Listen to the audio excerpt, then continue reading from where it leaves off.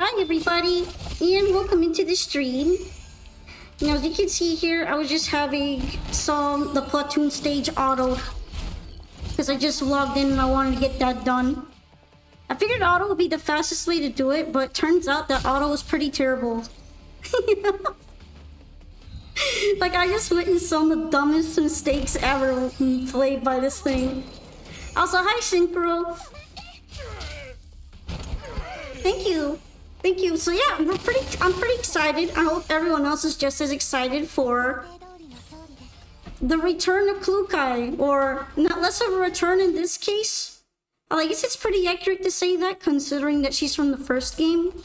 Yeah, she's returning to Commander, and there's gonna be a whole lot happening with that.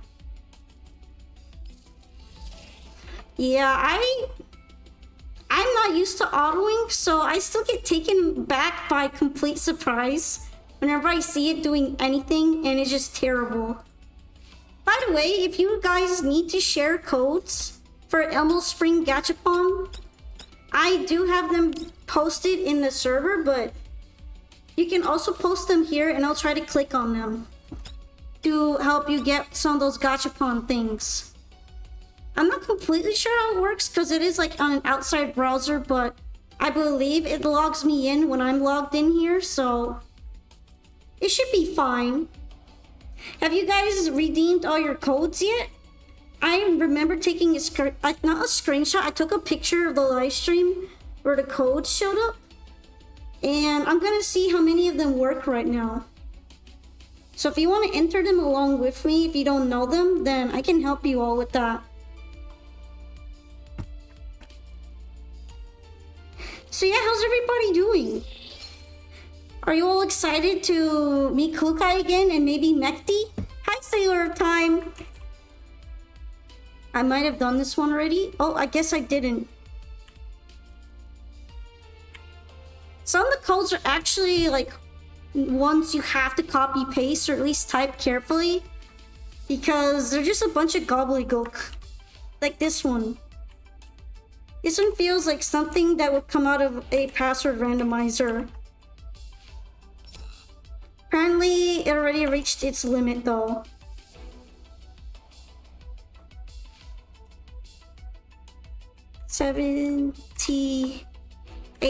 UE2. Oh, this one doesn't work anymore either. But apparently White Day and 1 Year Bakery are usable for sure, so if you slap those in, you'll get some goods. It's always nice when they give you some codes, right? There's also some from the live stream, but I think those are the ones I just entered and they didn't really work.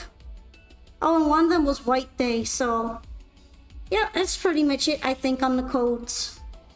Let's see what they dropped, actually. They dropped a decent amount. They're spoiling me. I'm gonna need all the material that I can get for pulling Klukai.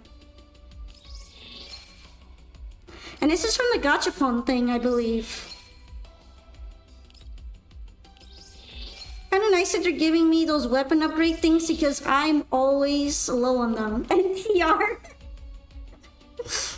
No. The only NTR is between Nemesis and Karalik.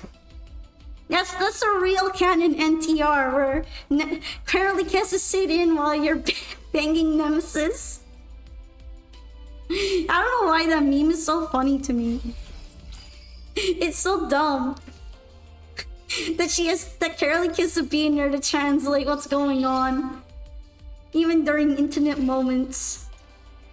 Yeah, hi Unknown, Rat Suit Sailor Time. Oh, we got a free pull. I think there's some things from here too.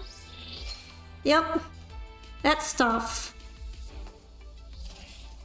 Now I've actually started working on attachments for Klukai, but I don't know if I got any particularly good ones yet. I'm gonna have to see. I heard that corrosion boost is the best, so I've been doing that slowly. They know everyone was waiting for her, yeah.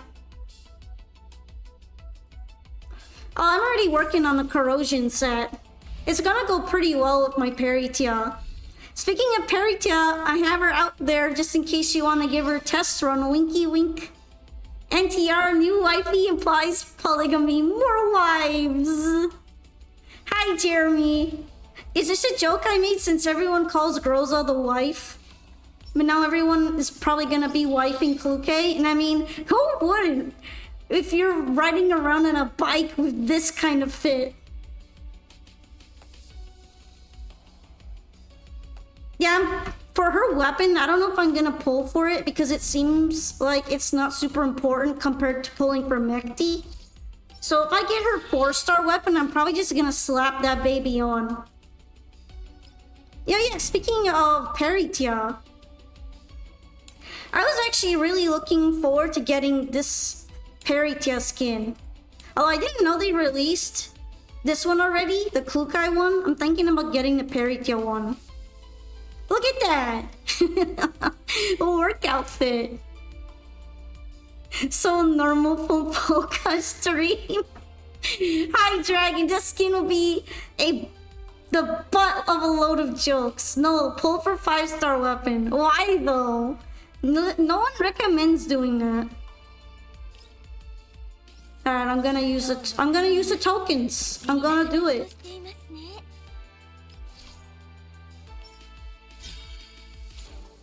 How's waifu?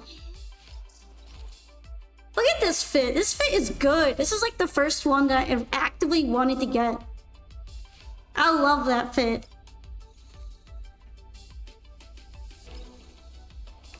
Alright, well, I will be working on that pretty soon, but I feel like it's appropriate to get the materials and stuff from playing the trials. And also because it lets you get to know the character better. They must have hired the artist of Azure Lane. I mean, they don't need to hire the artist of Azure Lane. They're already pretty horny. They've been horny baiting since the beginning. That cake could have prevented the French Revolution. And they're gonna be giving one like that for free for Klukai, where it's just all cake. Literally just all cake. Oh, okay.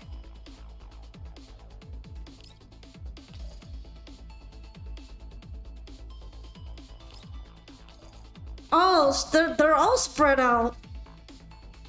I'm gonna start with the lower one first.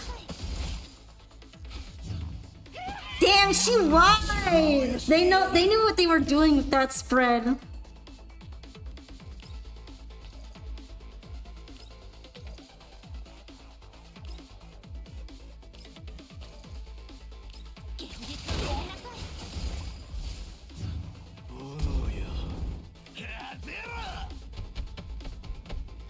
Ow. Well, at least only one of those bears can really get in the way. So that's good. Oh, there's health packs over there. Does that mean she can teleport over there? Oh yeah, she can. Give her ult. Yeah, use the ult.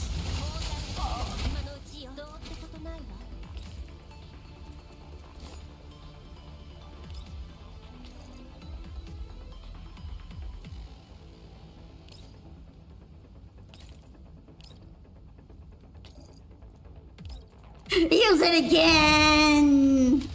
Vroom vroom! Damn, she can't do it anymore. She didn't even kill the bear, it's sad. This is probably a bad decision. Was it worth it though? Maybe. It was kind of funny.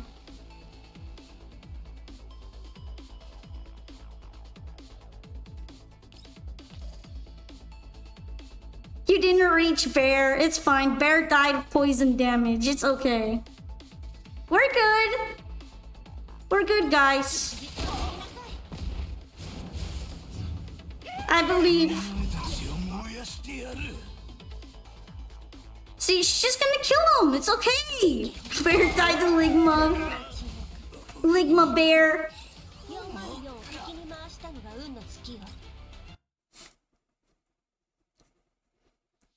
Actually, I didn't even pay attention if there's another trial character. I guess it's Macchiato. So they're rerunning her already then. I doubt anyone except people who are lacking in macchiato are gonna be pulling for her right now though. Let's be real.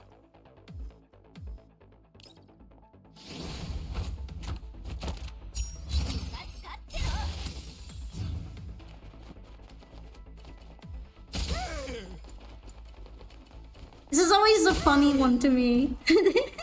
Don't like bears, they're unhygienic. Aw, but then why are they friend-shaped?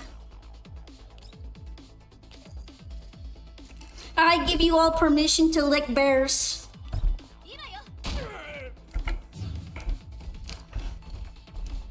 It's gonna be fine, okay? Make sure to lick them on the weird crystals on the back. They taste like gummy bear flavor. It's fine, you won't die of ligma.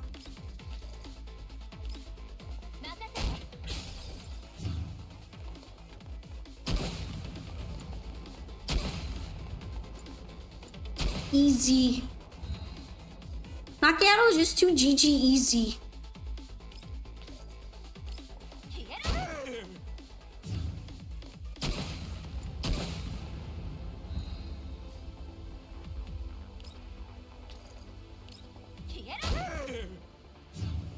He's doing his best.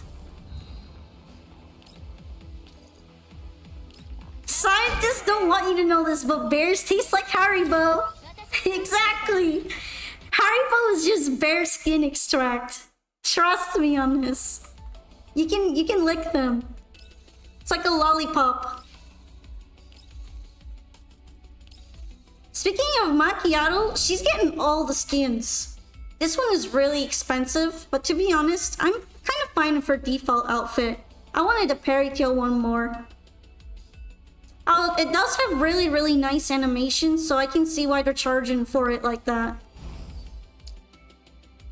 I get it, you know? It's good. It's a good outfit. It was actually done as a collaboration with some Chinese historical foundation. They provided the model outfit and then they slapped it on macchiato. Okay, fairy tale dupe, that's fine. You can lick a bear and get a free ticket to the afterlife as a bonus. How sweet! Make sure to lick a baby for extra juiciness. And right in front of the mom too, definitely. Trust me.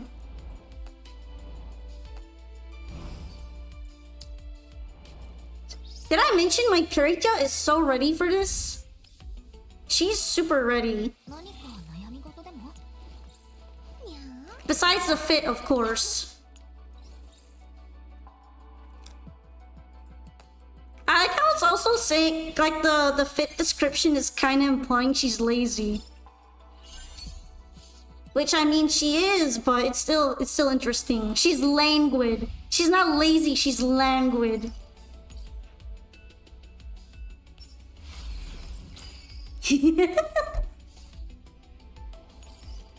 Alright, don't worry. We're gonna get to everyone's favorite part, which is a story time very soon.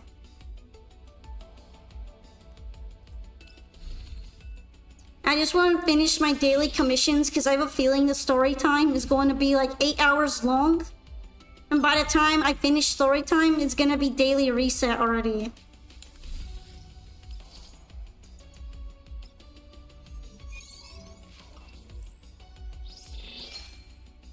So I'm just gonna dump some stamina.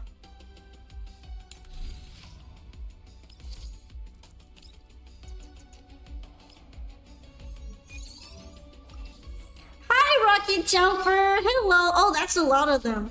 Surely at least one of them has to be not trash, right? Your average Polka stream, it is indeed not even 20 minutes in. We've already started yapping about NTR and licking bears. You haven't seen the bears in this game, okay? They got really glowy, yummy looking parts that, give you space cancer, but are lime jello flavored. You don't know until you try, okay? You don't know. The taste could be worth it. The NTR is from the title. I wasn't thinking of it in that way, but apparently we're gonna be making Groza very sad. Just extremely sad.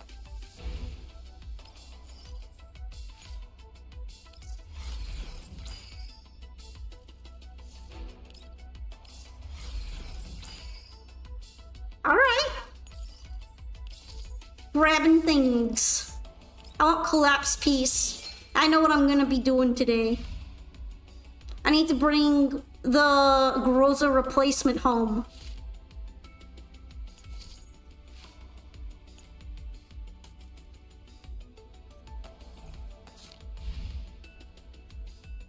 Alright.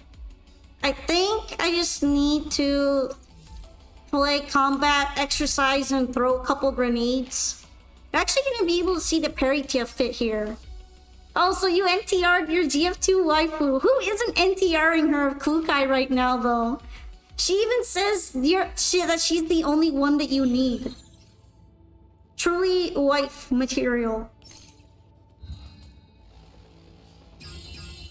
Shame on you, Polka. I totally support. It's fine since Groza's probably compromised by parapluie virus or something anyhow. Have you seen how suspicious she is? She's suspicious.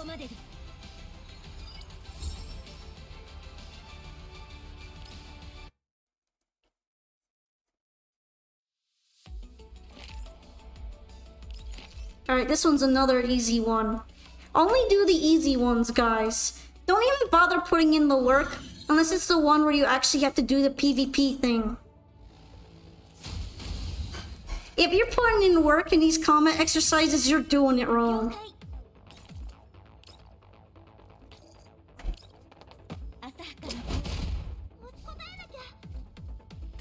See? Easy.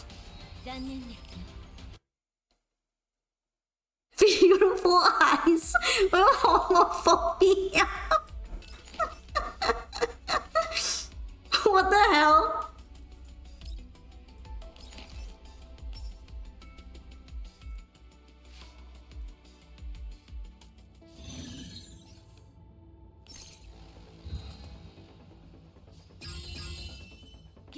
Actually, I really like characters that have heterochromia. I feel like it's such a neat trait to include, and not that many designs have them. Not enough designs have different colored eyes. They should do it more. Of course, I'm guilty of that. I don't have heterochromia, but still. Let's see. Grabbing things. Alright, guys. It's time to see if we can bring home the waifu. The one we're gonna get the very, very saucy free outfit for. You're not as overdone as one might expect. Yeah, it's probably less overdone than Vitiligo, which is funny. You're homophobic? You said that! Where did I even imply that? Also, hello, Mr. Newt. You were stunned in Yu-Gi-Oh? I'm sorry. I have a feeling in this current meta mess that we've got going on, more and more people are gonna play stun because they're frustrated. So don't be too surprised if it keeps happening. Also, hello, Red Suit. I'm gonna need all the luck I can get. I don't have that many pulls, and I also recently got a pity pull, although it ended up being Kyongju. The last access thing I got from a featured banner was Kyongju out of all people, which I'm not complaining about, but she was definitely a pity. So maybe that means I would get Kukai for sure if I have to hit pity. Let's see, let's pray. I already know this one is not it. It's not it.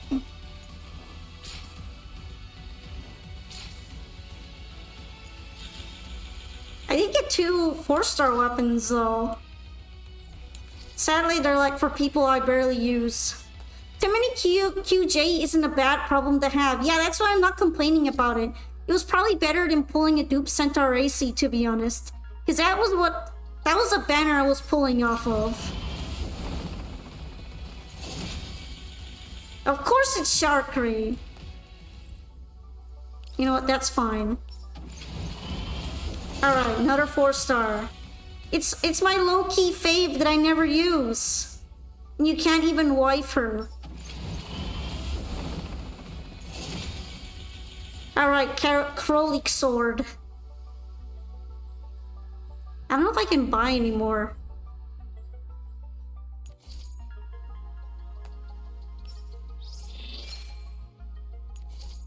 I can get these, that's it. Sad! That's what I get for pulling on Centaur AC. Nah, man, I'm so close, too. Alright, time to slap that shit on. Oh, did I get a weapon skin and I didn't even notice? Oh, yeah, this one. For Kukai's weapon. Time to open the wallet! Time to swipe! Nah, we still got the ones from the event, okay? I believe. I gotta believe. I'm just gonna do story time and we'll get it. The forbidden power of the strip.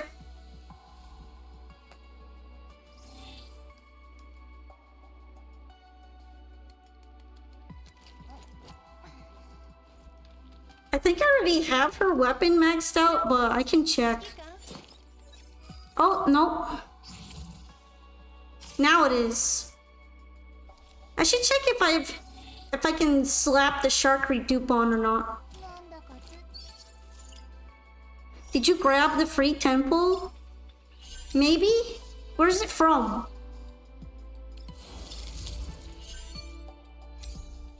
Apparently I had a bunch of Sharkery items and I didn't know.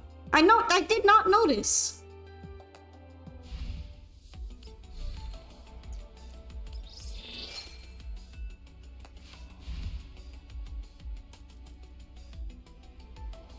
Alright.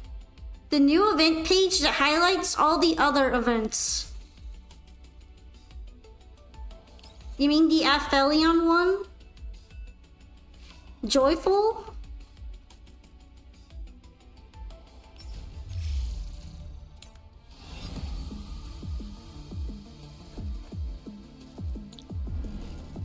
Well, there's a supply station. I don't think that's what you mean though.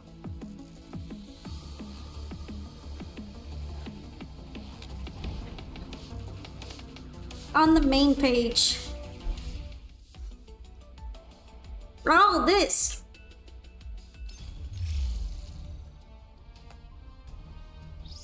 Oh, is this Mei Ling's thanks temple that you meant? Okay, that makes sense.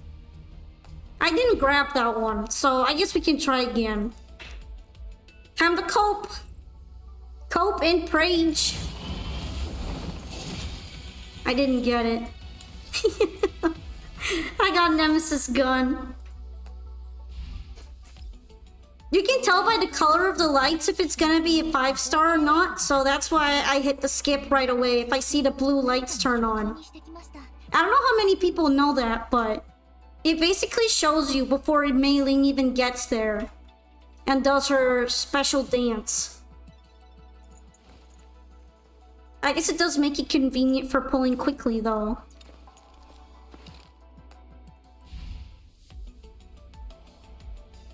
Alright, what else is here? It's just telling me to go to Aphelion.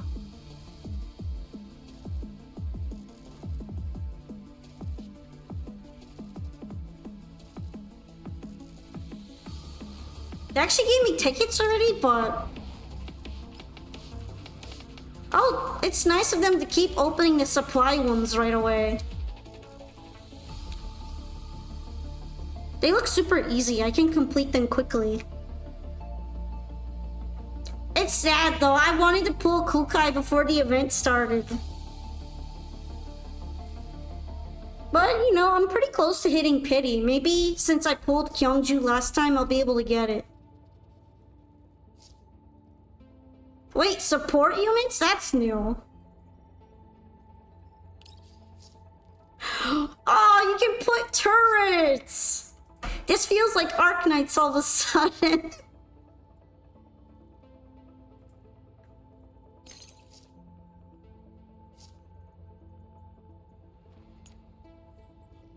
Did I just wander into Arknights? Like, what is this? Can I put the other one? Oh, there's only one allowed. Holy Rosebot.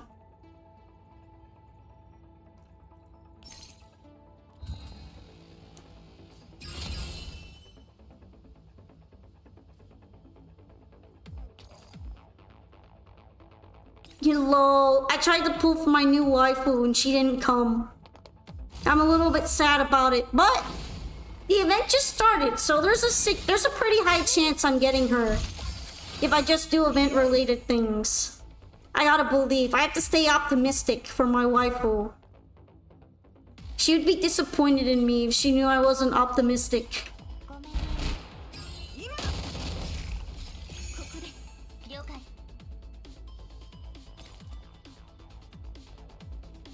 Yeah, give them some animal ears and you have Arknights. To be fair, Confusion, some dolls already have animal ears on them. So it's not like it's that far off already.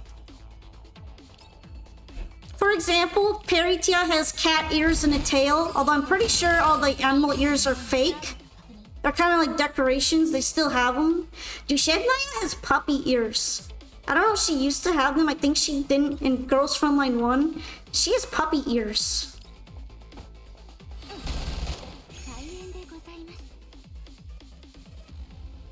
And those are the only ones I can think of right now. If you guys remember any more, you should tell me. Furries. I would say it's more accurate that they were probably made by furries. Dying out here is just gonna murderize all of these guys.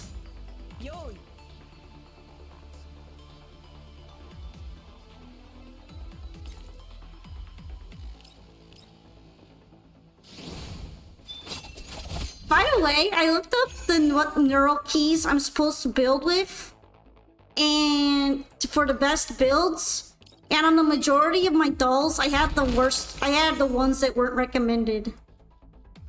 That's how you know I'm built different. I ended up switching them though.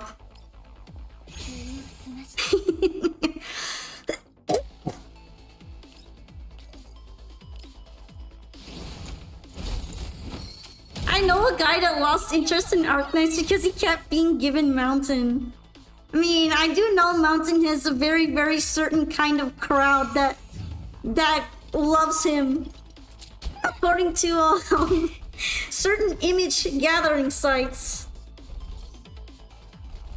Mountain's got his fan base. It's just a different fan base from the rest of the fan base. Also, hi Dualbringer. Have I gotten Clue-K? I tried. I did a bunch of pulls and I didn't get anything, not even a 5-star. I'm optimistic that if I do the story though, I'm gonna get them. Couldn't imagine being the enemy's guy in big bad armor getting dunked on by waifu bait.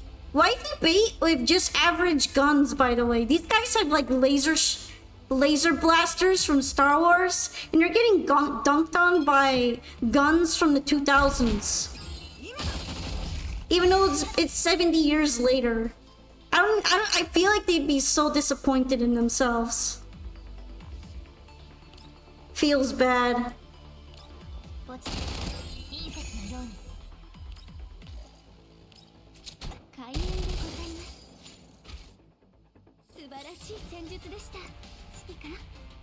Imagine being suited up just to be owned by your average assault rifle.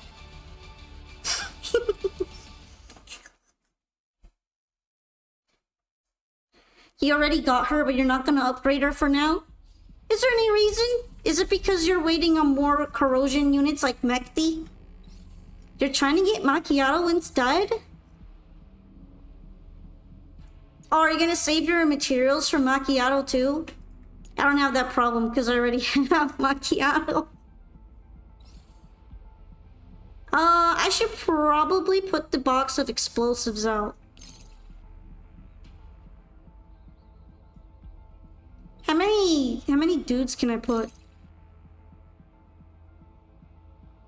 Alright, that's about as many as I'm gonna slap on there. Let me see, I think I know someone with Kuke already. There we go, maybe we could try her out. Are these guys weak to corrosion? The problem is that most of them aren't weak to corrosion.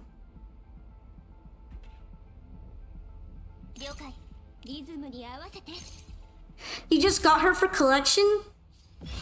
Damn, you're really just flexing and saying, nah, you know, I just got her to complete the set.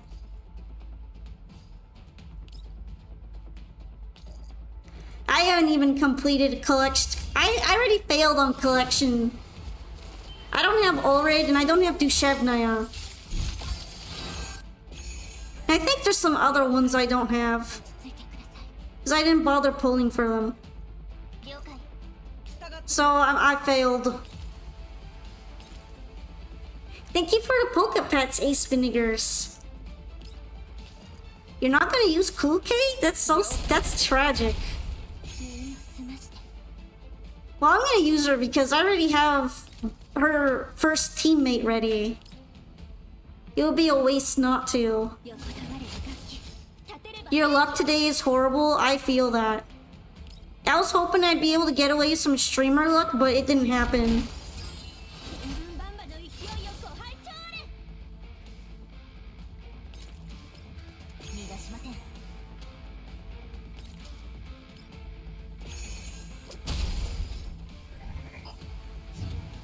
Most of your teams are single target based. I feel like there's gonna be a point in time where you're gonna want an AoE team though.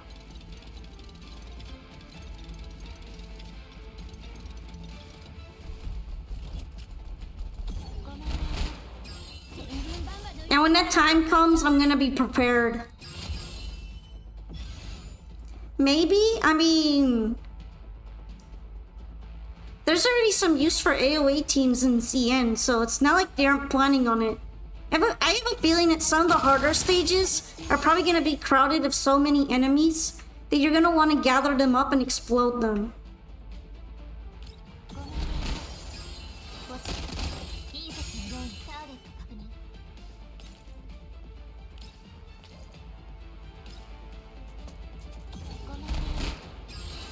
Probably more of the mini bosses. I'm thinking like stages where there's just a shit ton of basic enemies. And then you only have a certain amount of turns, you can take them all out. So if you only single target them, you'll pretty much lose.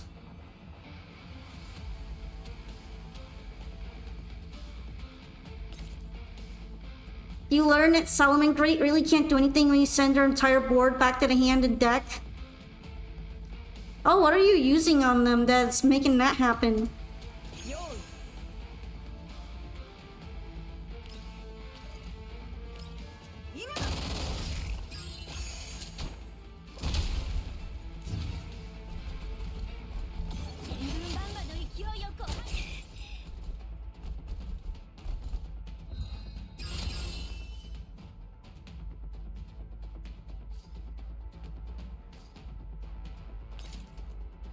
Alright, she's gonna sneak in from behind and take him out. Yeah, Zamina. Probably, I think it's one of the traps, right?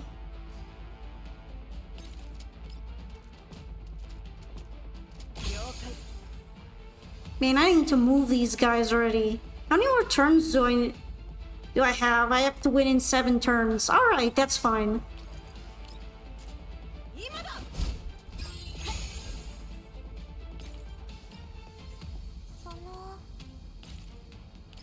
I don't even think I need to use her thing. I doubt there's anyone else.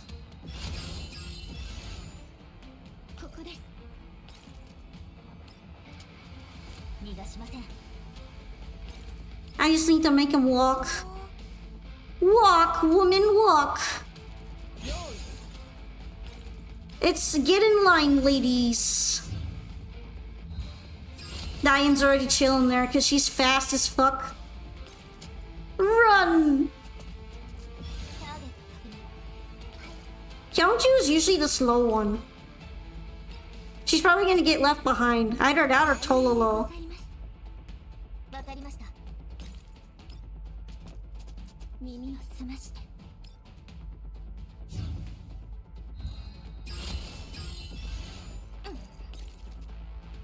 Bye, Kyungju.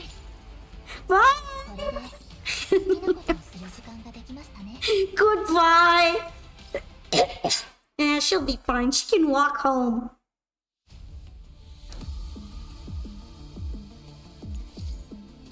By the way, I'm looking forward to Kyungju skin. That one is really cool. I like the battle armor aesthetic.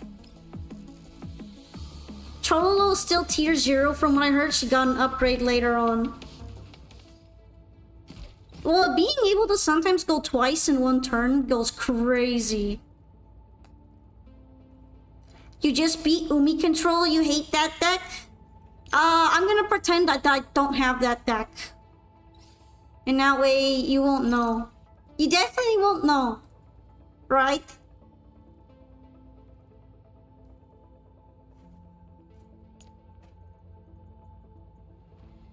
But yeah, I think we returned from the ads, so welcome back.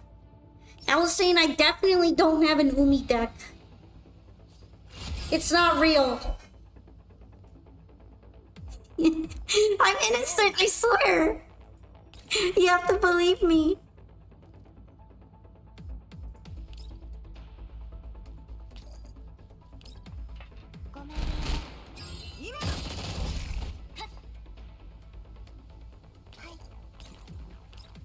Yeah, I probably should have dropped this first, but it's fine. They're all like level 30 or something. Trust! I'm gonna have to hide it.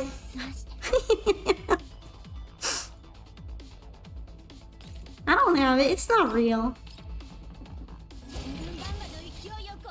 Although, in fairness, I really don't use it very often anymore. It's kind of like, it's a little bit of a meme.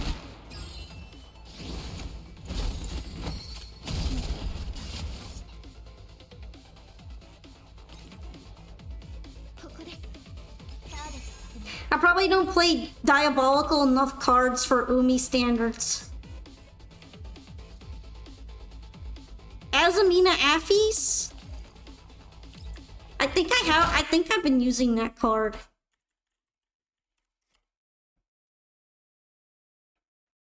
Oh yeah, I do use it sometimes. I just don't always get to pull it off because it's very specific.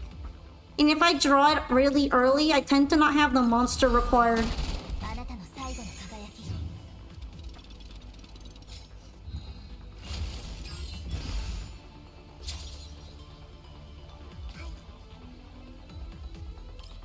Alright, I'm just gonna blow this up.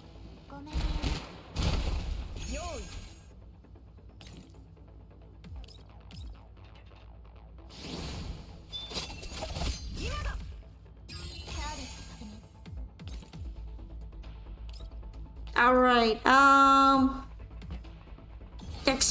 gonna explode him. You drew nothing White Forest related, so you were cooked if it didn't work. Well, from the sound of it, seems like it worked, right? I guess you were fine. These Brontes guys are new.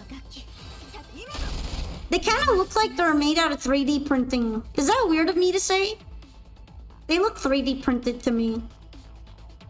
Which honestly makes sense as an aesthetic. Because everybody gets mass-produced around here. Look, 3D printed shielding! They're so funny. Wait, what is this abnormal ground? Applies 2 random elemental debuffs to allied units which end their turn in the area for 2 turns. Ah, so the glowy light stuff is bad for you, actually. I'm kind of glad I noticed that.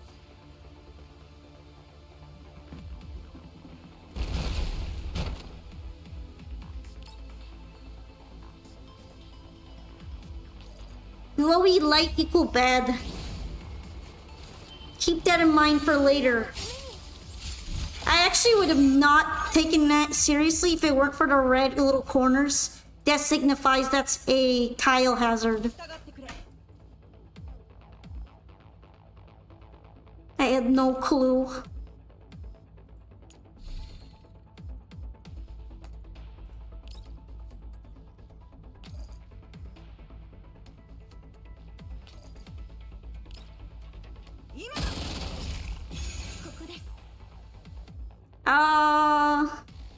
Die and do your thing. Get rid of him. He's two in the way.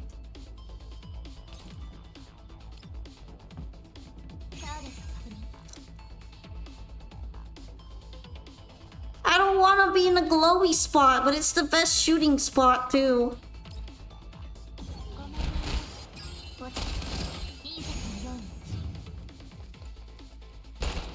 Oh no, she's on fire!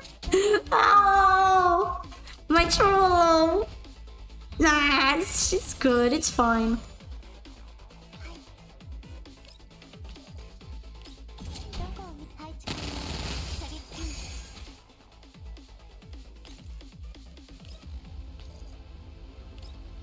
Alright, now we just have this one guy left. Time to get bullied.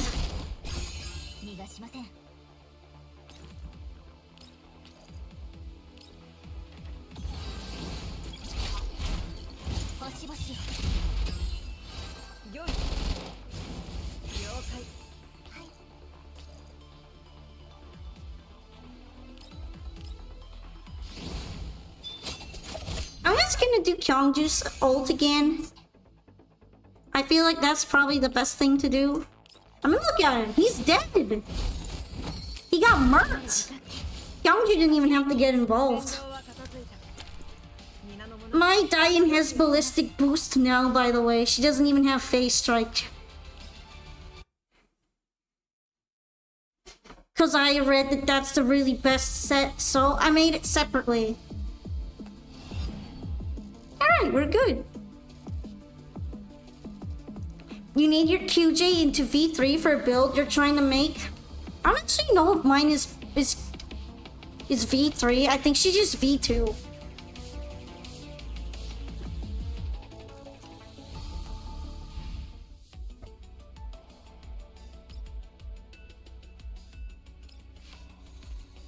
Wait, was there something else? Oh, there's a Night March thing.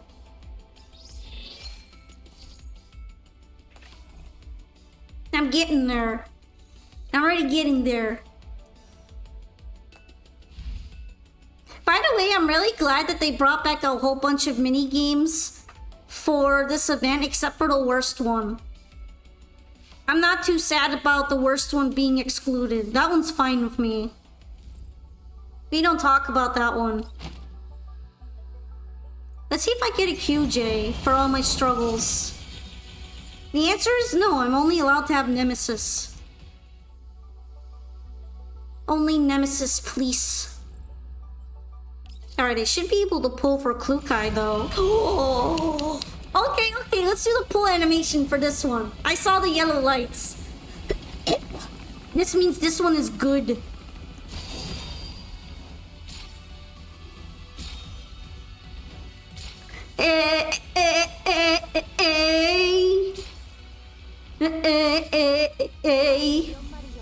Oh, Groza's time is over. I don't want to play with Groza anymore. Friendship ended with Groza. Now Kukai is my best friend. Oh, look at that. That's sick. Let's go. Alright, finally. Now I just need to start building a separate planeta for her. I don't even think I got her purple weapon yet. Rip Groza. I mean, she already fell off my team. It's fine. She was just built mid. It is what it is.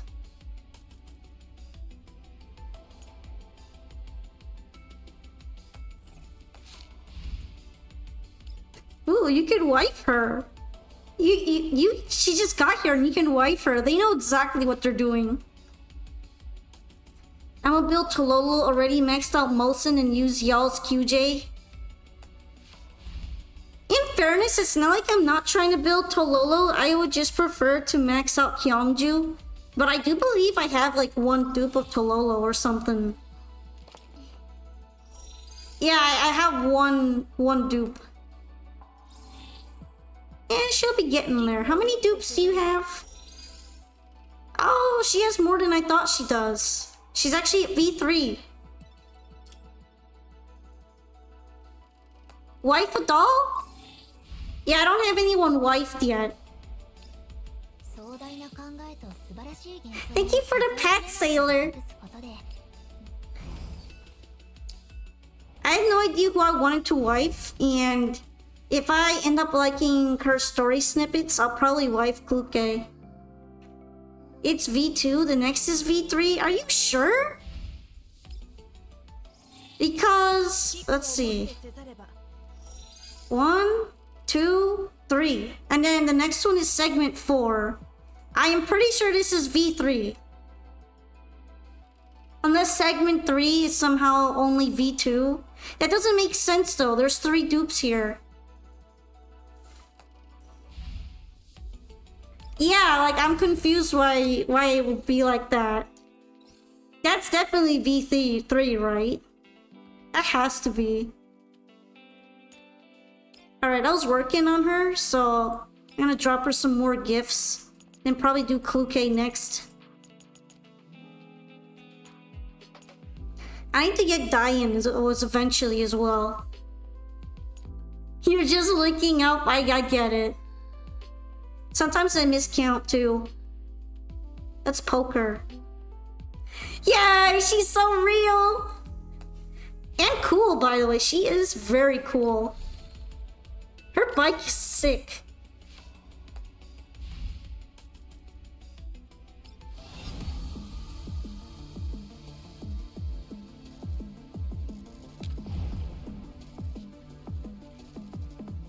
Alright. Let's already start taking a look at event things. Let's get right into it. Who remembered there's Hazard Patrol? I remember that all the levels are kind of set and you just have to minesweeper your way into it. I'm Dark Skurai. I'm doing pretty good. Hello.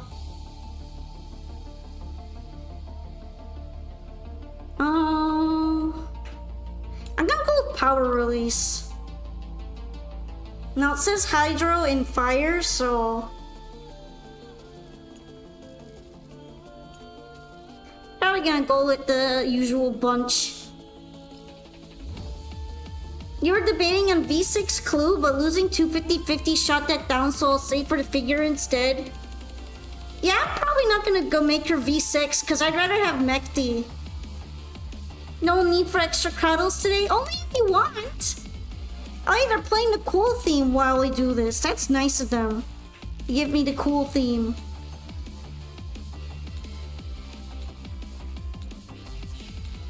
Alright.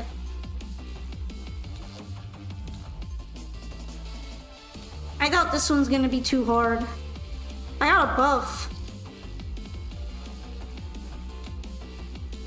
Usually it's on the opposite side of the entrance, but I guess in this case I'm just wrong.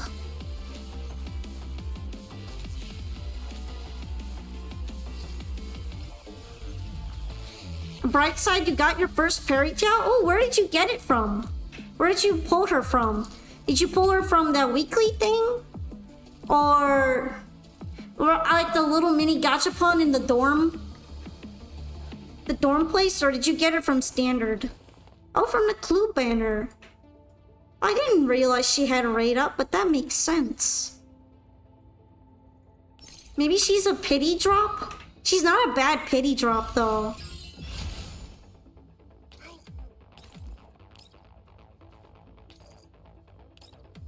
Yeah, Perita, you can get dupes of her from the dorm. I actually got one from the dorm earlier. By pulling her on accident. It was pretty nice. I think she's at V2 now. Or maybe V3. I'm gonna have to double check. For anyone who wants to try Peritia out of Kluke, I do have her built and on my support list, by the way. So you can use mine at the gym outfit from there. Yeah, I got her the gym outfit.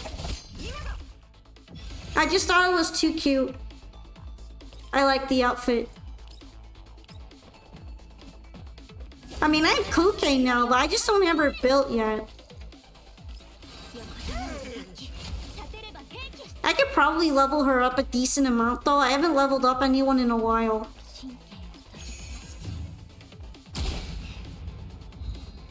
The only issue is that I've been farming neural keys.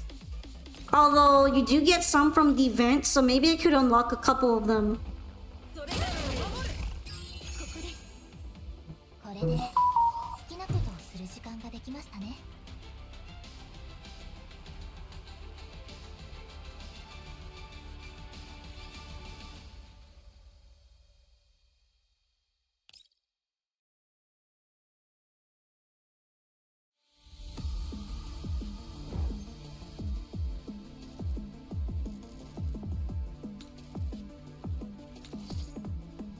Oh, I don't have enough bullet.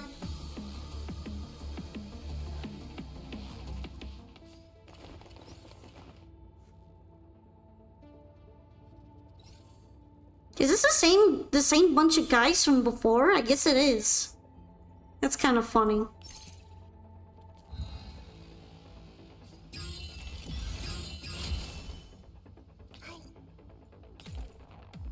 Well, they weren't difficult last time, so I doubt they're gonna be difficult this time.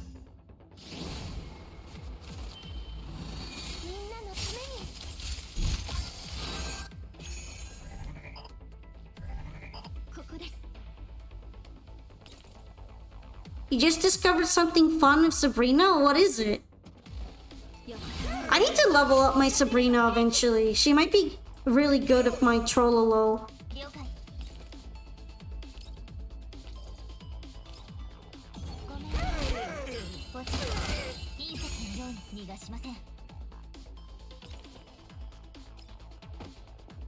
Some parts of the maps are shortcuts that can only be opened with Sabrina. Is it just Sabrina or is it because of AoE damage? Because a lot of the time I can open up destructible things with Lota just as easily. Yeah, Lota does cover destruction too. So I guess it's just anyone who destroys cover, not just Peritia. I mean, not just Sabrina. Yeah, Sabrina's not the only one of cover destruction though. Lota does it and Peritia doesn't. That's kind of just an AoE staple.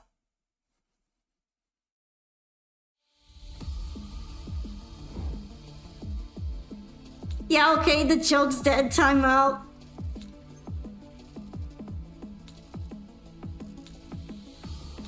Okay, finally, I can leave.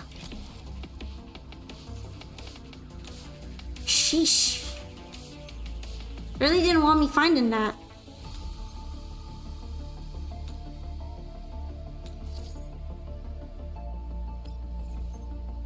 You're getting your butt beat by tier FS. Maxi cooked me though. I mean, it's usually all about winning or losing the minigame before anything else. Let's be real.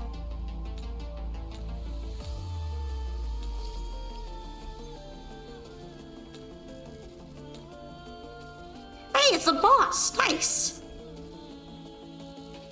You don't have to play into it in order to lose. That's the fun part. You have to stop it from activating or else you lose.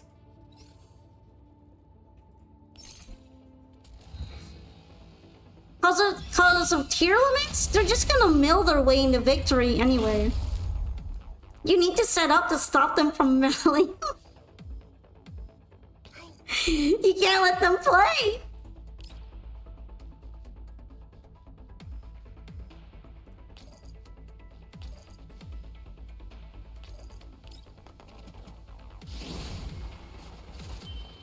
You beat a burn deck with your DDD deck? Hi, kid!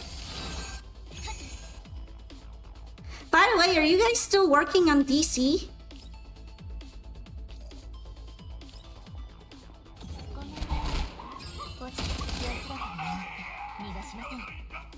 Oh, that was easy. Well, they are pretty underleveled compared to me, so... That is very unfortunate. I'm sorry for everyone. Although I guess maybe waiting is more convenient since you get to do the missions at the same time.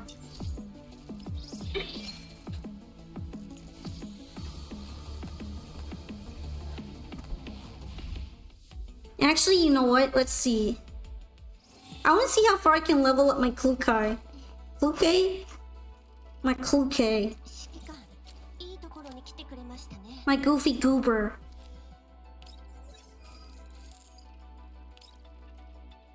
Do I have a purple weapon?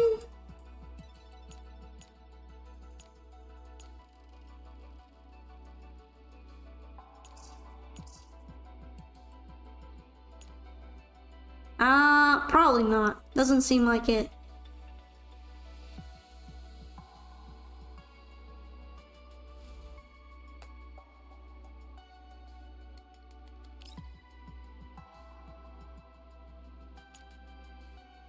Okay, that one's useless.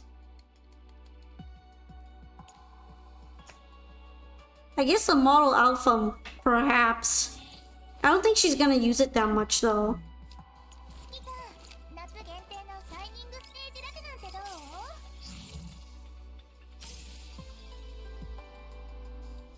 Yeah, my problem isn't the level 60, it's getting Kuke a weapon. Hold on.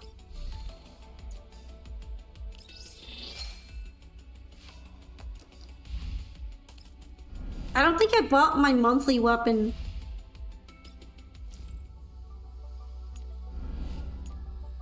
Yeah, no, I got plenty of these.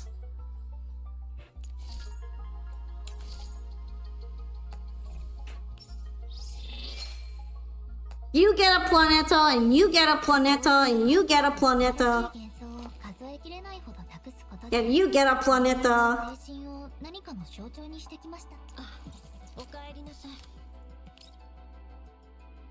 There you go.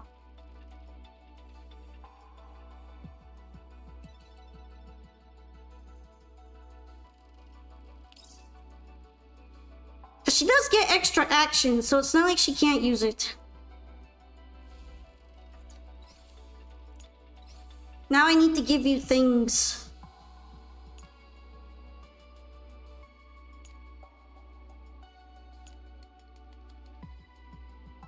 Do I have an attack and attack boost one? That's probably the better one. I do have this one. Do I have a better one though? I have a whole pile of these things and they're all very, very messy. I don't actually know half the time if I have good ones or not. This one seems good. I might go with that one. Yeah, I'll maybe slap that one on. Because I had attack and a crit damage. Both attacks and crit damage.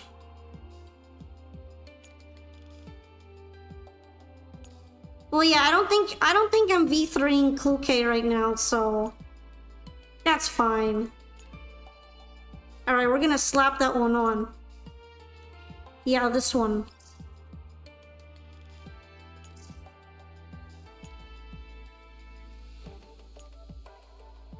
Now I have to look for the corrosion ones. Why don't they let me search by, like, type, though? Oh, here they go. Here they are.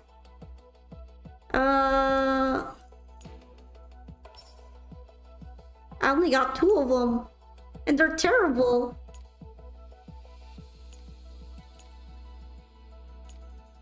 This one's probably the best one. I'm putting this one on temporarily. I'm probably not even gonna bother boosting it. This one's okay. This is decent.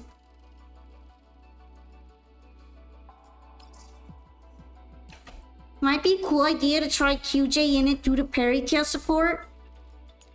I don't think parry kill support triggers QJ because of it being an AoE support, but I would have to test that.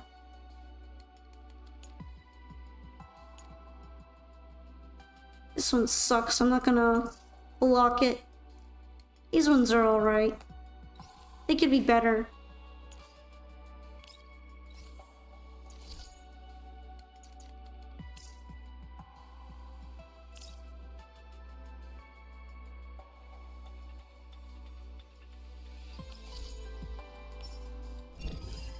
Watch the defense one go up. Oh, it went to the right ones actually. I'm kind of glad about that.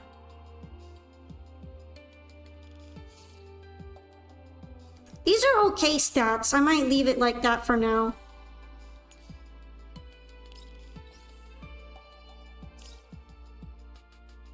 I don't have that many of those boost chips. Although sometimes you get decent stats even without using them. And it doesn't cost you as much to re-roll if you don't use them. Alright, that one's better.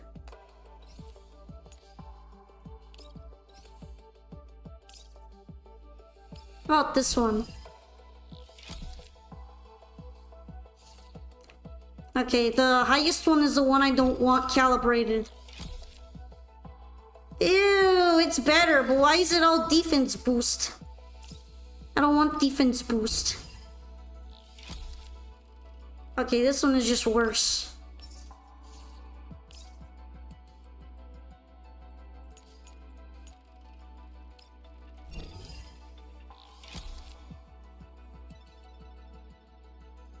Alright, this is what I want.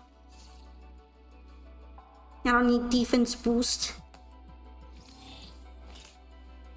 I want to poke you. I wonder how she feels having a Planeta. This doesn't look bad on her though.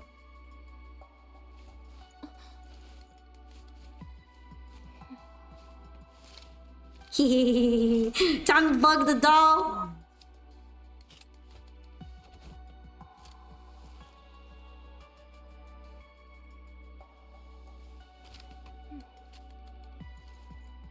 You just played Daruma Cannon, opponent scooped?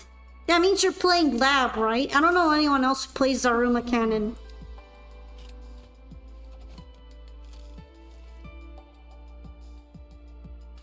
Nah, she's... Oh, there she goes.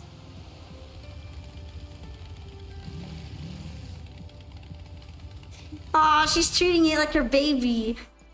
I guess it kinda is, though.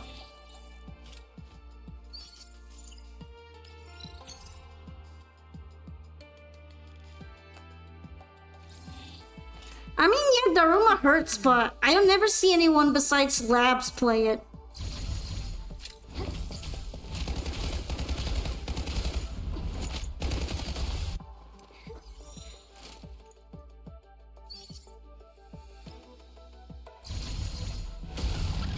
Nice! I like that she smashed the hologram of her bike. I can't believe she stole Curly's sword.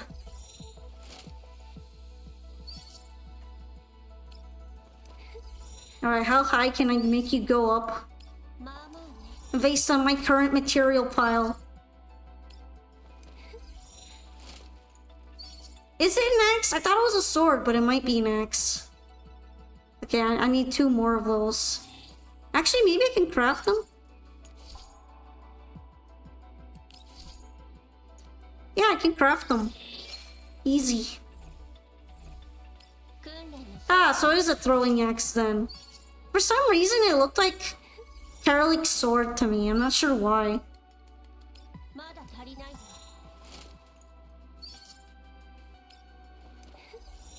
Alright, she is level 60. Let's see her weapon.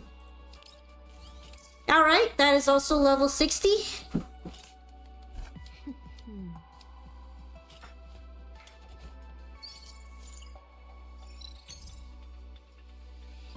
I don't think I have... No, I don't have any neural keys. I am sad. I'll get them later. Probably from this event. This is what I'm gonna be lacking on. They're all in use.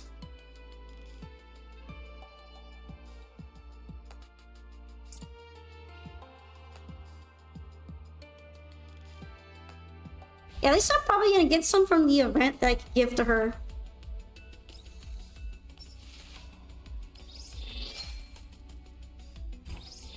Yet X-Cross equipped the Sea Crush Wyvern. But since Daruma works the way it does and forces send X-Cross and Sea Crush Wyvern is sent to graveyard, activate and special summon Y year head, I made my plays like nothing happened. Wait, were you the one who got Daruma or did you do the Daruma? You had to swap yours around, sorry QJ. I'm probably gonna give her some the ones from the event.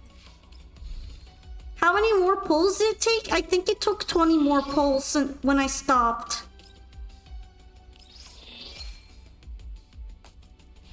I might try for a dupe, I'm not completely sure. It might be nice though.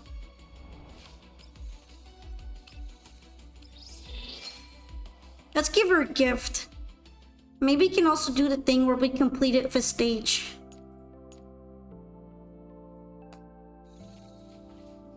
Alright. Probably do an event stage with her. Did you know that for the use the doll requirement, you can use a support? I don't have to level some of them up and actually use them if I can catch someone having a support unit. Because it still counts it for the assessment, which is funny. It lets me be lazy. I'm lazy.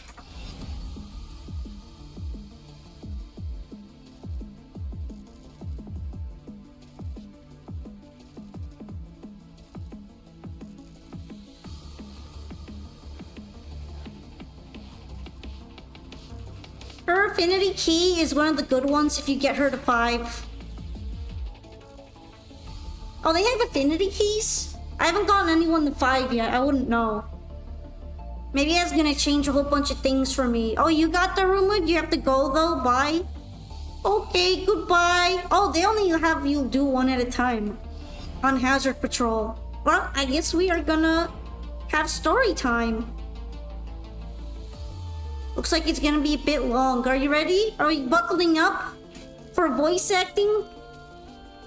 I tried to fix my audio on the mic so that I won't clip out if I use high-pitched voices, so hopefully it will sound kind of nice like that. Maybe we'll have the return of Lentine Chainsmoker. Story time! Story time! Story time!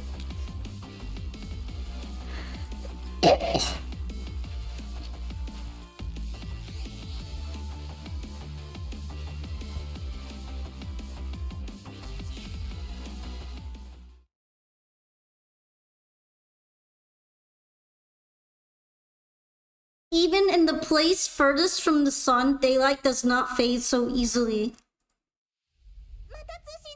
A new comms request! Encrypted channel. Color is like the dawn, shining edge in hand. Put it through. Commander! Oh, drama! Drama ellipses. I'm consumed by nightmares of the past. Lena's transmissions brings the latest tidings. I thought you had started the story mission from before. Which story mission? I haven't done any of them yet. All I did was Hazard Patrol. Murmurs of terror buried away by she who toys with destinies with a wave of her hand. The sandbox tells another tale. The Elmo proceeds at full speed across the wilderness, root data feeding in intermittently. It's the afternoon, the time when the sun is strongest. For but a moment, the daylight from outside strikes my eyes. In a moment of stupor, a most familiar name comes to mind, one that has left my lips in quite some time. 416. Kukai. Ooh. Kukai and Mekti shelter from a collapse storm in the remains of a building. Or should I call her Kluke? Kukai feels like it makes more sense, but I've seen it translated to Kluke before in writing. So I'm not sure which one is better. Gravel endlessly pelts the ruins as it gets propelled by the raging storm. The frail windows emit an unsettling screech, ready to burst into a million tiny blades any second. It varies between languages. I'll probably go with whatever the Japanese sounds like. Mekti leans against... Wait, it's not even Mekti. I remember now. Michitu leans against a broken wall far away from the window, looking at the seething collapse storm outside with fatigued eyes. Jeez, what kind of accursed place is this? Collapse storms just rock up out of nowhere without any notice. Sure would be nice to be Andoris or Belka right now, lounging about in a temporary base instead of having to do some preliminary survey. If you were expecting weather forecasts this close to a red zone, then I'm afraid you'd be sorely disappointed. Yeah, whatever you say.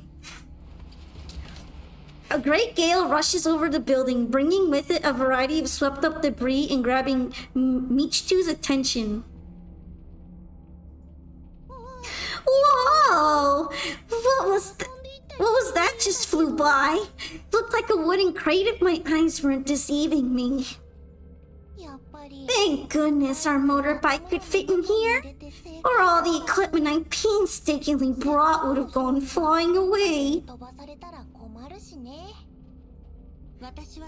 I regret allowing you to bring all that trash along.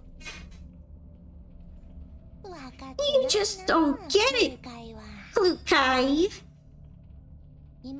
Compared to the equipment we found in the few settlements we investigated, what I brought is worthy of being family heirlooms. She proudly glances at the backpack strapped to the motorbike. So much so that even those kids back there would be envious. You were tasked with investigating Paradeus, and you went to mess around with children instead? Hey, don't give me that scary look. I didn't shirk my duties or anything. I just didn't get any answers. Not a single person there has seen any dolls resembling Anito, much less heard anything about the whole Paradeus deal. Are you really still active like Leva said? I can tell she's a goober. She's a goober and a dork, and we need to make fun of her. Although, what's going on for her sleeve or hood or whatever? Why is it sticking out like that? It looks like a shark. Do you think we'd be on this mission if someone could simply answer that question? Hey, aren't you sensing? She's so emotional. Come to think of it, weren't all the Paradeus remnants cleaned up? To think they showed up again. Don't they ever get tired? If they like that gig so much, why not just get them to come work at 404? Shooting at people's the same no matter who you work for. The storm shows no signs of letting up. Michitu scratches her head in frustration and lies down.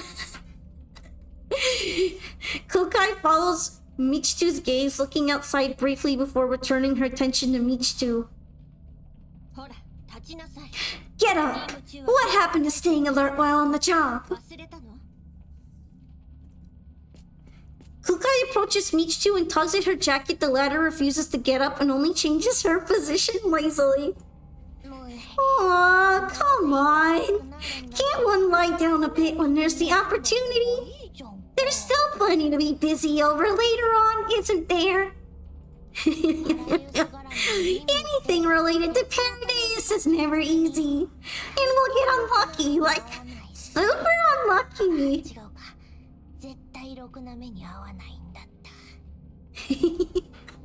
I like her already, she's funny. I know what Leva was thinking when she accepted these arduous, ungrateful assignments. It'd be more profitable for us to lie around at base and do nothing.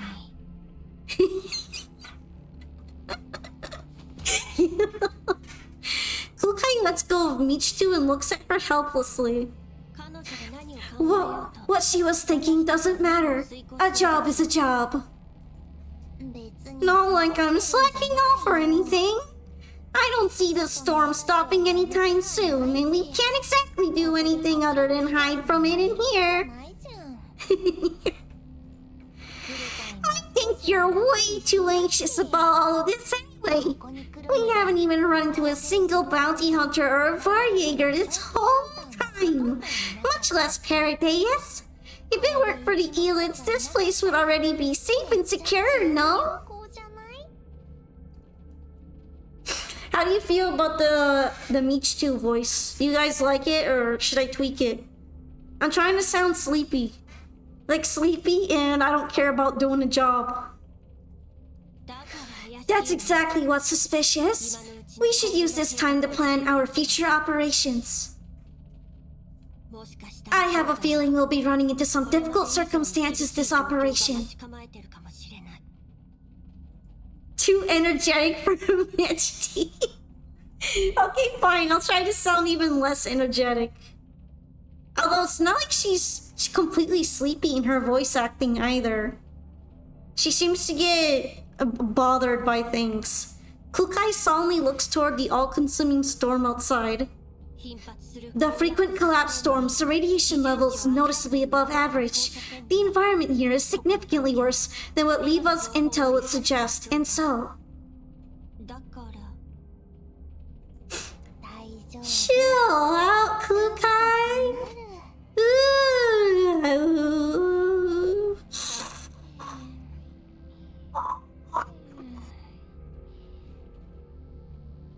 Try a lower volume but higher pitch and use dragging tone. I'm really kind of trying to adjust it.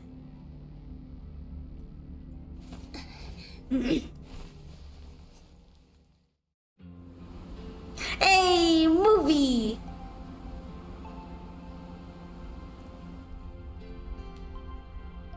Finally some good fucking food. They're going all out for this one. Hey, wake up! Be quiet.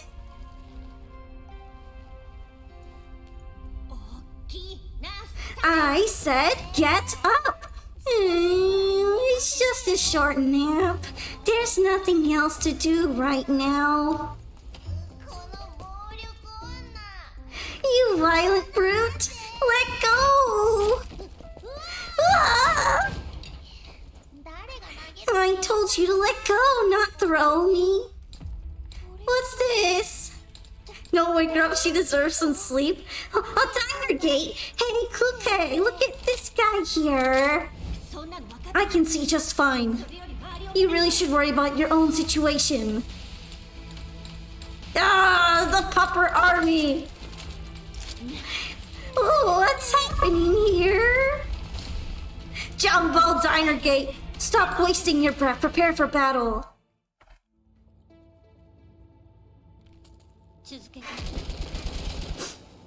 Damn, she ain't even playable yet. Watch out. Look at those jumbo guys. They're still adoptable though. What? Where did so many of them suddenly come from?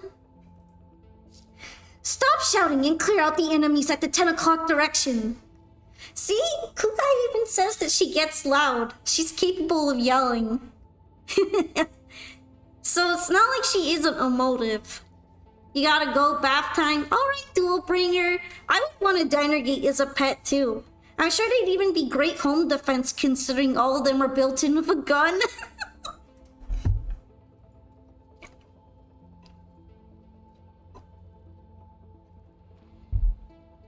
Alright, what's the level of these guys? Yeah, I could get away if you're bringing Kluke.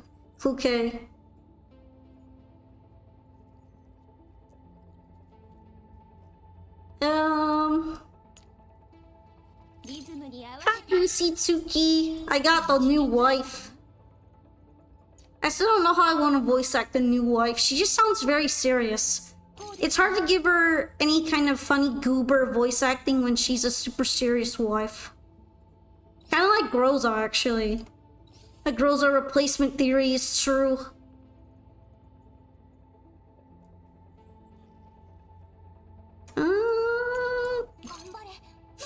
Why don't we try the full AoE team?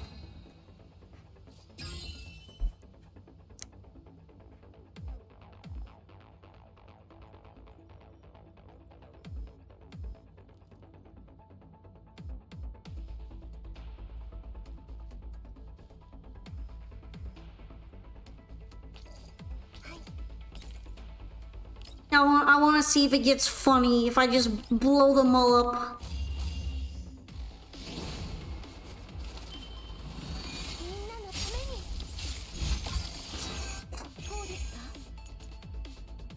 Explosion, explosion.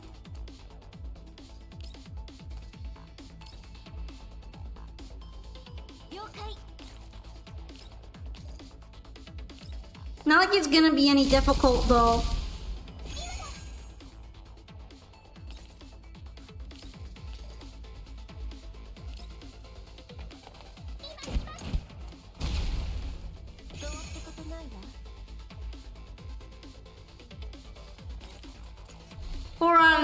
That should be easy. Damn, she just doesn't reach. How about like this? Yep, that reaches.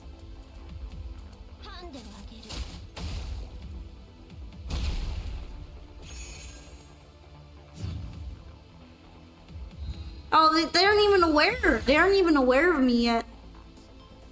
That works out then. Is that not cover? I guess that's not cover. Also, the freeze effect is floating. That's a bit funny. I feel like that should be cover, but that's just me.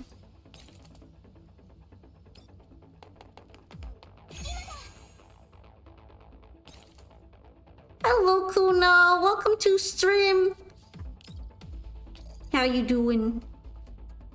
Thank you for the pats. Also, as you can see, Lota's pretty good at blowing up the cover.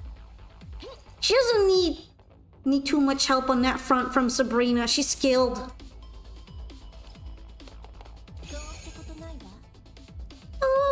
Let's put them over there. Damn, she can't even reach.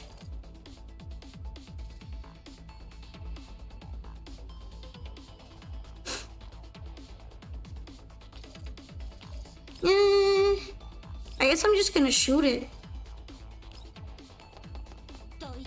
I'm not really that worried about them taking too much damage from level 15 pleb.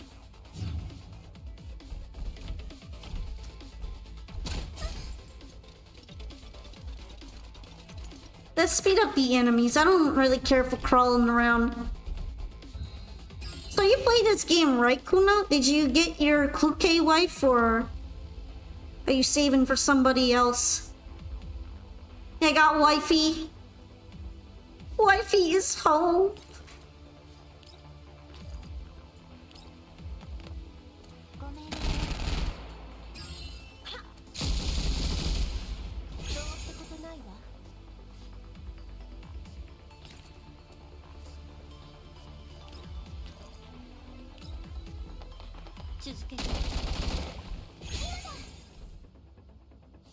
Alright, this should be really easy. Just blow them up with Lota.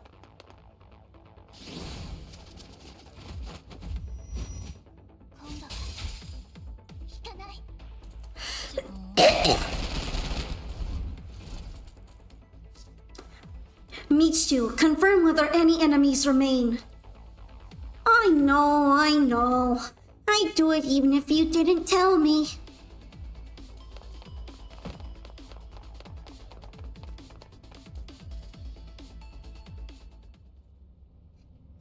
and Michiu defeat the incoming enemies and split up to survey their surroundings. No clear indication of affiliation on this one either.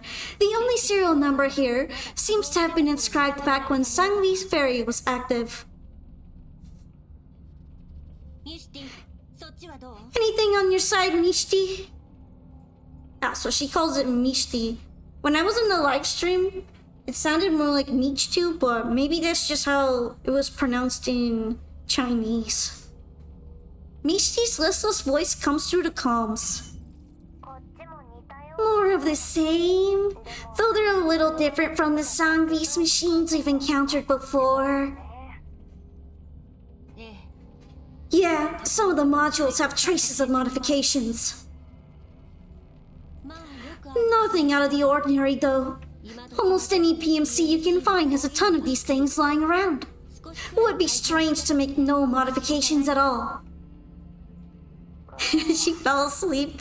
Yeah.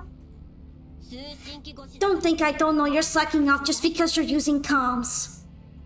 Got both her and her gun on global AC, not yet on Asia, both on Holoplay. Oh, you're playing several accounts at once? That's dedication. I hope you get her twice then.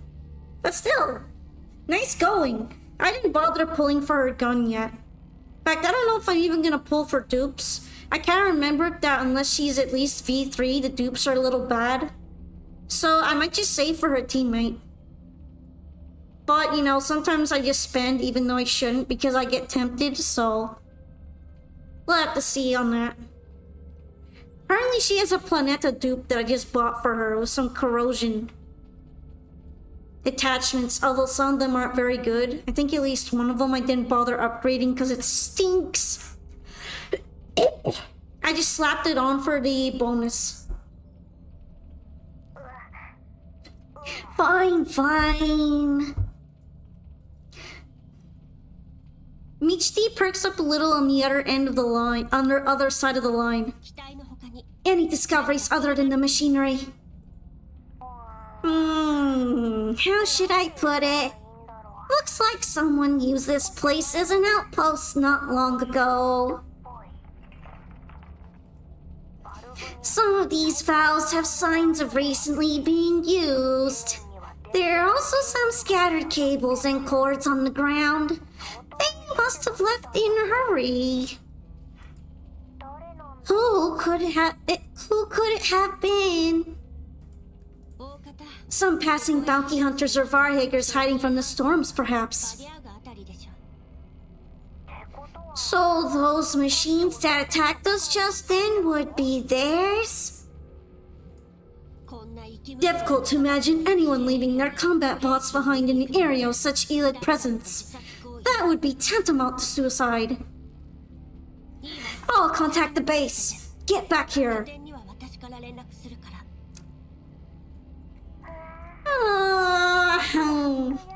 Break time, finally.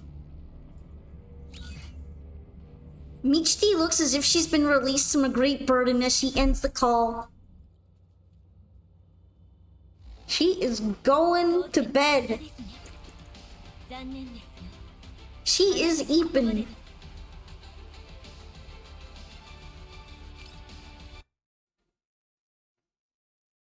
Well, only 2 to 3 C countries are in Holoplay, so I play in Global 2 just because why not?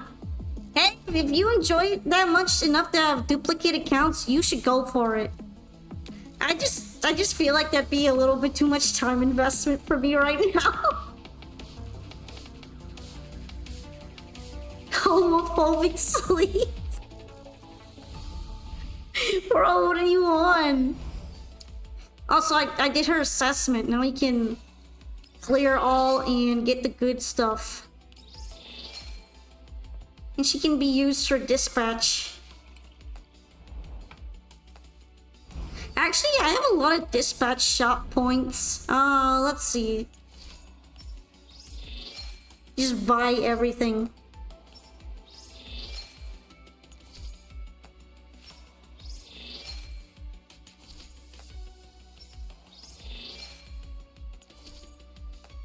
What's with you and this little joke you've got, Sailor? Where did she even pull that from?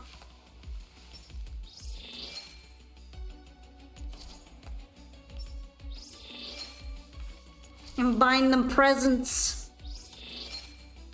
Because they're my silly billies and they deserve material goods and consumables from capitalism. The same very reason they're in this apocalypse right now. Joke.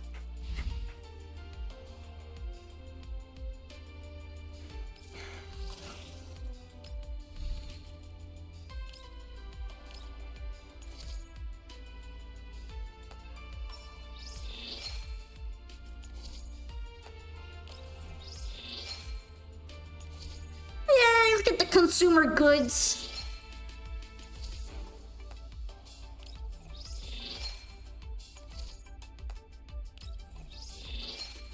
I wonder which ones Kluke will like.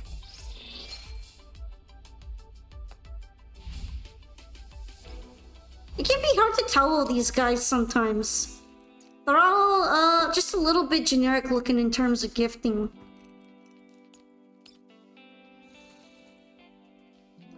Oh, she looks comfy in that. This is why I got her the outfit. It looks so comfy.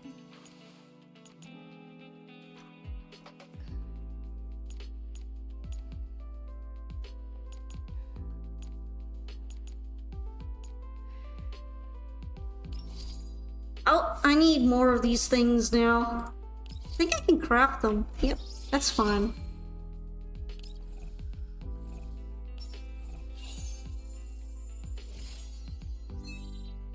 Got a boost chip. Alright, now let's move the Kukai. Oh, she's got a model of her bike! And I'll even the pressurize the air can.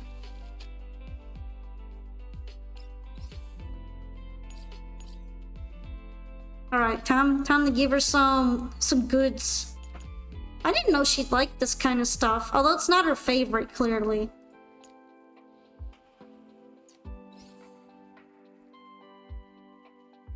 Why don't I even give some of these to Diane? Diane was a lubricant? Yeah, it didn't have an oily look to it, so it might have just been lube. Although it comes in one of those cans similar to the compressed air, so that's what I thought it was at first.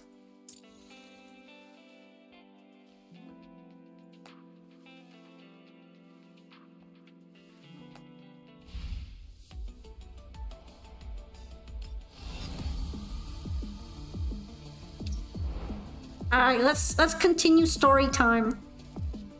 I'm also gonna test the whole Kyongju thing. I'm gonna bring her along with Klukai and Perika and see if that is a good team option. Klukai and Michti continue to shelter from the storm with the ruined building. Klukai attempts to contact their temporary base while Michti rests in the corner. The persistent no signal notification dashes Klukai's hopes of contacting the outside world. Can't contact the base and the other person. A hint of frustration arises as Klukai thinks of them. In truth, she's glad she sent a message before she set off. A habit she's kept to these past few years before leaving for a dangerous assignment. Welcome back! We're back to story time! Right now, Klukai has no signal and she's kinda mad about it. She's struggling. I think she wants to call the commander, maybe? But she can't. Signal's absolutely terrible with this storm going on. Something I noticed is versus weaker enemies, Clue ult breaks enemies and Mosin finishes them. I mean, if the enemies are weak enough, like the level 15 guys I've been fighting, literally a Suomi breeze will just finish them off. Really doesn't matter what it is. I don't have Mosin though, so I can't relate. Still can't contact Andoris and Belka? I did say we should have just left together, but you insisted on this preliminary survey. Hi, welcome back. You meant weaker level 60 enemies like platoon fights. Ah, okay. That's what you meant. I thought you maybe meant the underleveled ones. I still feel like, sadly, Mosin Nagant just doesn't have a good team to be on right now, though. I feel kind of bad for her. I believe Leva... not Leva. I believe Lena is supposed to be electric, but she's getting skipped right now for some reason. It's kind of rough. It's rough out there for Electro. Leave together, get ambushed together, and then get stuck here together.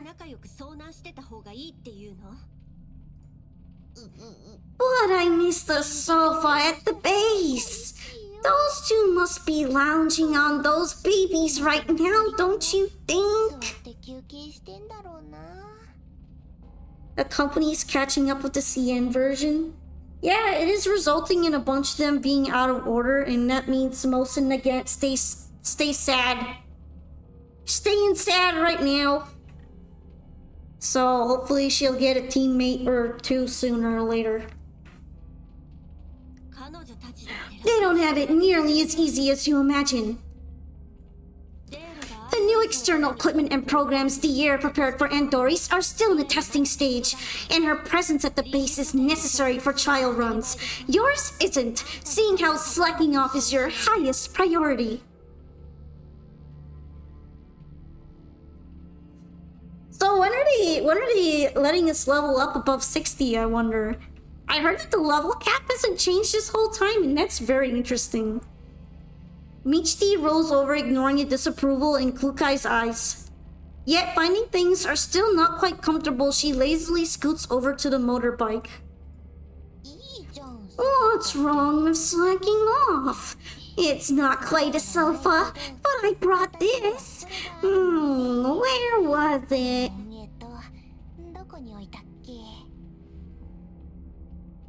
There will be another way to get an upgrade. I mean, yeah, it just feels weird that the game hasn't increased its level cap, despite being around for a little while. It's not something that's usual feeling. At least not in this kind of game where you have to keep fighting higher and more difficult leveled enemies. Or at least I assumed that, but I guess they're not going for it. She produces a travel sleeping kit from her backpack. Hardly improved in combat abilities, but has made leaps and bounds in the field of sleeping. Yeah, impressive, right?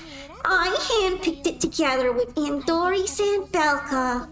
State of the art in both comfort and value, for money. A must have for any battlefield environment. Easy to store when uninflated, and when you need it, simply go like this.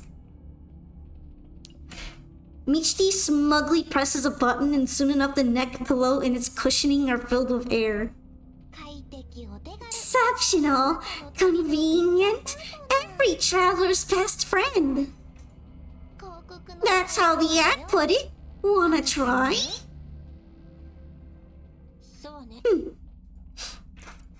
Giving Michti a frigid response, Kukai aims her weapon and fires in the pillow's direction without hesitation. High suction cup man, it is you. Look at you go. Hell yeah, look at him go.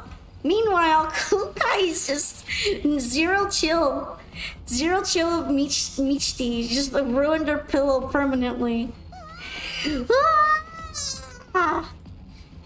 The bullet zips past the pillow in Michti's hands, and from behind her comes a shrill cry of an Elid eating lead.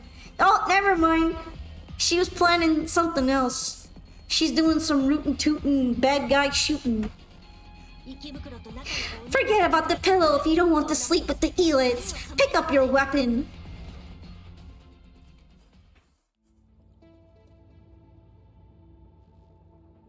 I actually thought she shot the pillow just because Michti was being too annoying.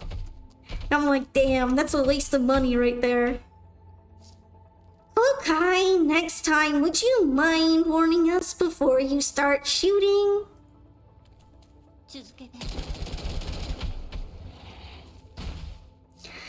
Cut the chatter and focus on the battlefield. Hello, Kobe. Or else you'll be staying here to keep the elites company. You want a head pat, Michti? I think a lot of people do.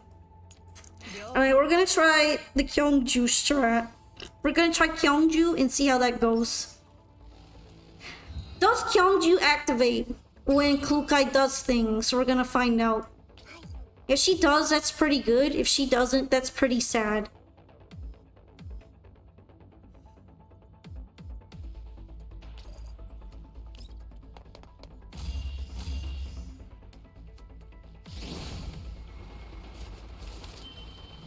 When parry to activate? I forget if she does or not. I feel like I've seen it, but I need to confirm that.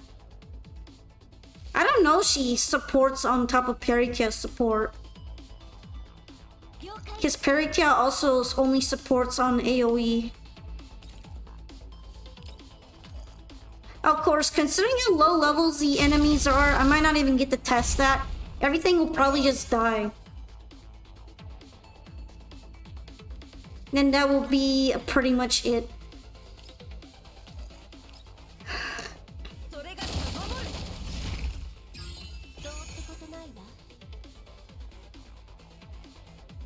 Alright, they haven't spotted us, so I can make her move all the way to the end.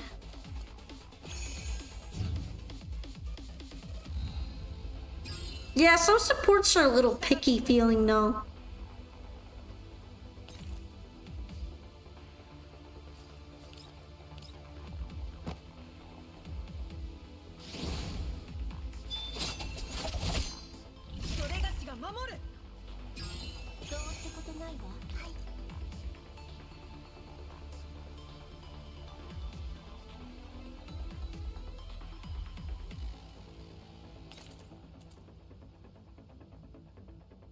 Do I really have anything to worry from these guys? Probably not. Oh no, the ice is floating. It feels so weird. Look at that. That's weird. That's funny looking.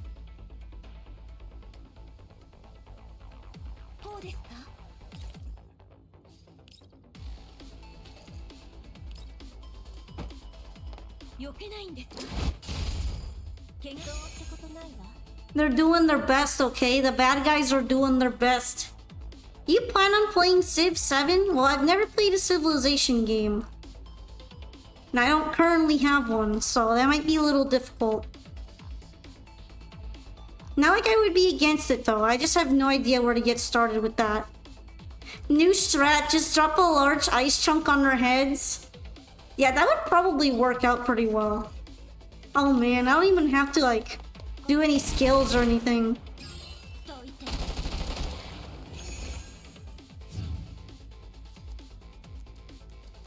Ah, look at the little guy, he's trying his best.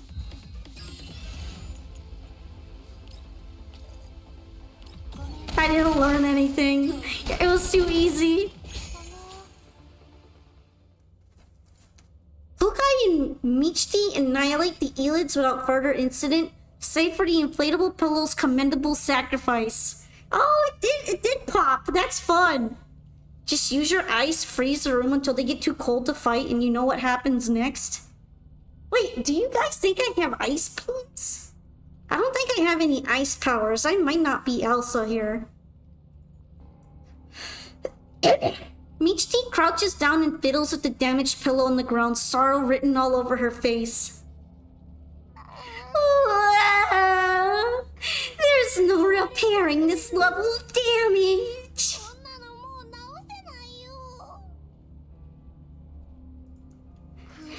Kukai, that shot was on purpose, wasn't it? Oh no, she did shoot the pillow. She grazed it. She grazed the pillow. Paying no attention to Michti's pitiful cries, Kukai casts her gaze outside to find the veil of gravel and sand clearing up. The collapse storm shrinking. I don't understand why people that have ice powers don't just freeze their body or freeze the room to the point that they get hypothermia, and you know what happens next? Oh, what? They just go and hibernate? These guys are dolls, though. I don't even think they'd be affected by the temperature change. She pulls up her comm screen as she speaks, and sure enough, the signal has been restored. Klukai dials in a series of commands already committed to muscle memory, and an image of the call's recipient soon appears. Big sis! Long time no see! It's only been half a day at most. 5 hours to be exact. Spotting Andoris behind Belka, Klukai immediately begins her inquiries. Andoris, are you finished with the data collection? Yes, using Leva's intel as a foundation, I've acquired a series of in-depth reports from the underground brokers active in the area, as well as Brief's database. Unfortunately, nothing about Paradise was found. Other than that, what is it? In terms of the environmental data, there are some pretty significant discrepancies with the data Leva provided.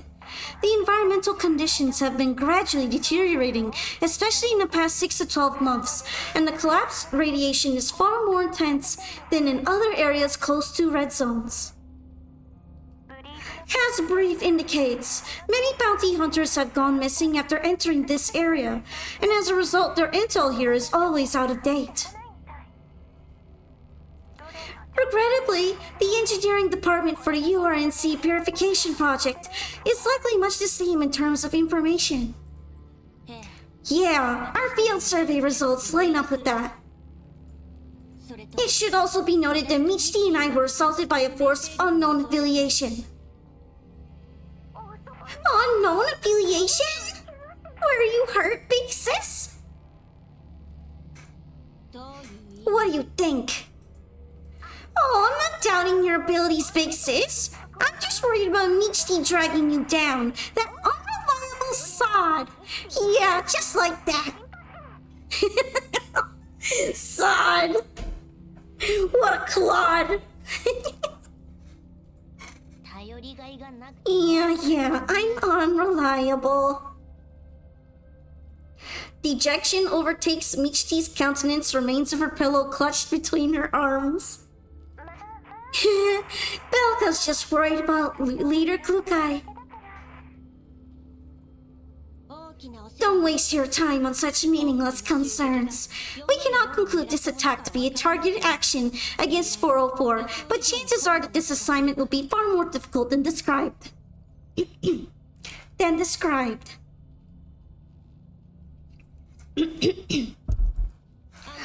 Andoris, send me what you've gathered. Yes, leader. Also, as the data transfers, Klukai pulls up an area of the surroundings and selects a settlement.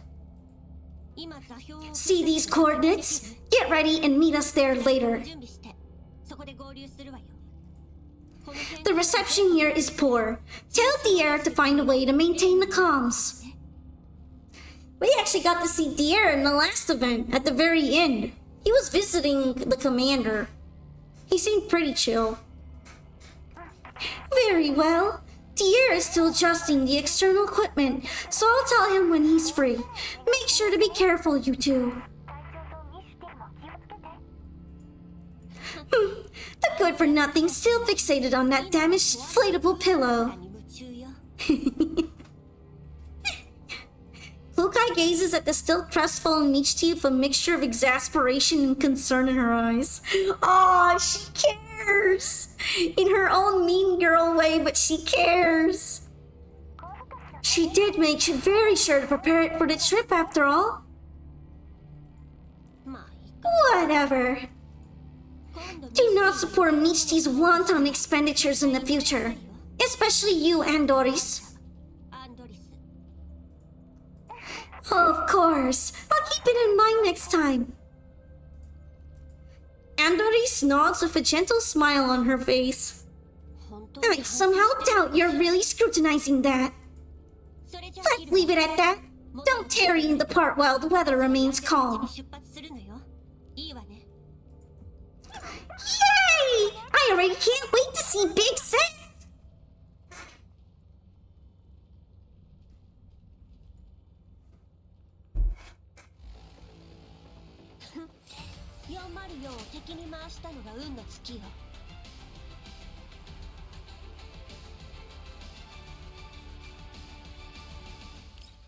Alrighty. Wonder if the mission is gonna pick up soon. I have a feeling that they're about to run into Paradise people. And if this truck is any indication, we might be seeing the return of Funny Goober Lentine, the chain smoker.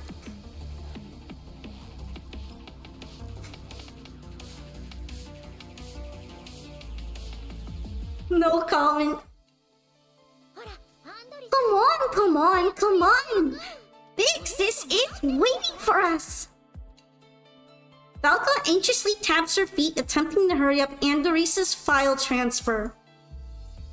Don't be in such a rush. I need to go over it again. Records of population change, static maps within the past 10 years, aliens in nearby areas, Ambujam sighting reports. Not to mention... You're almost finished with the story? How do you feel about my VA editions? Do you like them? You guys appreciate it? I think it's fun to do, so I'm enjoying it. Oh, I'm bad at voicing him though. I'll notice, even if you have all of that local storage space, you don't need to transfer all the data in there. I already installed a signal booster for you and Belka. Your connection shouldn't be cut off if everything works as intended. If you need something, just transfer it over the network. I was just saying that I hope everyone enjoys anything I add to the story with terms of Funny Goober voice acting. I'm still kind of practicing it because sometimes I feel like I'm not able to reach different kinds of voices, but it's still fun for me to try them. Also, I'm just bad with dude voice. I cannot do a dude voice to save my life.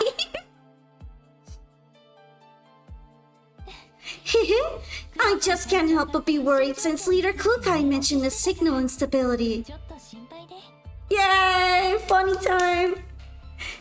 I like voicing Lentine though. I hope she comes back. She was one of my faves. It's the yellow zone after all. Some instability can't be helped, especially with the frequent collapse storms. There's no need to be so uneasy.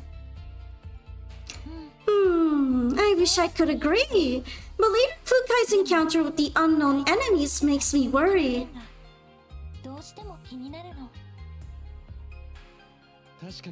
That is indeed an issue. Right, Andoris, are you bringing that this time? That? Ah, you mean the newly adjusted external equipment. Yes, and the firepower algorithm to go with it. The adjustments are mostly complete. It's time to enter the combat testing phase. Both accuracy and firepower should be significantly improved with it equipped. But since it's still a prototype, its power efficiency and runtime both leave something to be desired. Remember to borrow the external battery for a Michiti's frame. On top of that, the equipment's still quite unwieldy, though it can still fit in the Jeep's trunk. Just barely. You'll have to bring the trailer for the motorbike too, right? Place the other supplies there. I'm sure you can find some room. Will do. I'll have to leave that to the air. Give me a moment, I'll go load it. The air returns to the control panel and begins a series of operations. Right. Speaking of Michiti, bring a new travel kit for her. Yeah, because she lost her pillow. Rest in peace, inflatable pillow. Belka, can you help me get something from the depot? Why for her? Leader was talking about future expenses, but this here is money we've already spent. Wow, Andres must have taken on some bad habits from that dork. I'll fetch the goods. You lot. Alright, alright. You too, dear. Yes, of course. Andres, the person I sent to run checks on your vehicle is finished. When this transfer is done, we'll be ready to go. Goofy squad. Oh. Andres drives towards the meeting point with Belka. Their vehicle leaps across the yellow zone of Andres at the wheel. She's humming a tune with a relaxed expression.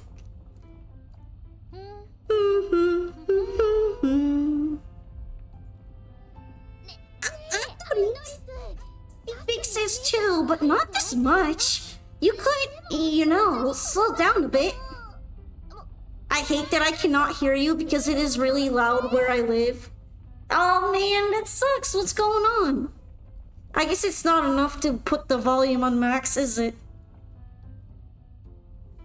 Hopefully I'm not too quiet though. Is this really fast? As she speaks, the Jeep flies off a small incline. Belka holds onto a handrail for dear life. Oh, construction, that would do it. If there's too much building equipment, you're pretty much not going to be able to hear anything. That's pretty unfortunate that you have to be right next to one. I'm sure it'll be hard to sleep. Although, I guess, unless you're if you're not sleeping during the day, then maybe it's not so bad.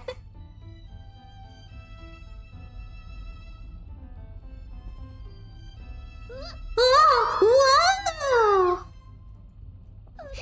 You're always a slowpoke. How can you drive like a wild animal? We are in a yellow zone after all. The roads here are much simpler than in the white zones or satellite cities.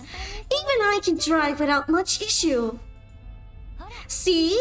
Like this.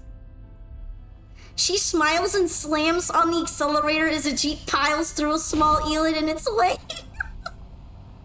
Sleep is no problem, but I just cannot hear you. That's kind of unfortunate, although I guess maybe hear enough to reply at least, right? But I'm sure it's very difficult. Hopefully they will be done soon so that you won't have to worry about that anymore. What a relaxing drive this is! That's so...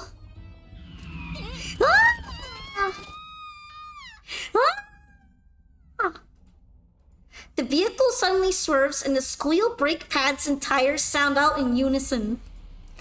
A series of bullet holes suddenly appear in the vehicle's original path, sending up great clouds of dust and sand.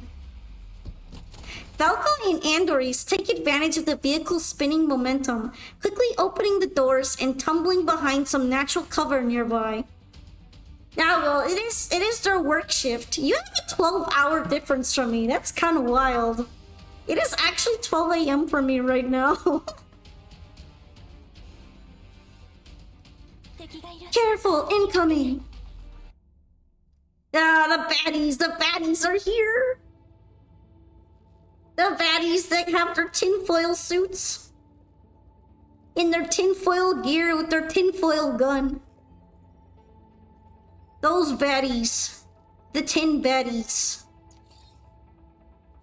Ah, they're only level 17. This is so sad. It feels like bullying. That's why you have a lifeless eyes? No! I get plenty of sleep.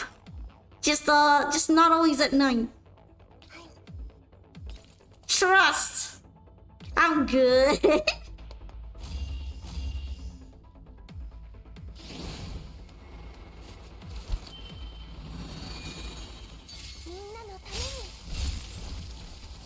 No trust.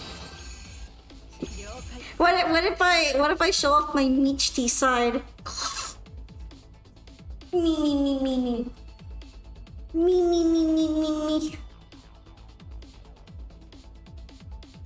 See, I sleep plenty, just like her. Honk shoo, me. You just gotta believe.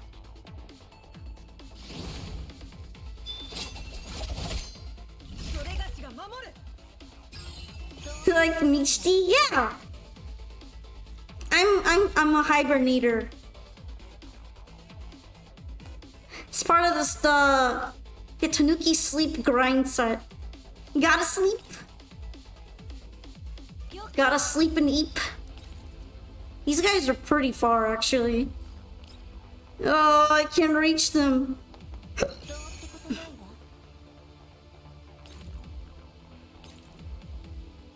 They don't even know I'm here. I can bully them. I can literally bully them.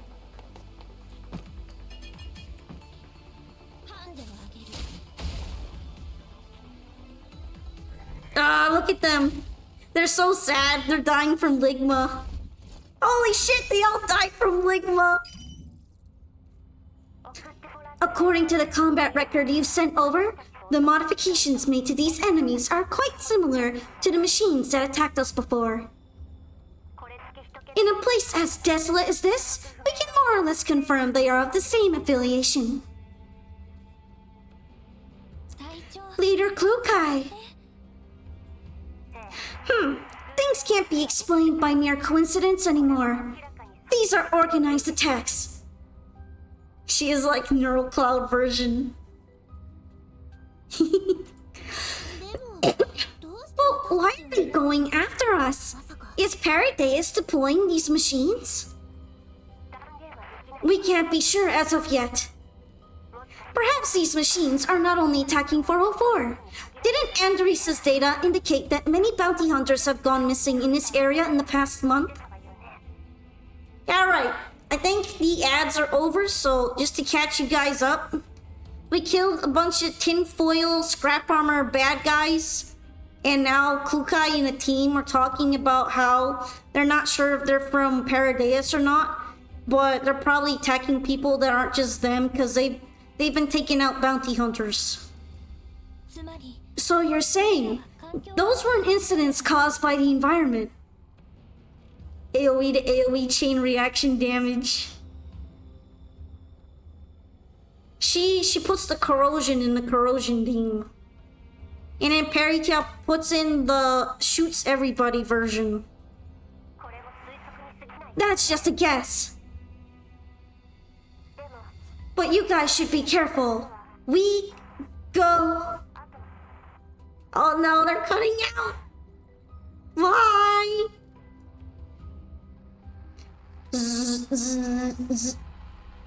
Static. A wave of static washes over the communications channel. Klukai's projection violently shakes a few times, then disappears entirely. Comms are down again. This... Andres attempts to restore the connection, but her efforts are for naught. Uh-oh, ambush maybe.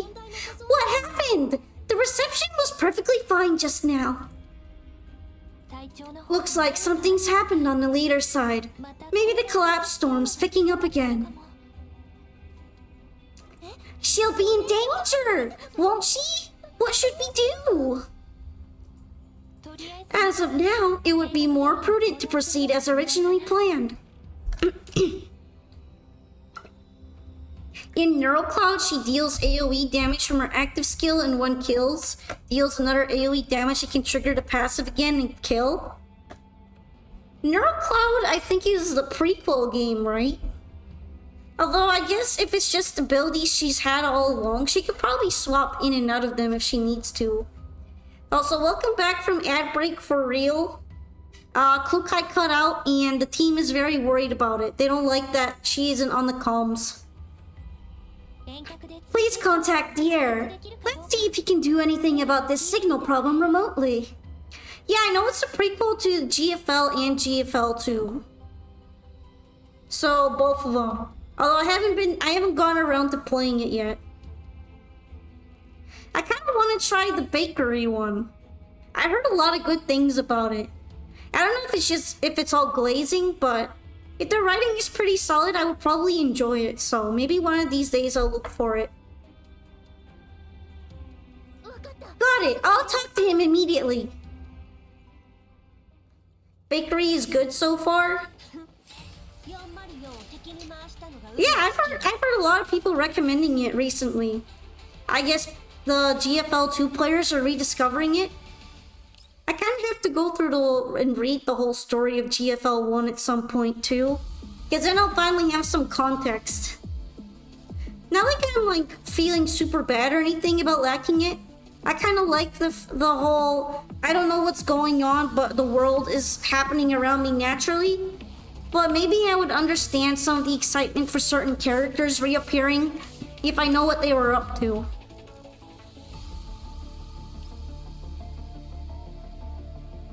Like Klukai, everybody wanted Klukai back. I just got even more into the hype because she has a cool bike. And Doris, if you can hear me, please respond. I repeat, if you can hear me. Don't waste your effort. The signal's obviously gone again. Yeah, you watched a few vids before GFL2 came out about GFL1.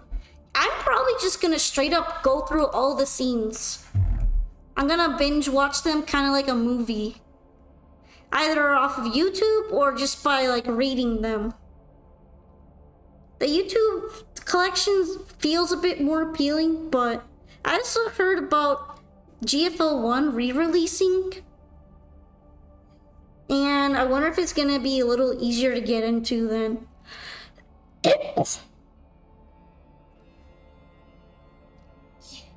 This network provided by the underground brokers is so trash. If you rent for a few days, the rate is several times worse than the monthly rate, which in turn is several times worse than the yearly rate. And this is the quality we get? It's like every phone service provider ever. I feel you, Klukai. Some things just never change. It's every subscription service, you know? The price is only good at the yearly point, and then the service usually sucks too on top of it.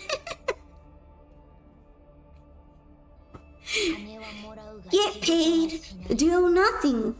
Seems like they're very efficient businessmen. Man, that sounds nice. Michti stretches with a deep sigh, her face full of envy. When this assignment's over, I think we need to go and have a talk about the rates. Oh no, she's gonna mow down the whole office for this one. You look really scary right now. Well, here comes an opportunity to let off some steam. Those machines are here again, in greater numbers than before. How annoying. Don't just sit there and commentate. Get down here and fight. Is it bad that I imagine her roasting her internet providers? She's gonna take a look at Comcast's wiki page and go, what is this dog shit you had back then? You guys are nuts.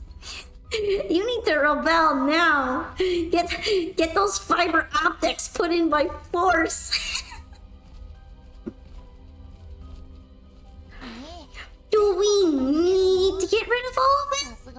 The numbers really aren't in our favor. Pick off the fast units and those with long-range capabilities, then look for an opportunity to retreat. Do not overextend before we rendezvous with Balco and Andoris. That sounds even more troublesome.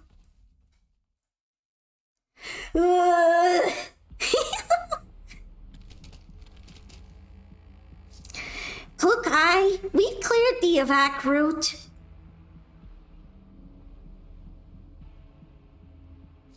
Yes, of course. Stick to the plan. Focus on taking down high-speed and long-range units first. Proceed to the evacuation zone. Alright, I reached the designated location.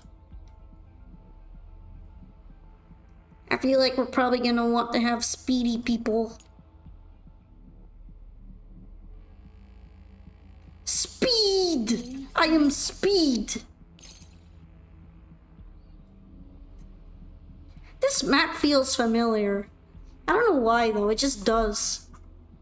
I feel like I've done this during what, like chapter 8 or something.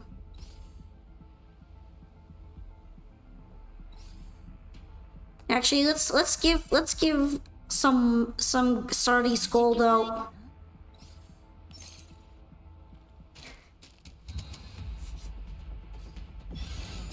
Played one on last event.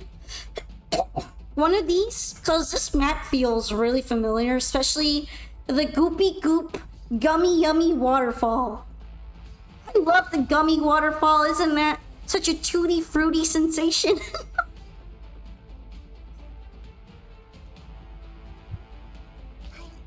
I'll stop now, I'm sorry.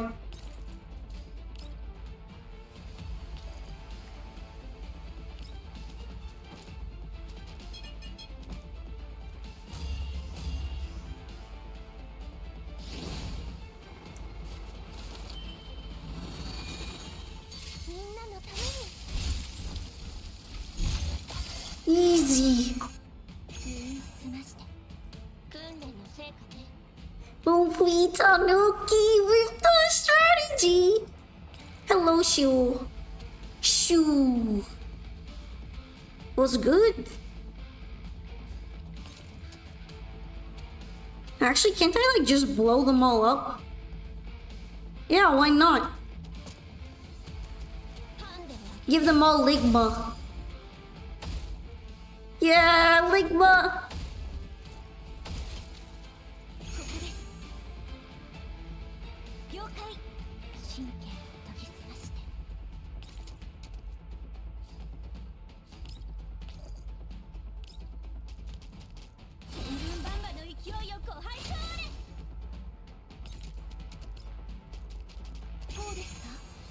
Alright, this should be easy.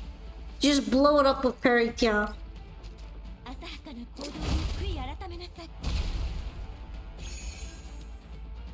Yay, I made a shortcut!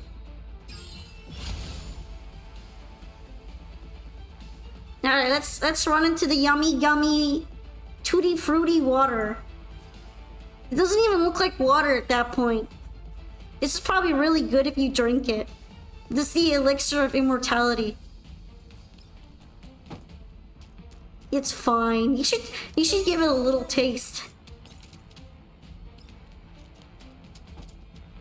You're watching an epic scene right now? What epic scene are you looking at? Are you playing a story right now too? It'd be funny if the water actually poisoned the dolls. But I think they're just resistant to it. No saying. Ah, so you're watching one of those Girls Frontline movies. The movie scene. It's gonna be fun.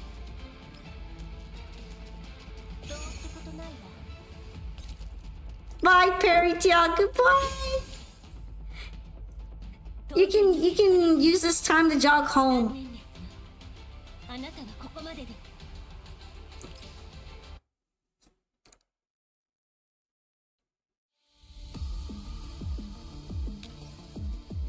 Hey, new guys.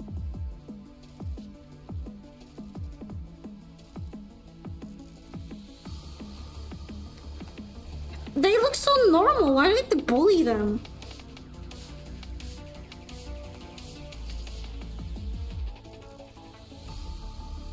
At least this guy looks normal. It looks like someone I wouldn't want to bully.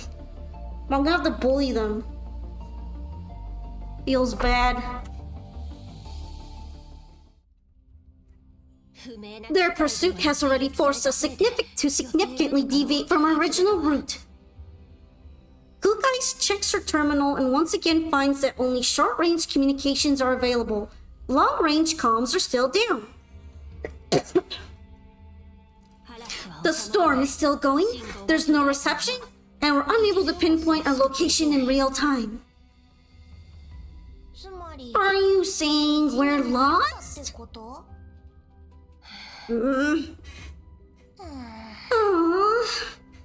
I knew that anything involving Paradise would be a recipe for disaster. But in any case, the signal quality this time has been atrocious, isn't it? It's never been this bad even during collapse storms on our previous Yellow Zone missions. Kukai Kukai vigilantly monitors the surrounding environment, ignoring Michty. Seeing this, Michty decides to fall silent. Creak, creak, thud, thud. The sound of mechanical units advancing. Kukai makes a hand signal, gesturing for Michty to dive into level 2. Those sounds, they sound like antique cars that haven't been oiled in centuries.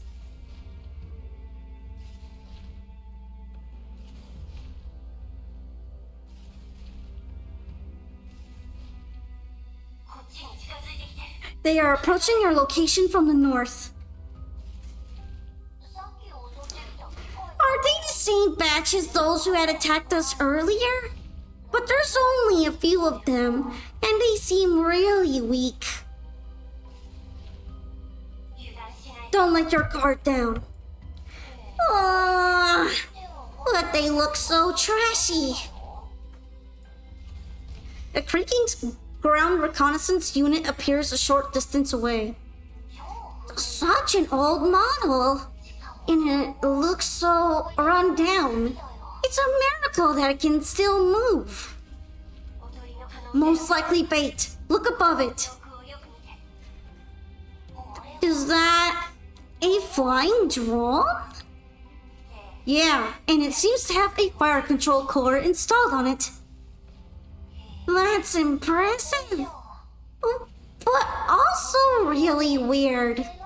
Why are two machines of disproportionate performance operating together? Why not ask yourself the same question? Those are some really condescending eyes. If you don't want to be looked down on, then prove your worth.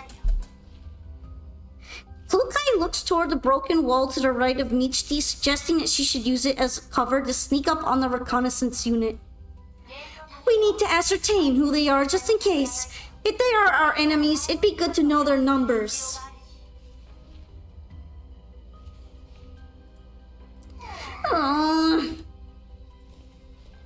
Michty perks up with a sigh, reluctantly moving right towards the cover.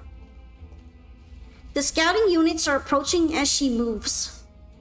You're gonna head to bed? Okay, Ace. Well, thank you for joining me for a bit on story time in the game. Get some nice rest and have some sweet dreams about Kukai's fancy caked up outfit or whatever other nice things you like to think about when you go to bed. See you another time.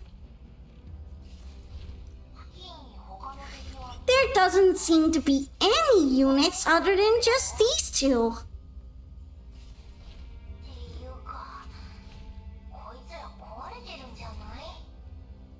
Hey, could they be broken? Why have they not noticed us after getting so close?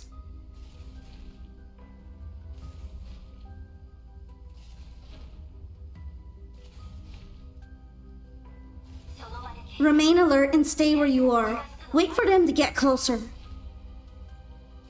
Don't reveal yourself without a good reason. Okay.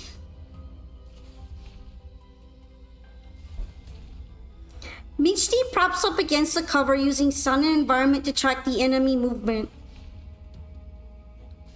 Creak, creak. The joints on the ground mech creak rhythmically. It's like the elderly doing morning exercise. The ground mech stops abruptly as if its power has been cut. The sound stopped? Could it have broken down?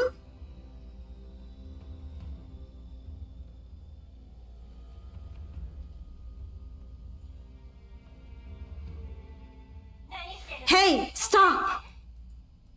But Kukai is too late. Just when Michty tries to shift herself for a better view, she conveniently exposes herself to the ground mech sensor. Beep, beep, beep.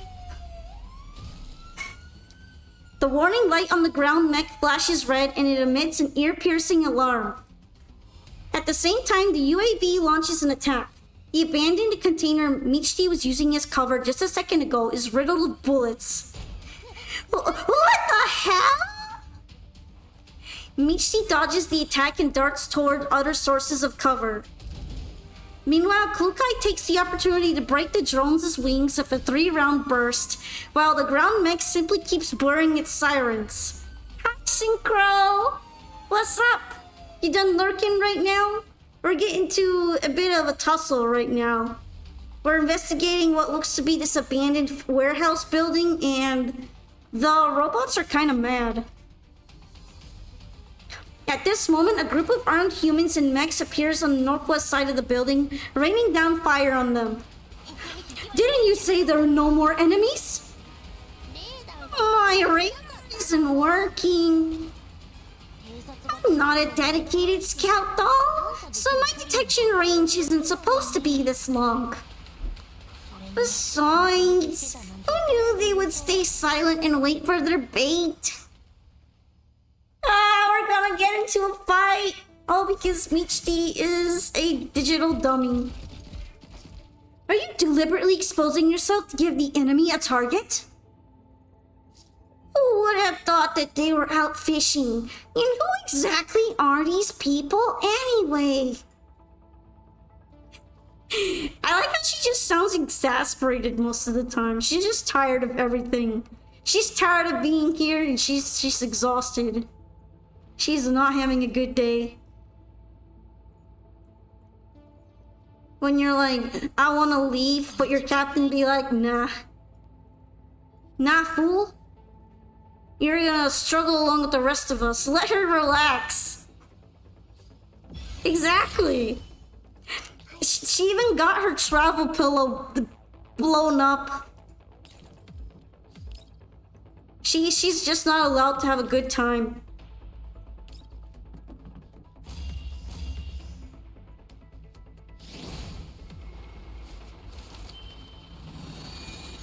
No relaxing, no having fun, no joy. Just work, work, work. All work and no play makes a doll dull.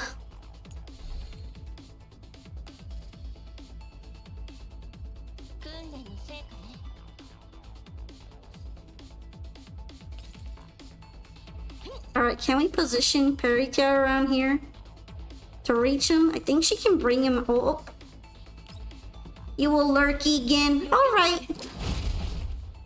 You're not feeling too well? If you need to go to sleep or rest, you should do that. It's possible that sleeping might help you. I do appreciate that you dropped by to visit though. Thank you, Synchro. Alright, where's the other guy? I guess they're gonna have to spawn in, aren't they?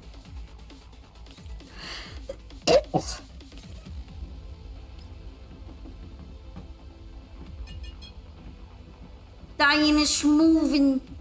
She's moving and grooving.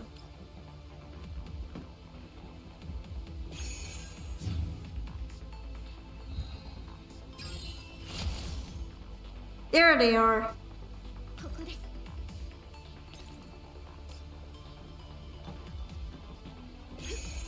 At least a new wave. Let's get these guys set up. Maybe it was sleep after all, because you've been getting 2 to 4 hours of sleep lately. Yeah, that's probably going to make your body feel bad. You might not be sick as much as sleep deprived. I would consider taking some time off and doing some real eeps. But yeah, if you do so, good nighty. Thanks for dropping by.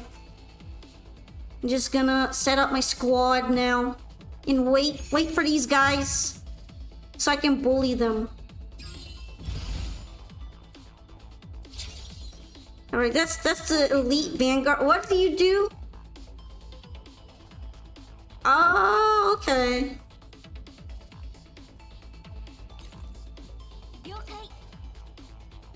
She got debuffed.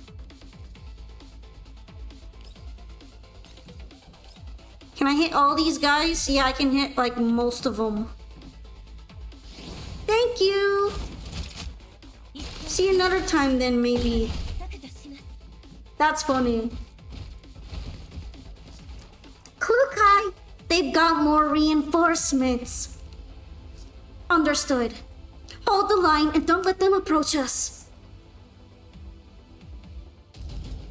After downing another drone, Klukai zips back into cover. After confirming Michti's combat status, she issues an order. Michti, cease fire! Huh? Am I hearing that right?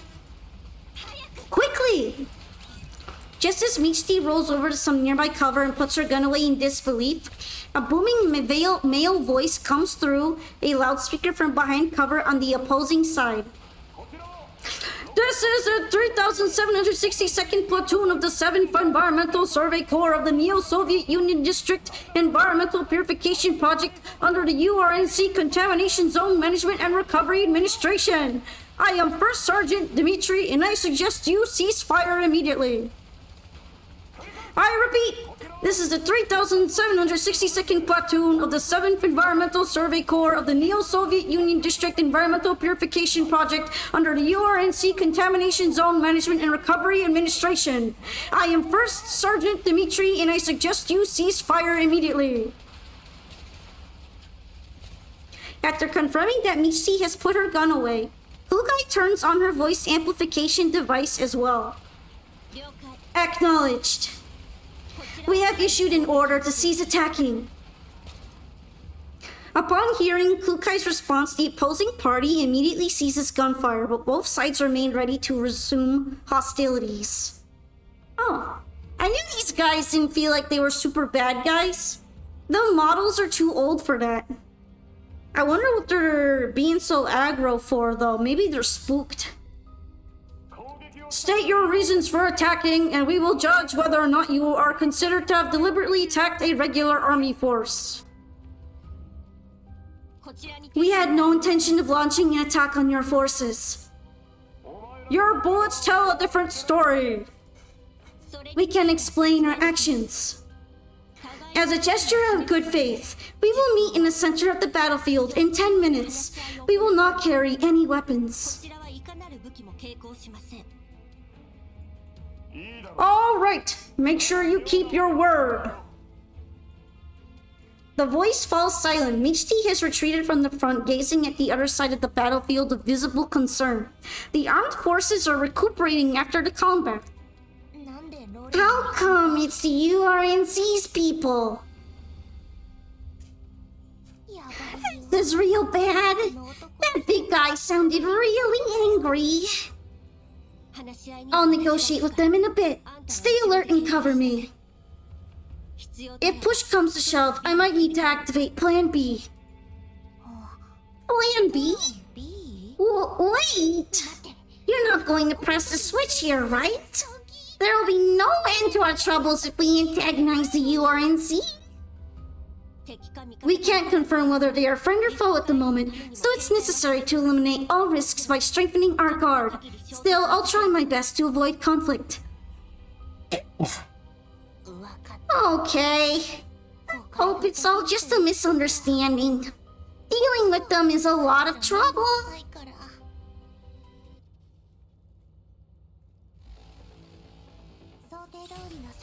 Alright, are we gonna have a nice chat? We're not gonna have any bully? No more blowing up people and giving them the Ligma disease? Oh hey, it's all story time here. No battle, just story time. Seeing Klukai coming alone and unarmed, the platoon leader lets out a displeased grunt from behind his protective suit. What's the point of just sending a doll over? Tell your cowardly owner to come out and talk. Voice recognition tells Klukai that this is Dimitri whom she had talked with earlier. Hi 404 is an autonomous armed doll squad, currently assisting the Non-Military Forces Administration in investigating illegal PMCs in the Yellow Zone.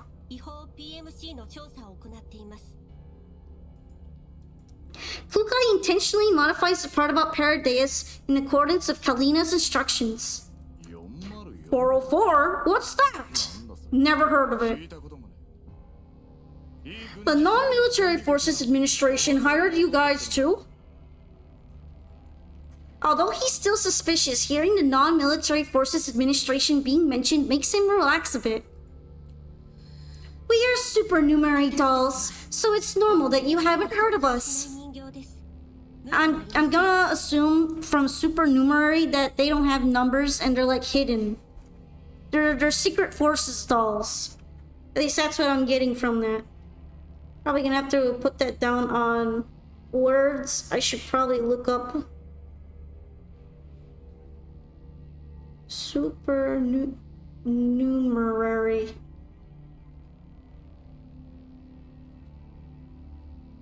Ah. Yeah, I kind of like that. And we have some business to discuss. Business, of course. Dimitri takes a look at the radiation detector and ensures that the reading is within safety limits. He then pulls a protective hood off his head, revealing the face of a middle-aged man with an angular jawline. Years on the battlefield and years of desert wind have left their marks on his face. What kind of a protective suit is this? This junk is choking me.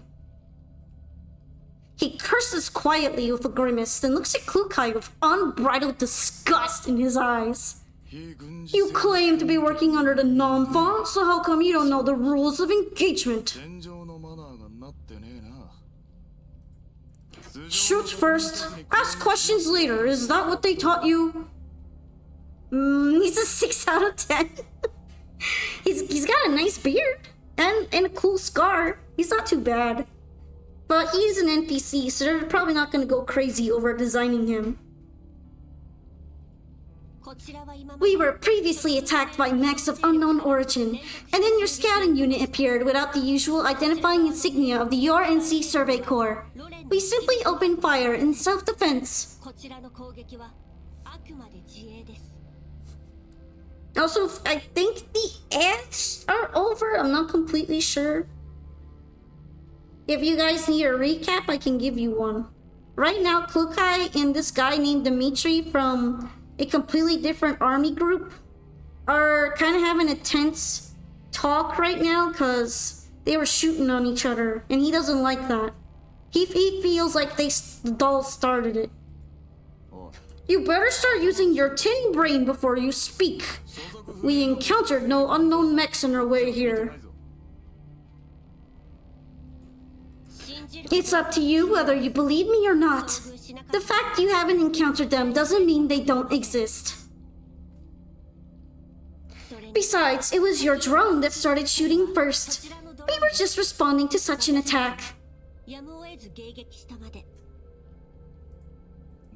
The drone runs in auto mode. Do you? Right, how could I forget? You're just like that drone. Just another clanker that runs on algorithms that can only do as you're told. Damn, he's really hitting her with the, you're just a dumb robot, silly Billy. Man, she didn't like that comment. Seeing that the opposing side is trying to provoke her instead of making progress information exchange, Klukai raises an eyebrow and remains quiet. However, Dimitri doesn't seem to mind at all. He continues to ask questions in a condescending manner. Hey, welcome back from the ads for real this time.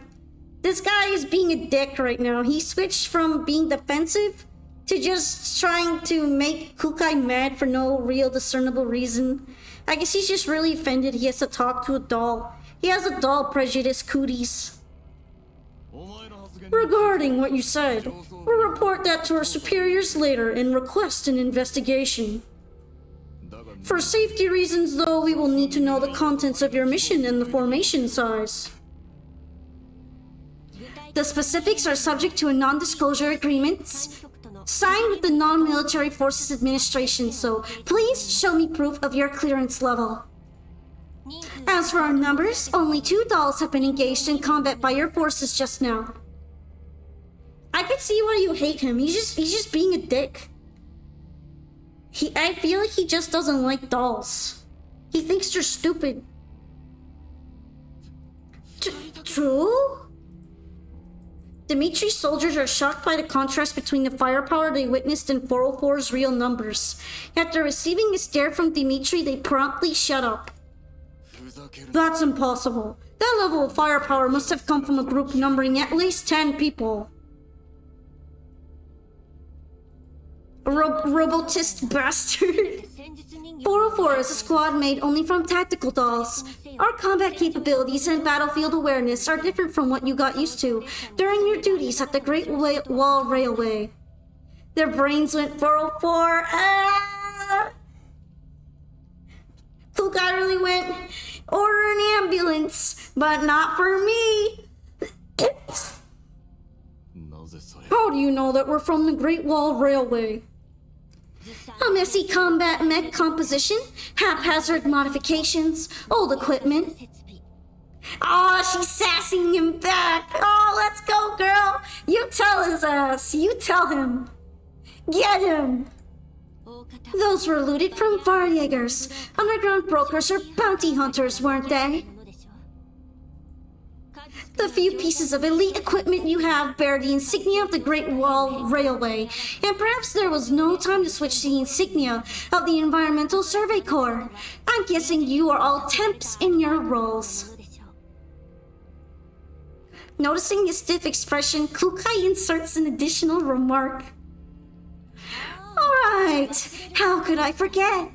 The ones guarding the Great Wall Railway are basically regular armed forces that consist of a bunch of old mechs most of the time. Watch your mouth. What does a blasted machine like you know? Dimitri raises his gun, but Kukai simply stares at him coldly without moving a muscle. I've explained everything. Isn't it time for this to end? Hold up. Hold up. Uh-oh, you're under arrest! Just as Kukai turns away to leave, Dimitri shouts for her to stop. The soldiers raise their guns and aim at her. Pretty sure Machine knows more than us.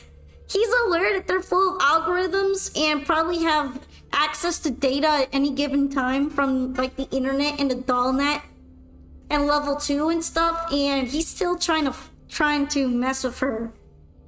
What a digital dummy. What? Even if you really are from the Non-Military Forces Administration, how do you plan to compensate us for the losses we've suffered? 404 has lost assets too. Both sides are responsible for what happened today. Even your secret thing you do on the internet? She knows your Google search. She knows you really like that free outfit she's getting. Trying to renege on your debt? No. Then where's the money? We worked long and hard to gather all that equipment. Especially the dozen cat videos we watched every day. Kukai is a centrist. I feel like she's more of a I don't give a shitist. Does your broken tin brain realize that we are responsible for surveying for the construction of the Intercontinental Railway? Not even the Namfa will back you up on this.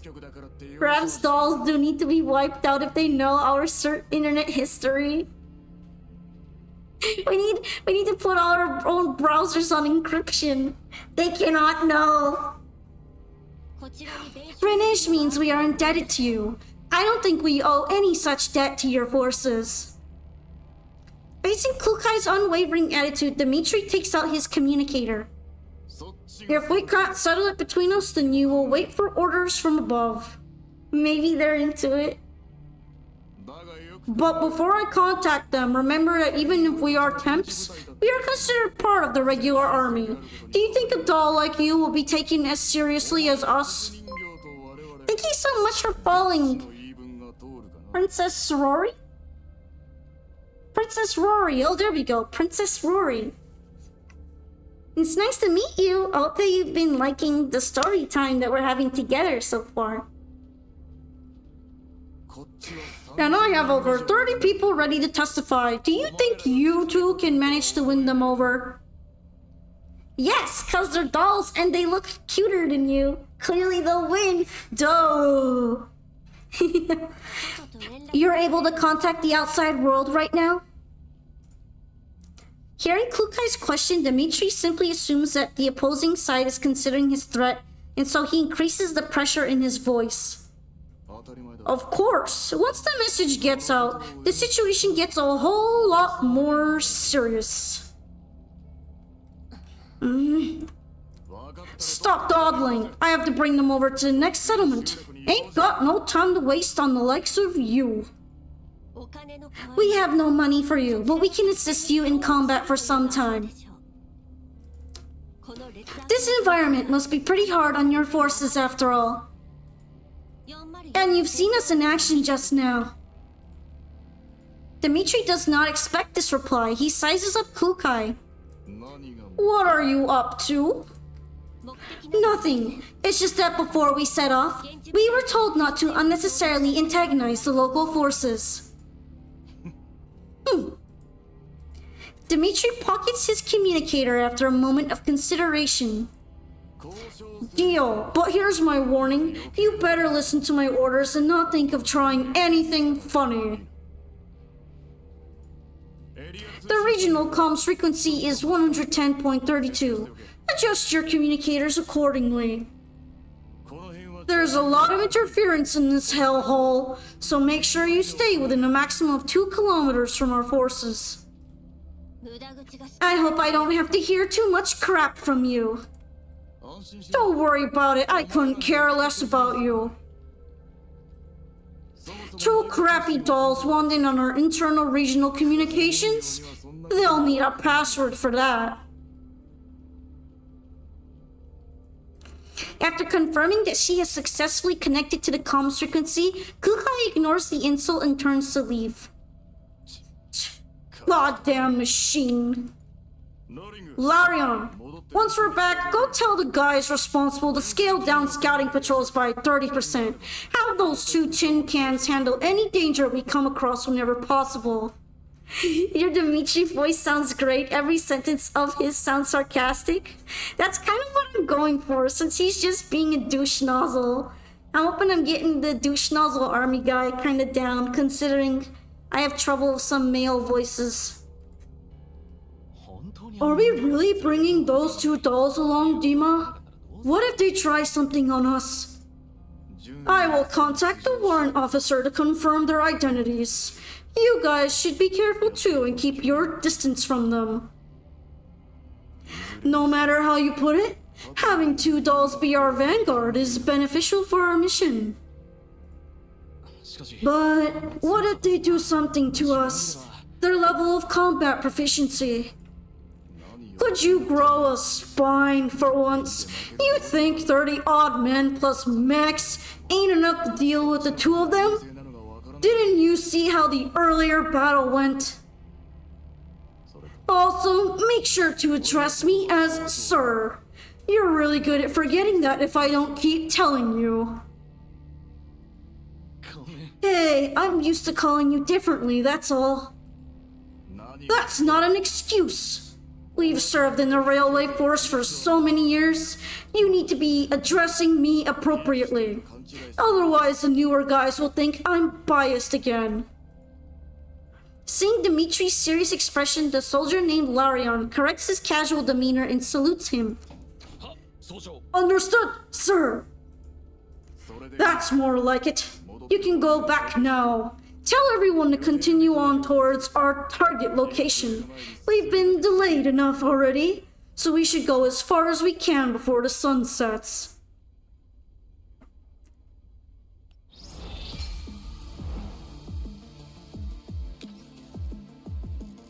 The other one's the nicer one. I feel kind of sorry for him. He has to deal with all this crap.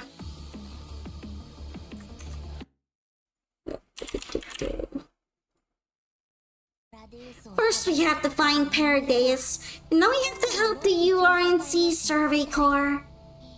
Will more work just keep coming like this? Hold on a minute.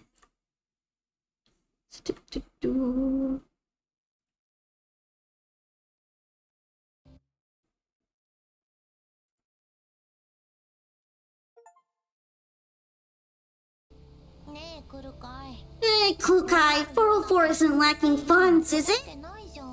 Why can't you just settle it by giving them some money? I think it's part of her plan, probably. You'll only be adding to the number of insufferable people in the world if you give in to their unreasonable demands. You need sleepy wife. Well, she's coming soon, so that's not gonna be too difficult. But being free labor for them has no benefits for us either. At least we won't be lost anymore. You mean that signal problem from before? But they aren't going to the same settlement as the one we agreed on. Are you an infant who has just learned how to walk? Can you only take one step at a time? Damn! She getting roasted out here. Sleepy wife is gonna cry at this rate again.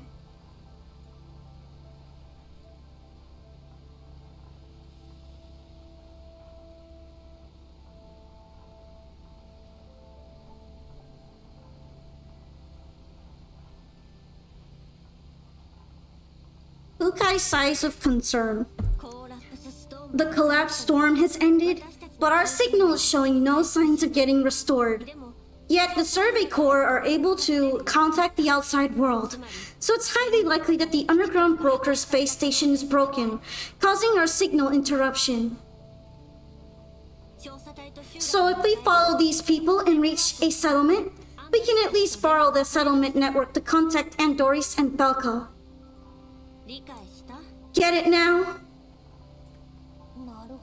Okay. I just want a sleepy sister to sleep with.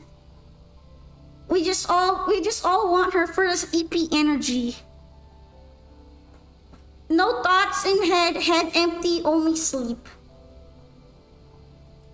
But you know, children are not the only ones who walk one step at a time.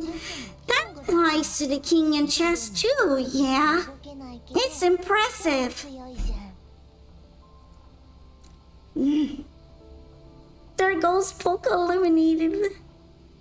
What do you mean eliminated? Why?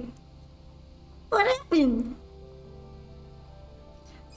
The communicator receives a comms request from the Survey Corps following them. This is Hyde, 404's leader, Tactical Dog Kukai. What's up? First Sergeant Dimitri wants you to change direction. Effective immediately. Maintain the same speed and head in the 2 o'clock direction. Polka is a bundle of energy bomb. Since when though? Am I gonna explode? Hey GJ! Oh, why are you hiding in there, buddy? He's hiding in the blanket that I have on my chair. Hey, buddy. He's bumping against me. It feels funny. That's a severe deviation from the course for a target location and energy nuke. Kukai has more to say, but she's interrupted by the angry Dimitri. What do you rust buckets even know? Change course when I tell you to change course. Don't forget what I said. Listen to my orders. Yes, of course. Kukai cuts the comms and swerves to the correct direction. The incoming barrage of wind hits the yawning Michti right in the mouth.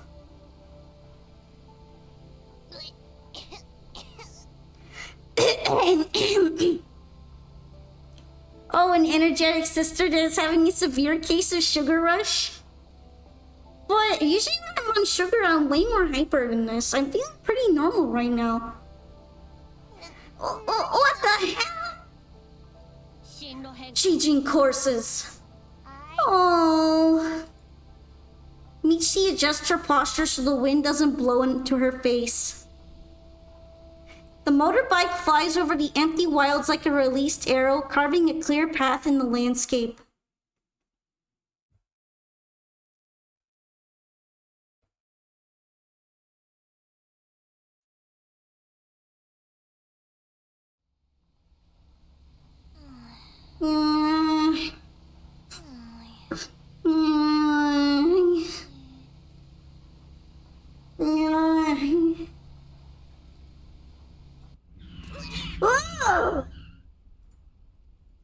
The motorbike suddenly brakes. The slumbering Michty loses her balance, but Klukai catches her before she falls off.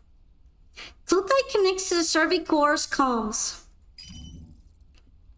A small group of Elites to the northwest, around 5 to 10 of them. Estimated time before contact with the main force is 5 minutes. Then wipe them out. Contacting us for such trivial matters. Are you a broken trumpet? It was you who told us to listen to your orders. We are simply waiting for your command in accordance with our agreement. Upon hearing this, Dimitri utters something under his breath, but it is too quiet for Klukai to hear. After a short moment, he responds with an impatient tone. I don't want to see any Elites remaining. That's it. The comms are abruptly cut. With a stiff expression, Klukai parks the motorbike against a nearby boulder. Get down. Time to work. It's lunchtime, BRB. Alright, dual bringer. Munch, munch. Have a good lunch. And maybe enjoy some more funny story time. We're gonna have to clear out some of the baddies now, though.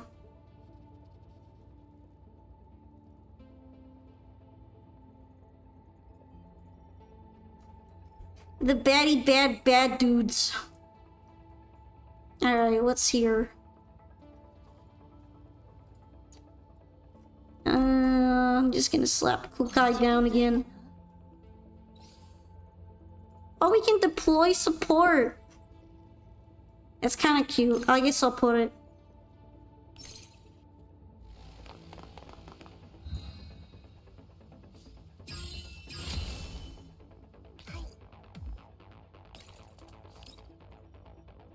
Everybody looks pretty serious, and then there's just Jim Perrytail.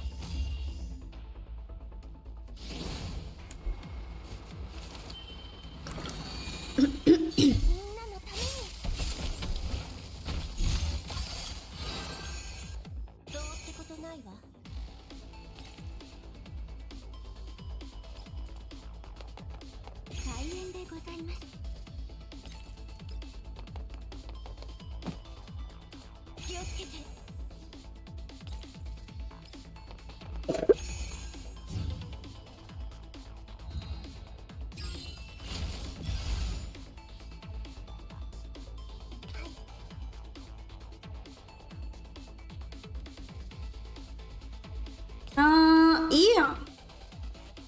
They're gonna get smoked probably anyway.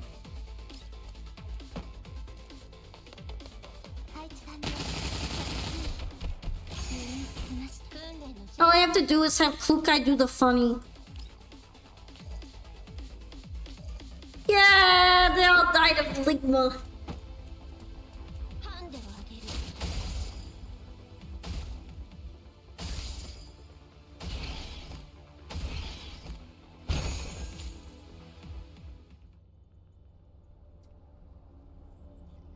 The Elites have been eliminated and the main force arrives right after. Under Dimitri's orders, the troops stop to collect samples from the Elite corpses as part of their routine. You people arrived early but chose not to help in the fight. Is this the bravery of the URNC soldiers? If you need help against such a small group of Elites, you'd better go back to Green Zone to work as window cleaners. She's gonna lose her patience and go sicko mode on this guy at some point.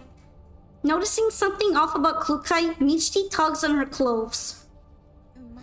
Hey, he's not really wrong. There weren't too many Elites. Of course! Our sergeant chooses the safest routes all the time. Be a random Elite survivors, we'll never lose with him around. Does he? Upon hearing this, Klukai gives Dimitri a questioning look. You've been in other theaters of combat? What? You couldn't have gained this level of experience just by guarding the Great Wall Railway. Mail detected! There's a whole bunch of men on this squad in my girl's front line. Get these men out of here. I heard that some folks like you were once part of the retired formations of the Neo-Soviet Union. To be honest, having child T-doll soldiers is probably super smart. If they give them younger looking bodies, it's harder to feel justified shooting back on them even though they're all super weapons. Super weapons that don't even really care about you. I mean, a cute little girl with a gun, can you really do it? Can you pull the trigger? And in that in that 1 minute millisecond of thinking about it, she blasts her head open. It's not ethical, but if they're too innocent to ask questions, that's helpful. Can you really do it though? Can you shoot Kukai here? I mean, she's just hard, you know?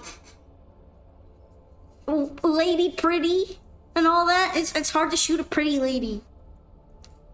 What are you getting at with questions like these?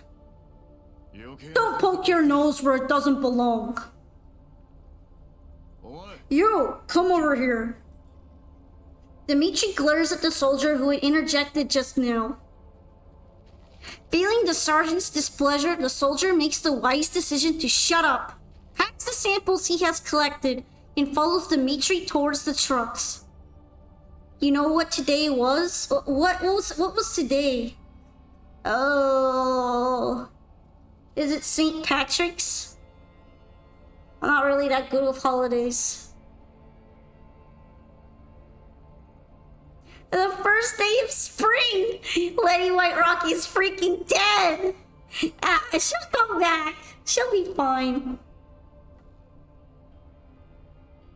I actually forget when St. Patrick's Day is. I'm not festive enough. Fat chance! Rip fat! By the way, when are you getting into this game for Sabrina?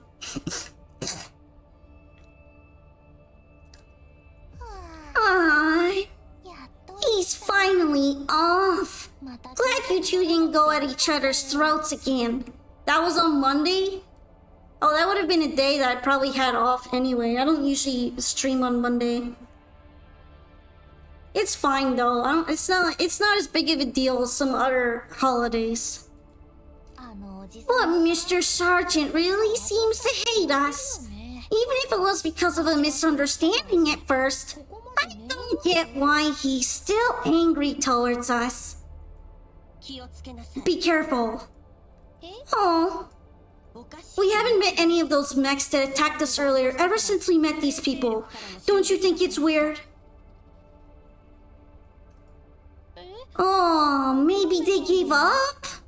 We're with a large group for now, after all. Seeing green tanuki would be a whiplash for me. I can't imagine a green sweater would look that good on me, to be fair.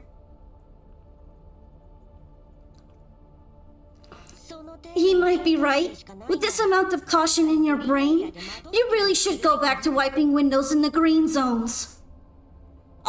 Oh, damn. You don't have to do her like that. Yeah, you leave Sleepyhead alone. Just because she's a silly little sleepyhead doesn't mean this is right. Get on the bike. We have to move on. They don't even let Michty answer. She's just like, ooh.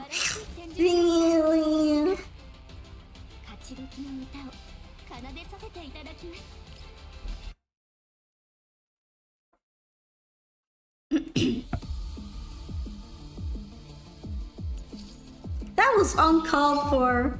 Go back to wiping windows in the green zones. Like, damn.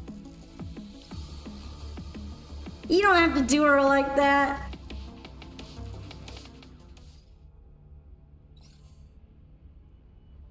Just ice cold.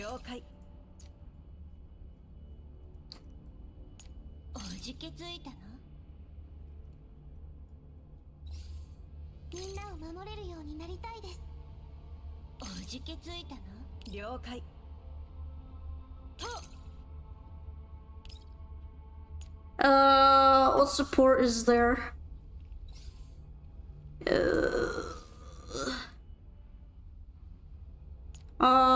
Defensive structure. Do I really need any of this?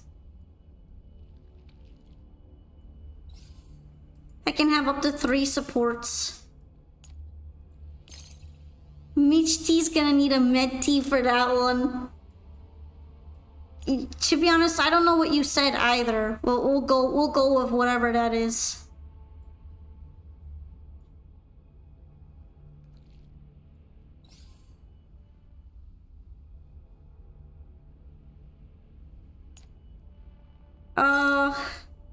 I guess I could put a defensive structure here. Kind of feels like it doesn't matter a lot, but you never know.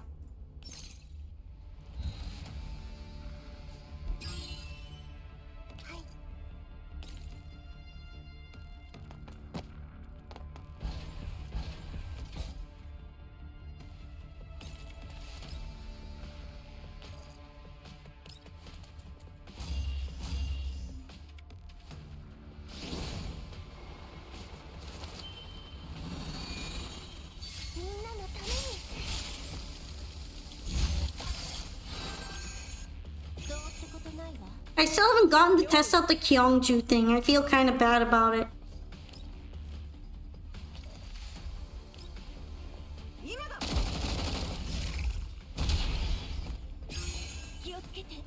Alright, open the pathway.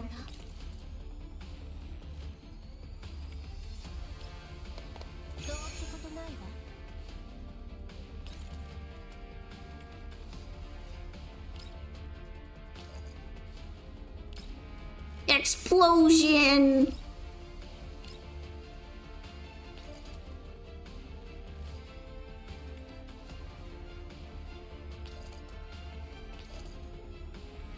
I feel like she doesn't need to go that far.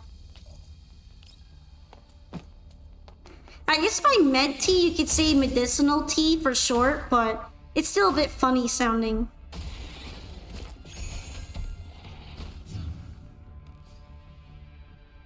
Oh, they're hatching.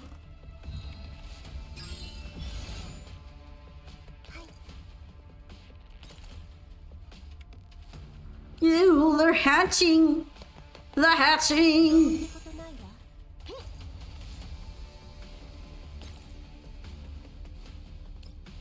Minty.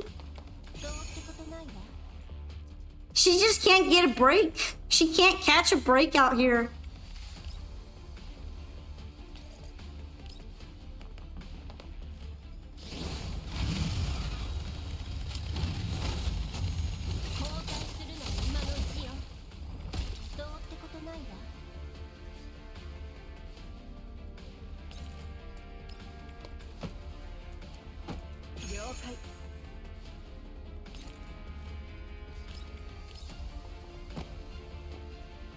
Yeah, at this point, I think Kukai is just gonna wipe everything over there.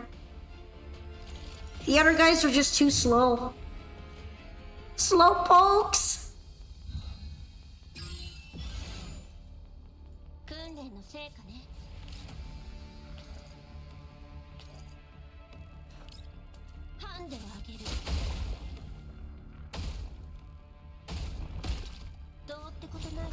I'm not saying that one out loud. Yeah, how about a hard no on that? That's a no from me, dog.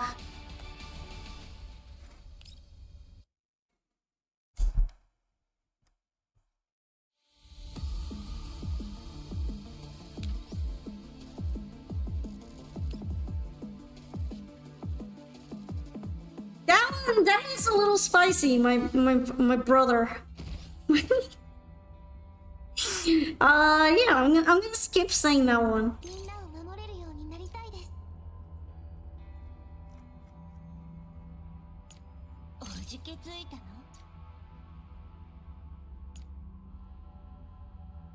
Hi, GG. Mr. Cat? Yeah, it's Mr. Cat.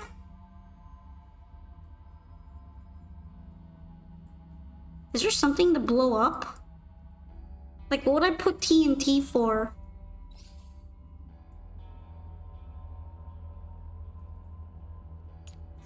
I guess I could just put some turrets and be... Would you say if I redeemed the Polka Speaks? Actually, no, I wouldn't. I would refund you.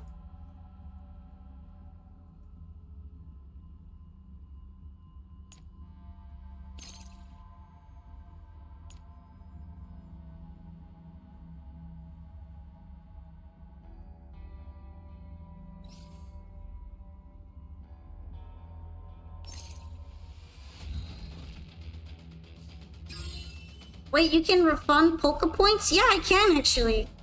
I just usually don't have a reason to because I almost always complete the request. I've refunded them before when there's been times when the TITS launcher is broken though.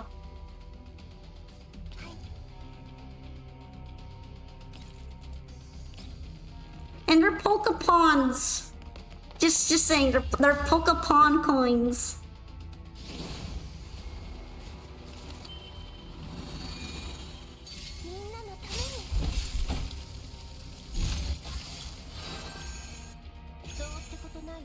How do you want me to say that, Rosebot? Do you want me to like say it in kind of like a Gooner voice?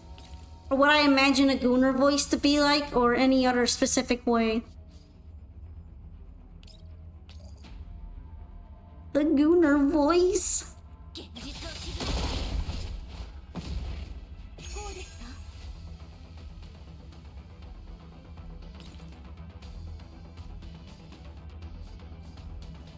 However you feel. Alright. Polka Speaks time! I sure do love playing with my dolls for a completely wholesome and not sus reason.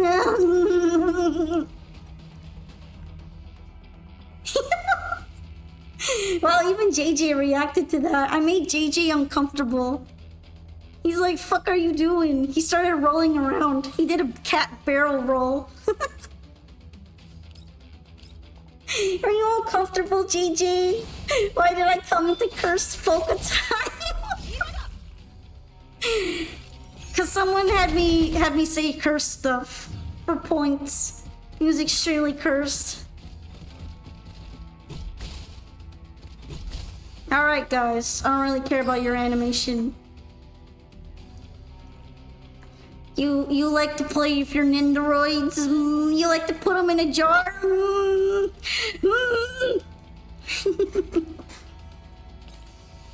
I know what you are. You are sus AF. I wasn't to say that.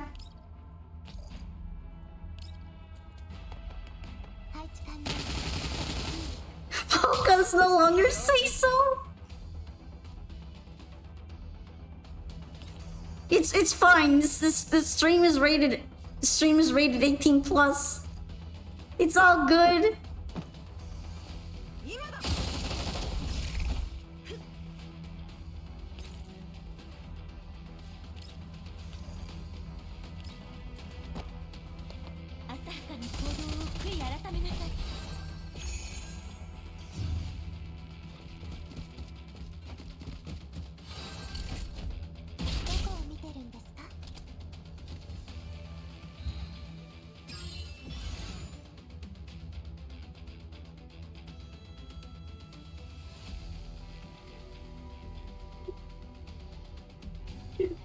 Juan has never been say-so. Juan is the least say-so person I have ever met, ever. Tanuki is not say-so. Yeah, you know, I can be wholesome if I want to be. You just wait for it. I'll prove it to you. Alright, let's take this guy out. He needs to go. He died of, corrosion cancer. It's stay sober. Awesome. Never you. Wow. Guys, is it over? It's over.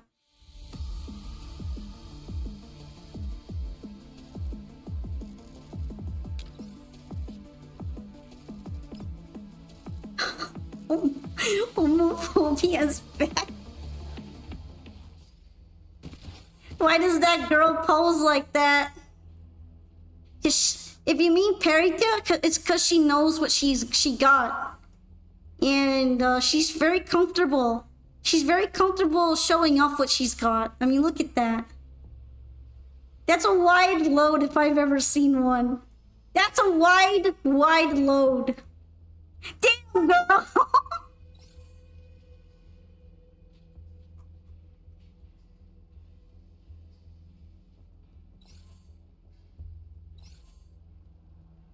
Clip it.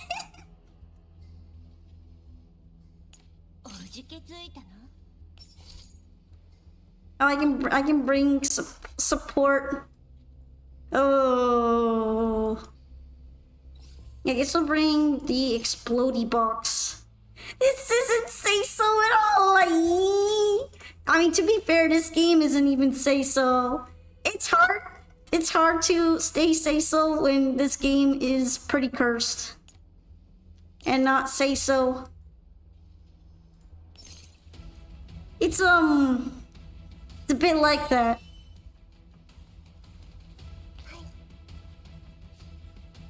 Yeah, it's just how it goes.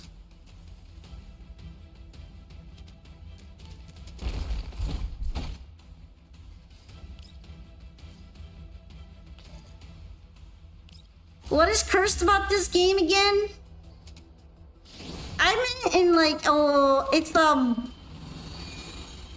well, besides the fact that there's some deep lore about the dolls, biological functions, equivalents to humans.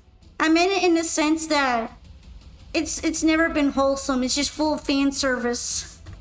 It's the homophobe. No, and the dolls. It's never been a wholesome game.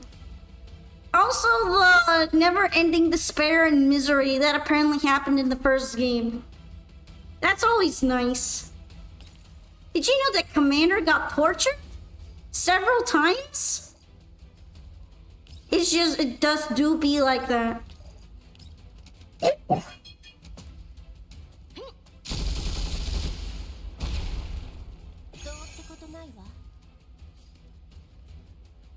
It's just like that sometimes. A little bit of torture.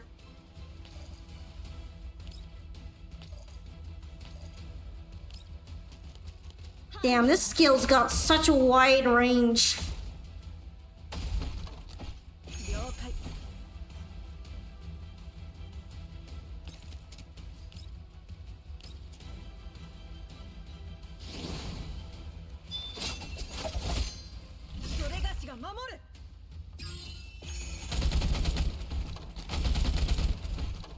Oh, that's it? Easy.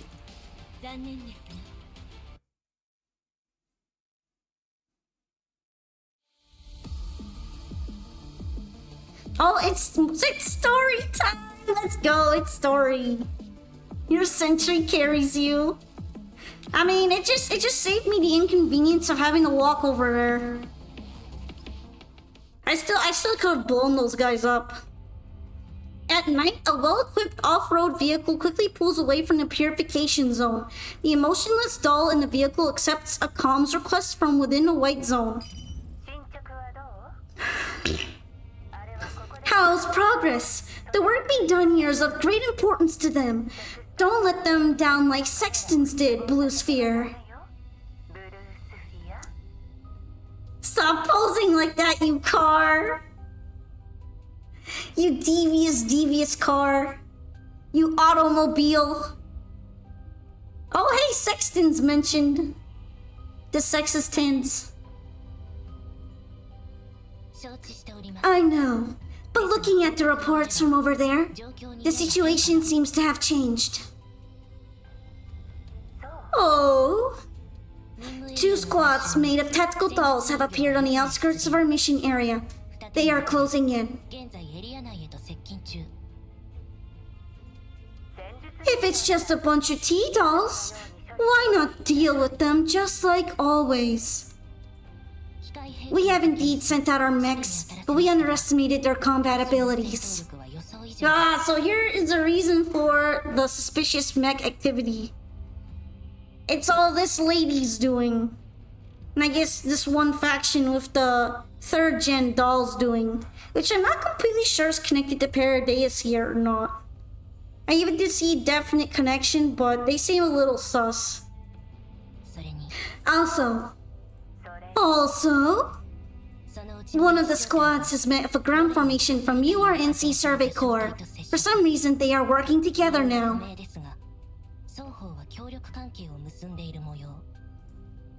In order to avoid alerting the URNC government and causing any unnecessary trouble, I have issued retreat orders for the pursuing mechs. Please tell me my next move. Well, at least the URNC guys aren't piloting the mechs or controlling them. It's just these guys are kind of afraid of messing with them. Getting reported to the government. Send out the mechs to wipe out the nearby signal base station. Once the area becomes a signal dead zone, finish them all in one fell swoop. Got it.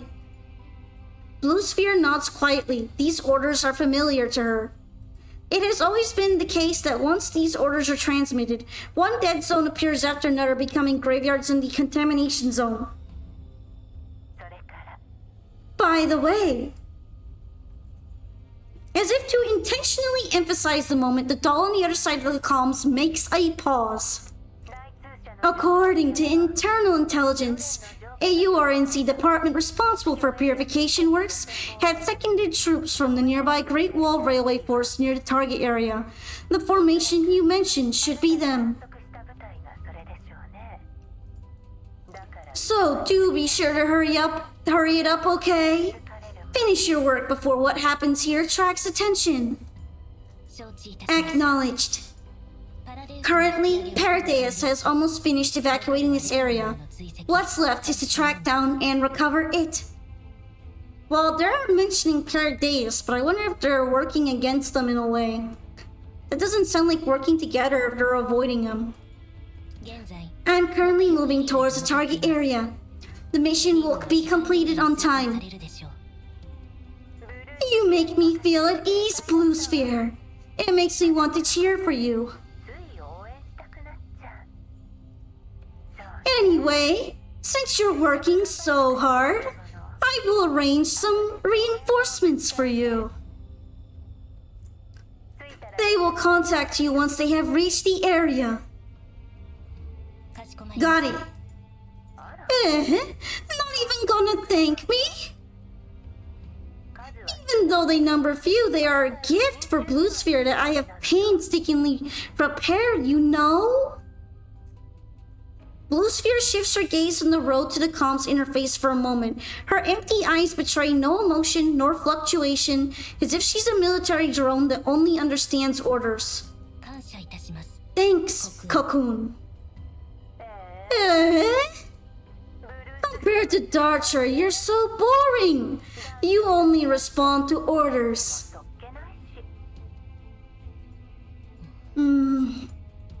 Fine. Go quickly. Don't make the higher-ups wait, okay? Acknowledged. Cocoon cuts the comms. Blue Sphere hits the gas, and the dark vehicle blends into the night. Damn, those gacha games really are competing for the lamest antagonists and organizations, huh? I mean, Paradeus isn't super lame though. They're pretty insane. They're cooking out there in the wasteland. As for this one, well, it has a really cringe guy who threw a tantrum over all kinds of stuff and ordered sextons around, so I would consider that pretty lame by my standards. Under the setting sun, the Elmo moves forward, still a long distance from its target. Oh, we switch in groups. Over the years, whenever darkness falls, the past comes rushing back to me uncontrollably.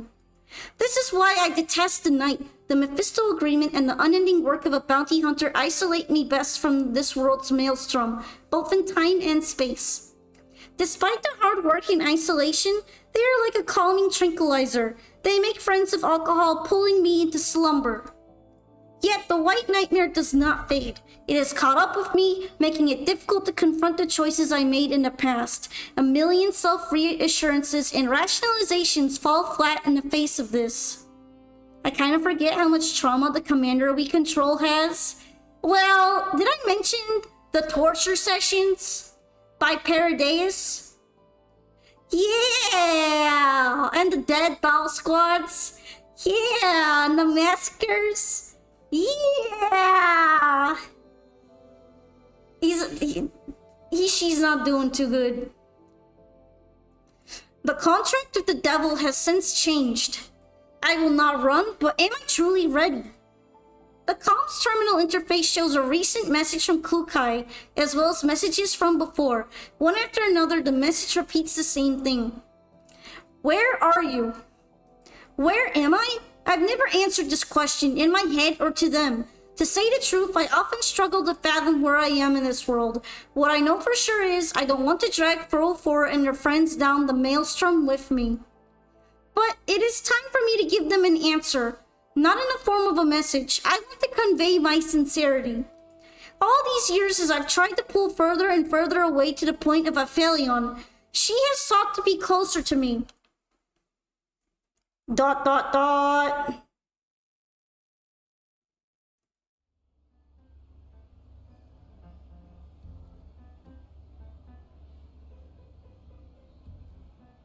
The Environmental Survey Corps have chosen an abandoned settlement to make camp. The soldiers gather for a round of poker around a campfire, the crowd emitting song, anger, and laughter every now and then. Give it up, Lorraine. It's your loss. Show us the can you've been hiding. Oh, I can. If you want that, go find logistics. Miss me with that load of bull. I saw your lover slip you something before we left. You're definitely hiding something. You watch me really closely for how little I have. Blame the uppers if you want. They accept missions in slabs in hopes of getting some merit. They make us set off without supplying us with enough resources and equipment. If it wasn't for the sergeant taking the opportunity to scavenge something every now and then, there's no guessing how badly we'd be faring by now. Yeah, it's tiring enough to guard the railway, and now we have to do some kind of environmental survey for them. Why don't they pay and equip us to the standard of an actual survey corps for starters? Leave it be, man.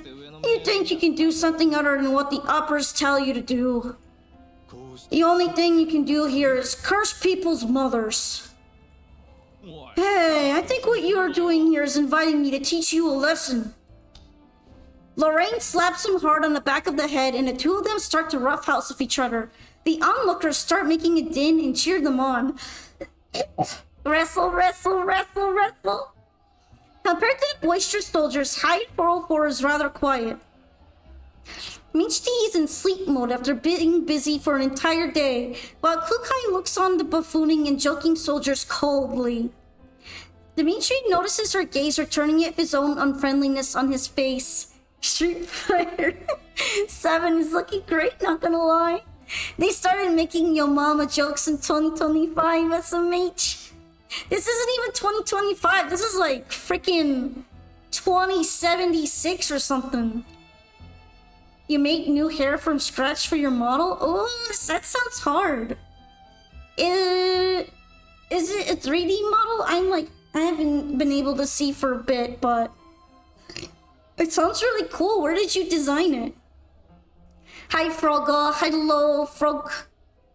You know, as far as how sleepy Michti is, I don't want to mess with her. Oh, was it done in a Vroid program? Vroid Studio? I believe that's where a lot of people make such things. Yeah, and it sounded pretty interesting for a 3D modeling program. I'm just kind of not really good at that stuff.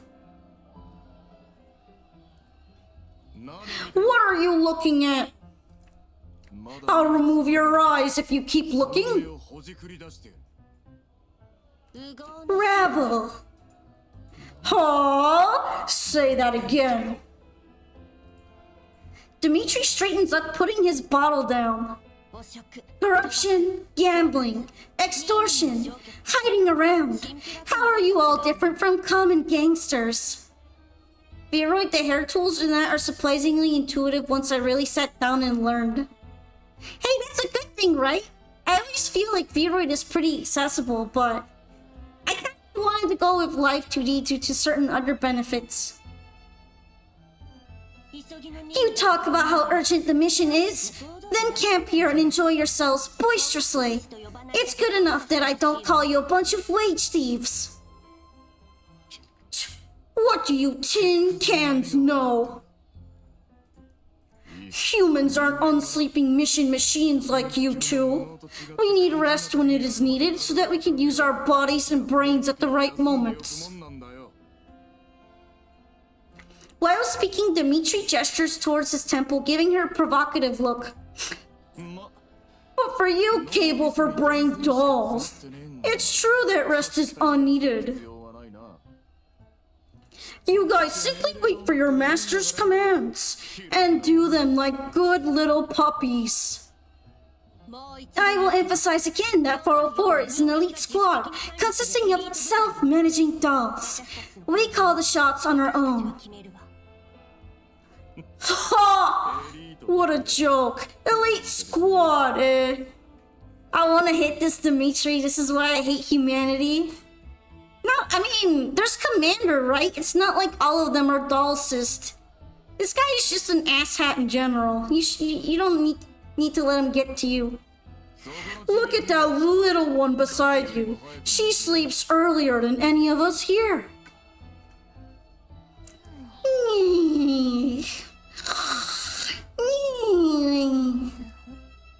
Just as Kukai wanted to make a retort, Michti rolls over, laying near Kukai's feet. She seems to be thoroughly enjoying her sleep. That's an elite? The soldiers of the Survey Corps roar in laughter. Get up! Kukai bends down and shakes Michti awake. Damn, why are you taking it out on her? What did she even do to you? It's not like she has to be awake right now. The soldiers are doing that. Michti shakes her head around in confusion. What do you want now? You do know that most elites are really weird? Well, I don't think he knows or cares about that. He just wants to diss Michti for taking a break when she's not needed.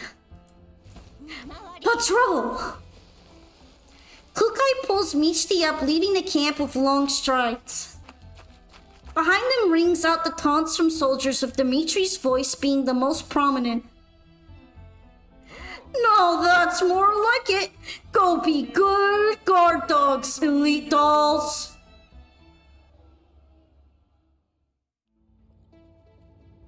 Oh, and they actually ran into something too. Dang.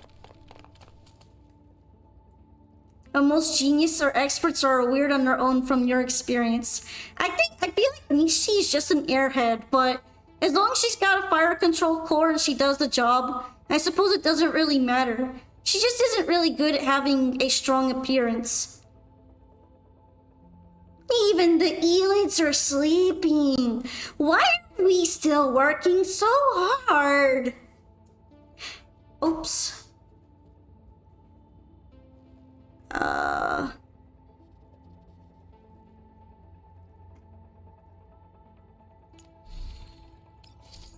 gonna have to redo that. I want to read what she has to say. I kind of accidentally clicked there.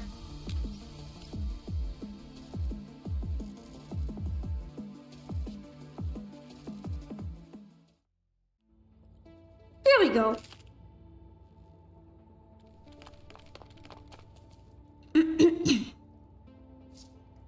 Kukai, can we just report back to camp and then go back to sleep? Not good. Get ready for battle and wipe them out. Can we just go to sleep? Look, I'd be like, no, oh, get your ass up. Get your dumb ass up. Oh. It's not even gonna explode anything. What's the point? I want my beige time. She's just trying to prevent herself from getting wrinkles in a few years. Leave her be.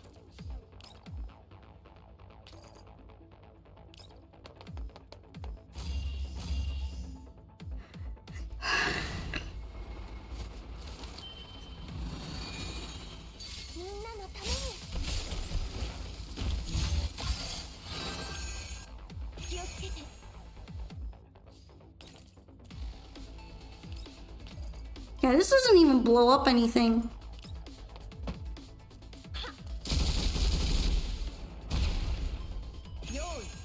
It's just kind of there.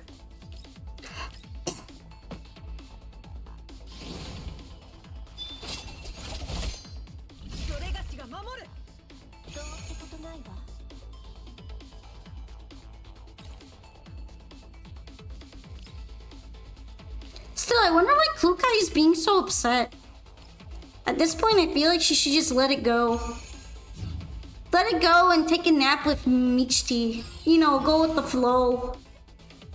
Kumbaya, your way out of there. It's only temporary.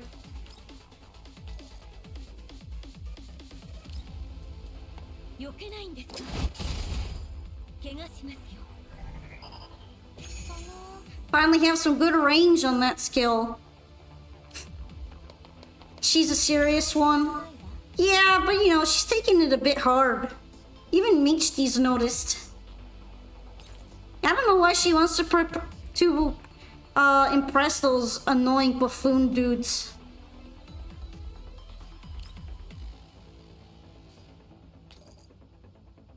Yeah, get Ligma.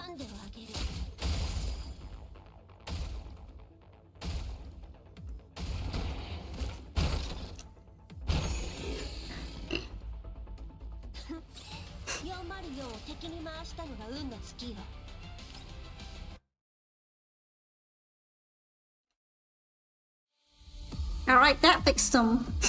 More story time. Let's go. The night passes by without trouble. After a couple hours of movement, the formation finally reaches the target settlement. Our support work ends here. I request that you honor our deal and release 404 from all blame. Yeah, she tends to get worked up. Hopefully they will be allowed to leave though. Help me send my regards to your non-military forces administration masters. Tell them to educate their underlings better before letting them out. Dimitri lays his hands impatiently before leaving with the soldiers. I reckon that Levi and Kalina must have been harassed a bunch at this point, no? Hi, welcome back. We finished the stage because it was really easy.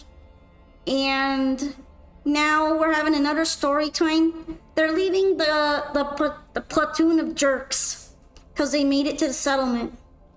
So we might not have to talk to them anymore. Good riddance. Good thing we are supernumerary dolls. Otherwise, we might be on the way to a court-martial already. Hi, Aunt Carol. What's good? What you wowing about? Wow! Levi is still part of 404. Handling things like this is part of her job. True enough. What do we do now? Find the residents here and borrow their network. Aww, feel free. I'm going to find a place to sleep. I've been forced to wake up early even after having to stay up late yesterday again. Yesterday night. Seeing Michti rub her eyes and attempt to slip away, Klukai grabs her with haste. Oh, no you don't. You either come with me or you window washing. Not the collar. Michi needs that sleeping bag. She needs the pillow. She needs the pillow already. Only 2 people to borrow the network? Just go by yourself.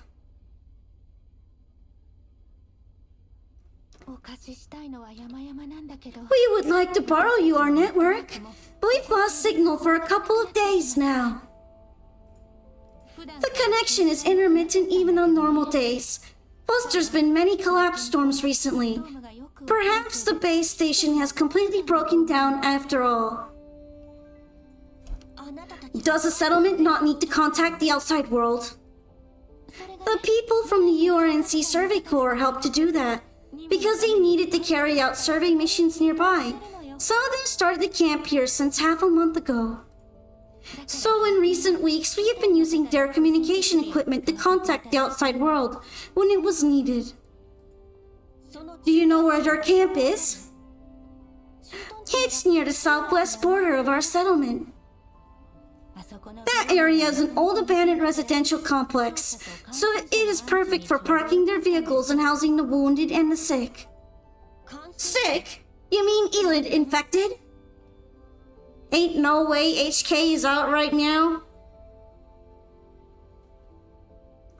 If you mean Squad 404, yeah, Klukai is out at least. Klukai is out here vibing. Yeah. The scrawny middle-aged woman tugs at the cloak she wears. Her withered hands fold anxiously. Elid infection rates have gone up considerably in the past year. The symptoms have become more severe and are progressing much faster. I thought it was just my imagination. Kukai and Michi exchanged looks. Until I saw the URNC Survey Corps. Quite a number of them were infected too. It should be that the medical professionals they have with them would be more skilled than those of us who can't even be considered doctors. But it seems that they too are at their wits' end about these infections. They had no choice but to house some of their seriously ill people there. So what you're saying is, they had a bunch of people leave them previously? Yes, about 20 of them. Got to go? Okay, thank you for joining up for a bit, Duelbringer. I hope that you enjoyed story time with me. Maybe next time we can have a bit more fun and not have to listen to construction noise. But yeah, I appreciate your support very much. Have a great rest of your day. I'm assuming it's not night yet, so do whatever you have to. We have not seen them ever since that day. I heard from some bounty hunters that there's been an increase in the number of Elids roaming nearby. Even if they live, they must have succumbed and become just like them now. If people from the regular army can't take it, I don't know how much longer we can last. She bites her lip, unable to continue the topic. I need to take care of my kid. Thank you. The woman nods and closes the old worn door. What? The underground broker's base station is really done for now because of their shoddy construction. Huh? What should we do now, Klukai? The rendezvous point is around 1 or 2 hours from here, so the place is not that far off according to the static map. But it's so dangerous. What if we get attacked by those unknown mechs again? We have no signal, and we'll have to rely on the static map. We could easily get lost, you know. Michi grabs and rubs her hair as if experiencing a breakdown, her tangled hair threads as messy as her mentally exhausted neural cloud. Why don't we wait for a bounty hunter or underground broker convoy and go back home with their help? If you can think just as fast as you give up, 404 would be in a much better place right now. Then wouldn't it be so over if I give up thinking at the speed of light? Our only issue right now is having no signal. So once we have signal and get the relevant access permissions, everything will be solved. We are going in a loop now. No one has signal here other than... Wait a minute. You can't be thinking of asking the Survey Corps for help, right? Kukai nods calmly. It's impossible if you just think about it for a second. There could be something even worse than Dimitri in our camp. Perhaps a way more tricky end-stage boss. Humans have a saying somewhere along the lines of this: money makes the devil turn millstones for you. 404 has not been lacking in money recently. Weren't you saying something along the lines of not enabling insufferable people by giving in to their unreasonable demands? Fine. We'll go then.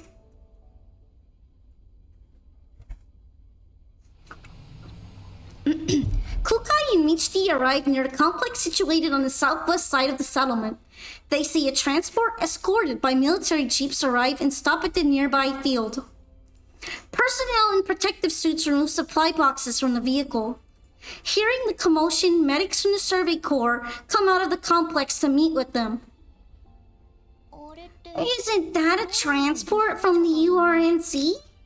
Looks like they are staying right over there. Let's go over there and ask. Perhaps we won't even need to get to the uppers before we are granted access permissions. As she speaks, Michiki moves towards the transport but is dragged into a hiding spot by Kukai. What now? Are you regretting it now? That's not a URNC vehicle. It's not the common identifying insignia of the URNC. Also, sending this many escorts to guard a supply transport is a bit too much, even for a dangerous environment like a yellow zone. Every dose of medicine could save someone's life. What would dolls like you know? Dimitri's resonant voice rings out from a dozen meters behind the duo. Uh-oh, busted? When did you? Next time you want to spy on somebody, make sure you're well hidden from the get-go. However, standing up from behind cover, Dimitri's gun is aimed at Kukai. Why are the two of you sneaking around? What are you planning? Give me a reason, and I'll ask my gun if it likes it. Kukai and Michiki is instantly surrounded by armed soldiers who have popped up from behind walls. They are all aiming at the duo. Kukai gives Michiki a look. They raise their hands to show that they have no intention to fight. We are here to find you. Dimitri stares at the two dolls but eventually lowers his weapon. However, he does not order his subordinates to stand down. What do you want with me? I don't want you to tell me. Let her say it. The yawning Michiki is given a rude shock upon hearing those words. With her mouth still open, she quizzingly points at herself with a look of disbelief on her face. That's right. You. Seeing that Kukai has given her a nod, Michiki scratches her head in resignation. It's like this. Michiki explains her situation to Dimitri and tells him about their request to gain access to communications. I knew you wanted something else when the two of you offered to escort us. You dolls do have some brains after all. Is that a compliment? That feels very backhanded. Kukai, is he complimenting us? What a weird guy. Look, even Michiki doesn't get it. We wish only to access the network, communicate with our teammates, and regroup with them. And why should I give a crap to help?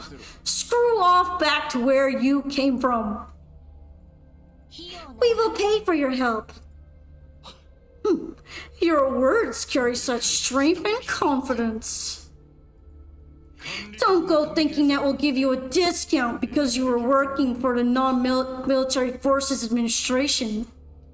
Facing Klukai's unyielding attitude, Dmitri lifts an eyebrow and switches to a cantankerous tone. It's true that the signal here is pretty weak. So even if you want to use the military's line, we need to use special signal boosters.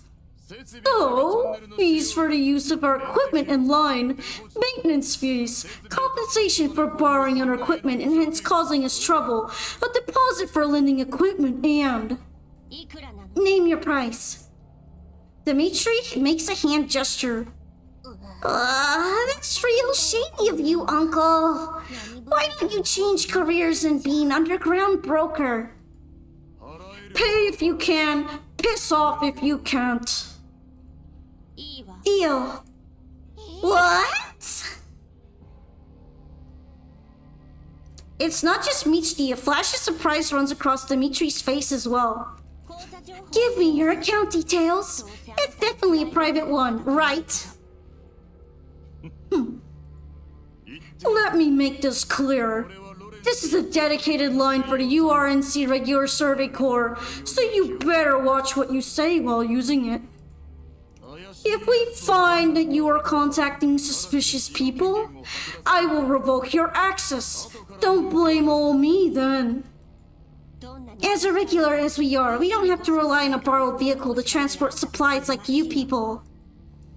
What would dolls like you know? Dolls like you.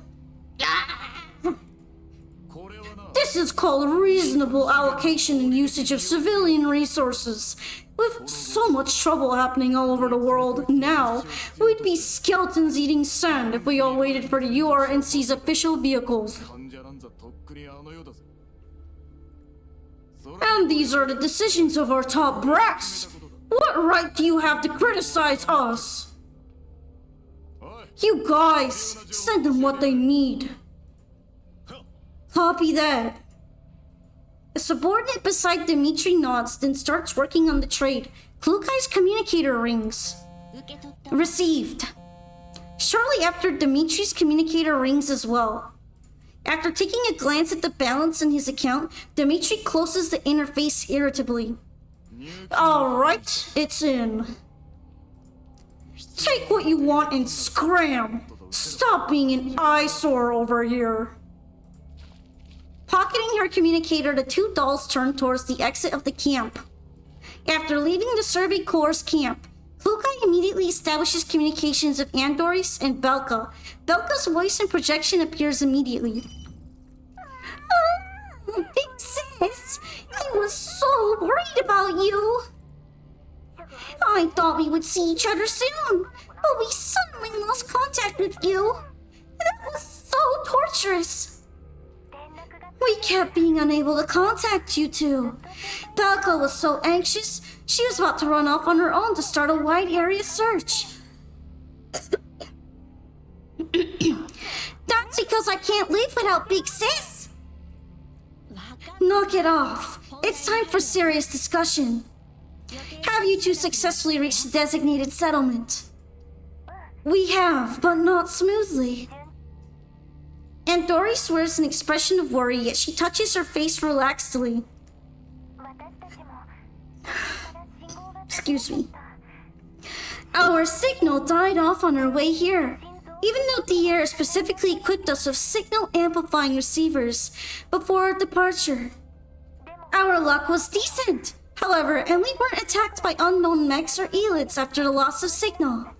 We used the sun's position, wind direction, and landscape to navigate using the static map, so we didn't get lost on our way. After reaching the settlement, we borrowed a network from the residents. We've been trying to contact you ever since. Now that's something from you two. Hee, I was praised by Big Sis.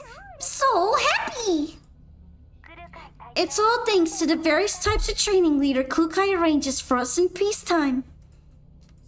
Now compared to you two, I have a useless doll over here who can only complain in the back seat.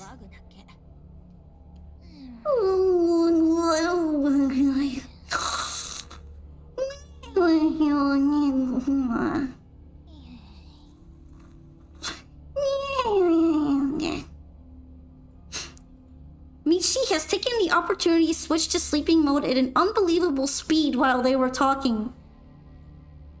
Watching the unambitious Michi, Klukai lets out a sigh. All she wants to do is sleep all day. It's good to let her rest for a bit. Michi must have been tired after going on such a long journey. The more you speak for her, the worse she gets. After placing a makeshift pillow of clothes under Michi's head, Kukai ultimately allows her to continue her slumber. Damn, she's not shooting the pillow this time around. Andres, Belka, head immediately to the location I had just sent you. The Survey Corps here seem to be experiencing strange difficulties here. It might be due to the change in environment conditions and the movements of Paradeus around this region. I will remain here with Michi to start an investigation. Got it. Before I forget, here's something I want you to help investigate. Kukai sends over footage and images she had taken over to Andoris. Oh, what's this? They say this is supply transport from the URNC, but the insignia is different from what we've seen before. In addition, it was followed by a number of armed personnel. Are you suspicious that they are involved in the strange happenings of this region? Suspicious might be too strong a word, but it's good to be prepared. I see. Maintain a good connection on comms. Tell us if you run into any trouble. Understood. After ending the communication, Kukai finally has some time to herself. She opens her message interface. As expected, there is no message from that particular person. Kukai understands that she would definitely hear about it if they had met an end, so... if they don't respond, they are safe. With this line of thought, Kukai pockets her communicator.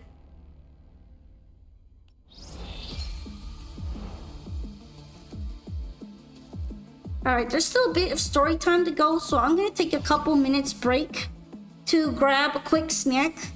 Then we're gonna tackle the rest of it and see what kind of weird things are going on.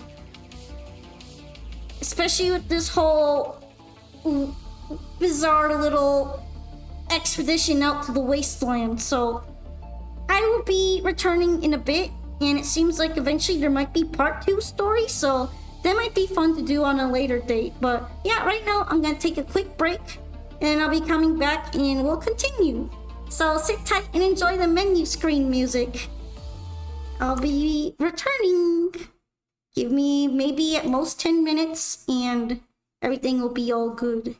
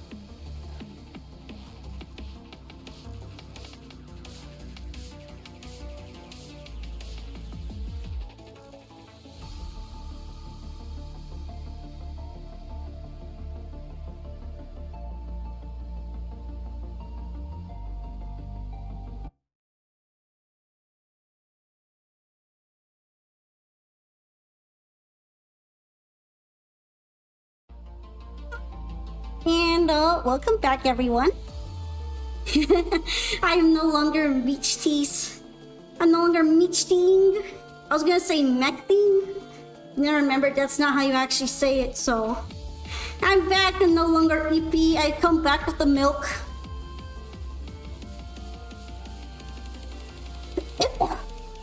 We're all set and ready to roll, right? Thanks for the pats again, Kuno.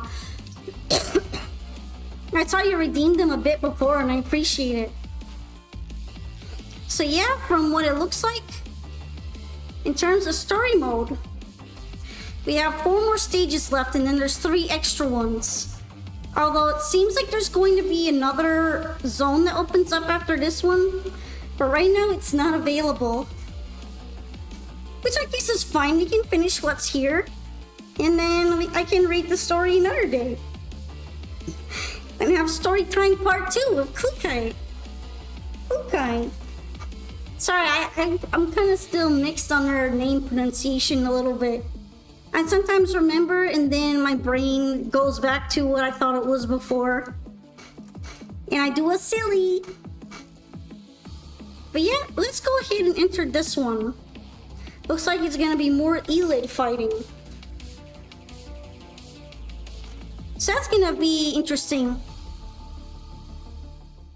I wonder why there are so many of them invading all of a sudden, considering where they're at.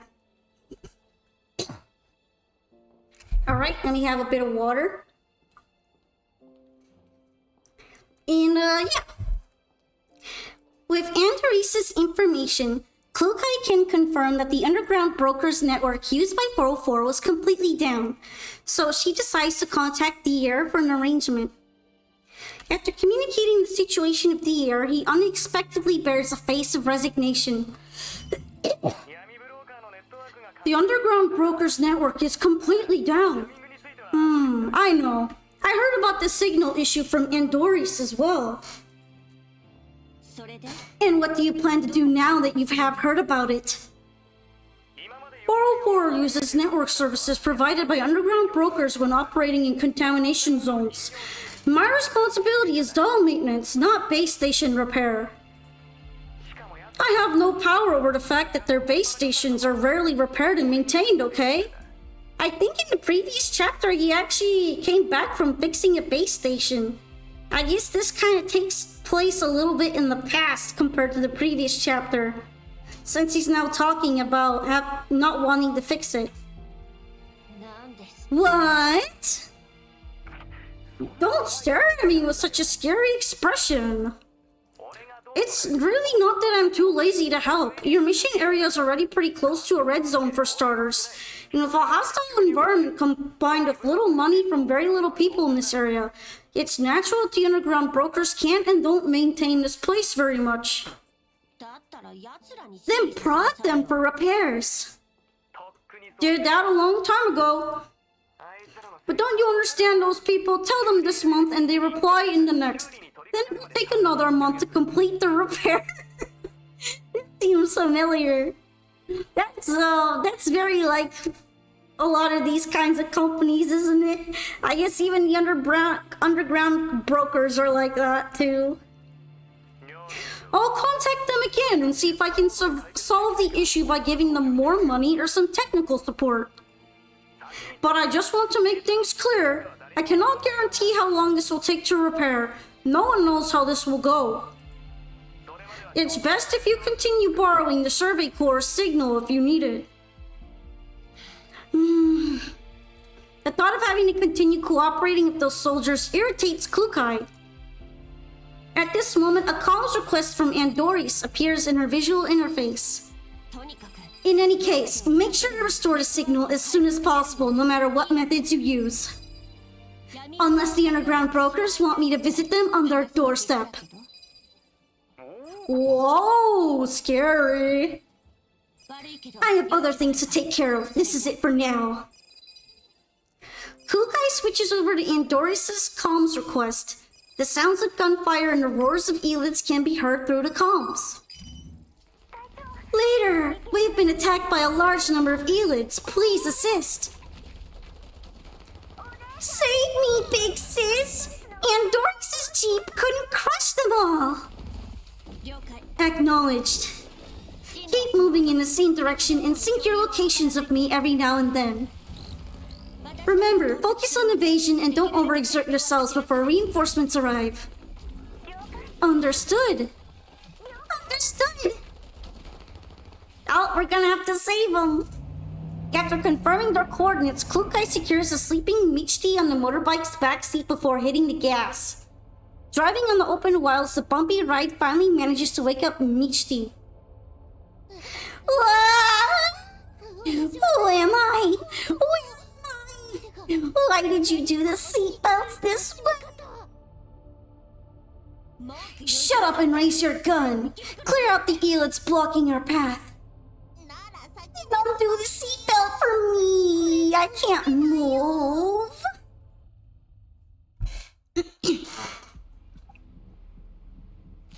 What a goober. Look at the goofy goober who only takes naps. Oh, I like the background of this. I like the crashed plane with the crystals in it. That's cool. Finally some good backgrounds in here. Move quickly. Andoris and the team need support.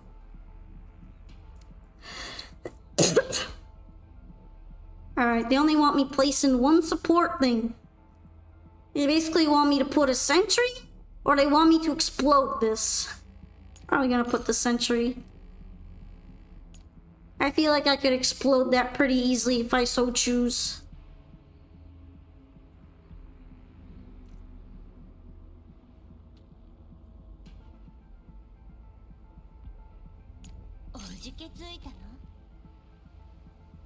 Alright. I feel like they're better off in the front.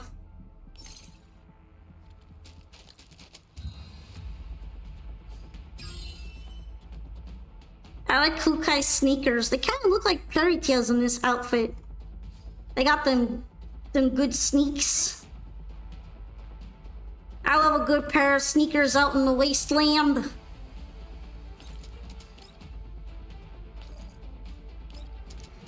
Yeah, I don't even really need to blow up that thing. That frog is toasted. Or chilled, to be more precise. Frozoned.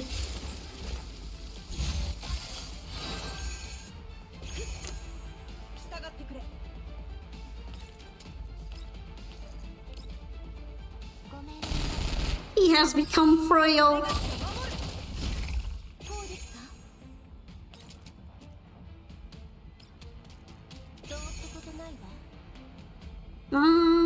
Here's fine, right?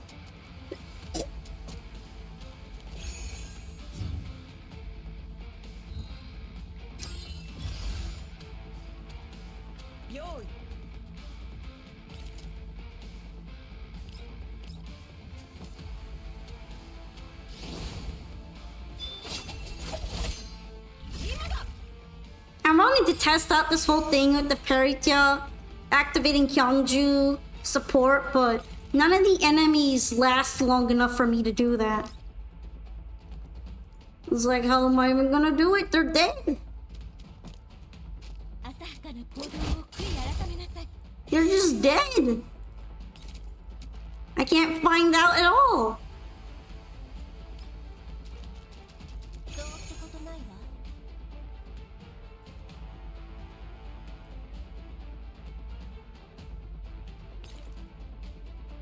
Honestly, she takes this guy out. I don't think the other two are gonna be able to reach her.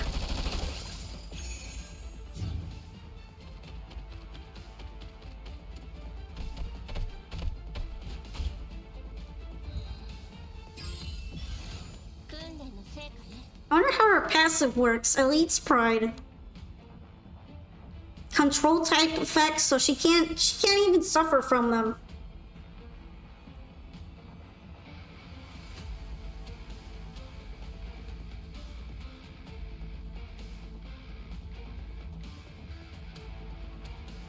Ah, interesting. Her ultimate goes down when she gets confectance points. That's why it's free. I guess her ultimate's cooldown.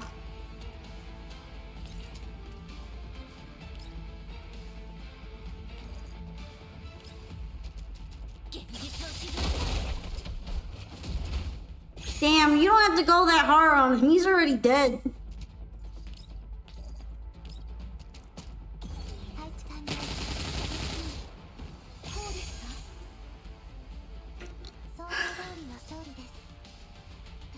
He is.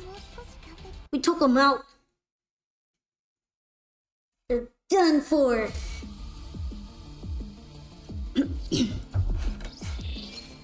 Alright. Can you please spend unhealthy amounts of money on pulls for entertainment? If you give me the money? I mean, I can't just magic it out of nowhere, right? I don't really have a lot to be blowing it on gacha spending. No, that's no fun. Well, I have to be a responsible adult right now, okay? Maybe I can start doing that a little bit later down the line. When I'm not so broke. Tanuki Spirit is broke. Chump change. Actually, some of my credit cards aren't even usable anymore. I've got nothing to max out. In Doris, it's Big Sis. That's great. We're here, Leader Klukai. Hearing the shouts from the comms channel, Michi scratches her head. It's not a big deal, but could someone acknowledge my existence for once? To all Hide 404 members, commence the elimination operation. Objective, eliminate all attacking elites. Acknowledged. I'll be sure to get it done.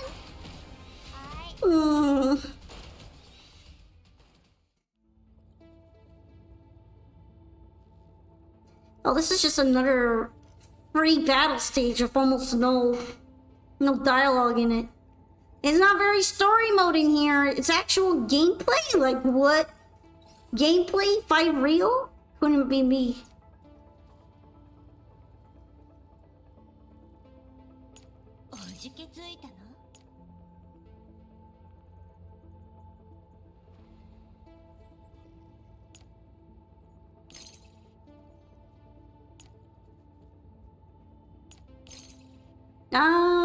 Yeah, fuck, why not? Let's put some dynamite. Cause it's fun. And I like exploding things. Even though the whole point of exploding is kind of made redundant by the fact that Suomi is just killing everything.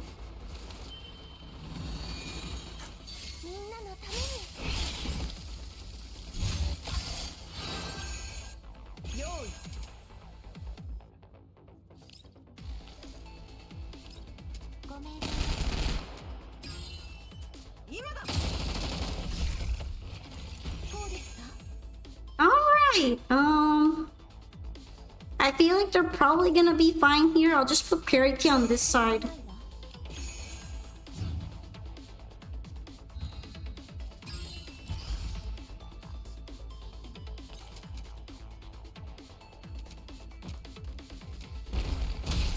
Oh hey, it explodes the dynamite too, that's fun.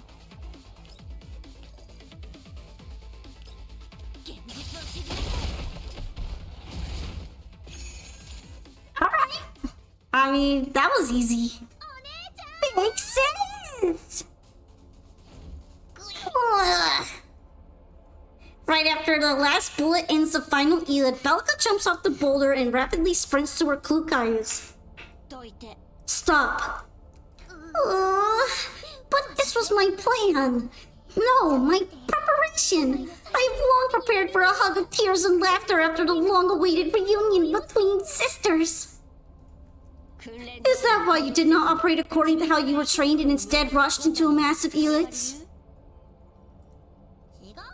Oh, I was just spooked by the elites. Good thing we have Sis Klukai. Sis Klukai is so cool. Go on patrol with Michti to see if there are any elites we missed out. Go now if you don't want me to send you back to the outpost.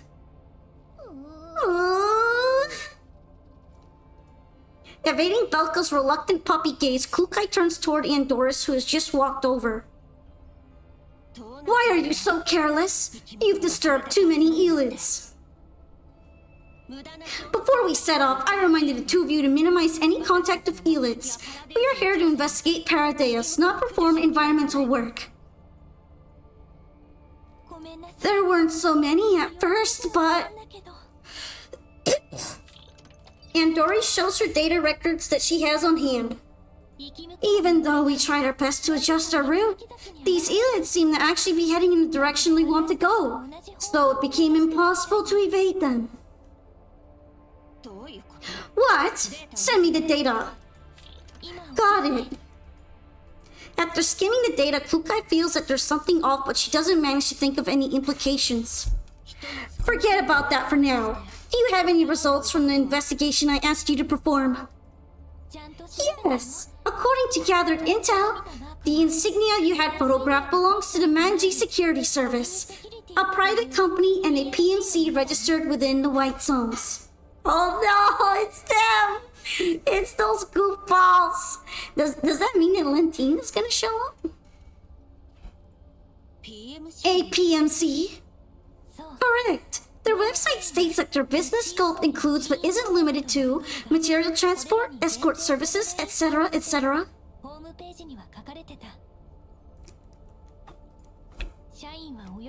They number around 2,000, and their activities span from green zones to yellow zones. The data starting with Z in their names are a record of some recent commissions they've taken on, but this is not comprehensive due to permission issues. Shed Fabin is at their main client. Transactions between them take up more than 85% of their commissions. Indeed, I noticed that too, which is why I collected some info about that group. Continue. Hey, hi, Rianex, welcome into the stream. Welcome to story time with Klukai. How you doing? You're also playing the Exilium Frontline. Hell yeah. Let's give you a shout out. Right now we're hanging out with these cool women who are shooting mutants out in the dumps and are arguing with each other. You just finished the first part? It was fun? Yeah, I'm working on it. I'm almost there. I'm hoping to see my fave from the last chapter, but I have no idea if we're gonna be able to meet her this time or not. Sorry about the music cutting off. That happens whenever I alt tab so. But yeah, welcome. Did you have fun? I'm kind of a little bit sad that more of the mini games aren't open, but I'm looking forward to playing them again now that they have revised versions. Got it. Witnessing the affirmation of her initial speculation, Andoris organizes her thoughts and continues. By the way, from what you said, you probably didn't pull Kukai yet, right? Are you still trying? Thanks for the hydrate. Usi Tsuki. Setfabin is a German-French pharmaceutical conglomerate. I'm speaking! I'm talking for Andoris! Part of their business involves working with some URNC departments and agencies. The conglomerate's transport missions are usually entrusted to the Manji Security Service. Eat the snacks. Catch snacks, eat snacks, consume snacks. But yeah, thank you so much for joining us, Raiders. I don't normally play Girls Frontline Exilium all the time, but it's a really nice treat when something new drops. I also play Wuthering Waves, and I'm mostly known for playing Master Duel. So for anyone who enjoys Yu-Gi-Oh! Card games, then you should be able to chill out with me and we can yell at the sky because of annoying broken combos together. Let's go! But yeah, thanks for joining us. Today is just chill storytime vibes. I like to try to match the voice actors when I say the lines and stuff. So that's always really fun, I feel.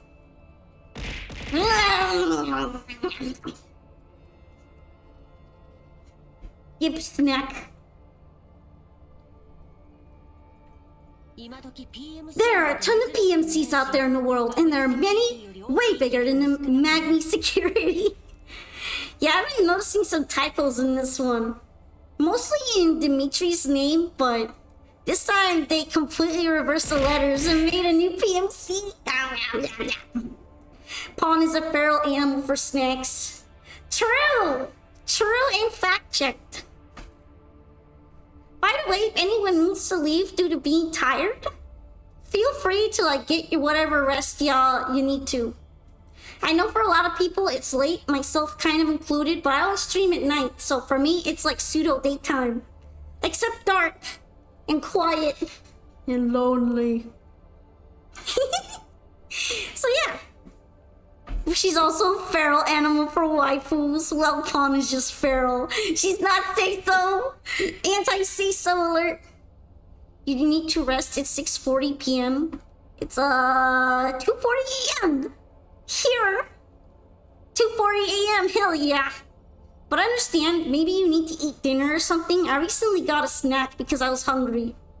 Right, it's like a mini meal. There aren't any snacks in my house right now. So give me snack. Aussie time! Aussie! Yeah, it was nice to meet you though. Thank you so much for dropping in. If you do need to lurk or leave, feel free to do that. I just am happy to have you here. What's Seth Faden's reason for choosing them? Thank you for following. I appreciate it. Maybe when I'm done, I'll be able to check you out for a bit too. Lurky. I believe that the reason would be this.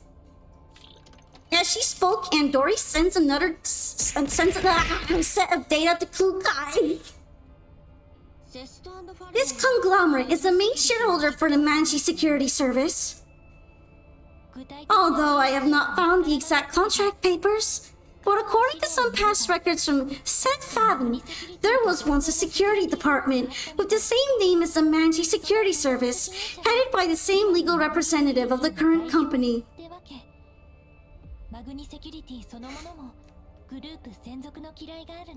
Yeah, exposition dump. Let's pay attention.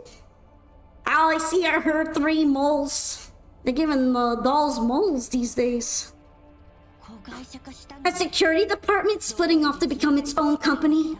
No wonder they work so closely. This organizational split happened likely due to tax considerations. Oh no, there's 2 Aussies now. Quick, arm yourself before they bring out the Vegemite. Next thing they're gonna tell you is that platypuses are real and drop bears actually jump people. Careful with the Aussies. A pretty common move in the green and white zones. Right, you said they were working at the URNC research department. Correct, mainly on the supply and development of some medicine. Could they really just be transporting medicine? Andoris, contact Leva and see if you can find the relevant transfer orders. I've already done that. According to the information Leva has for now, the Environmental Survey Corps commissioned by the Central URNC government really did send in a request for high-efficacy medicine a few days back.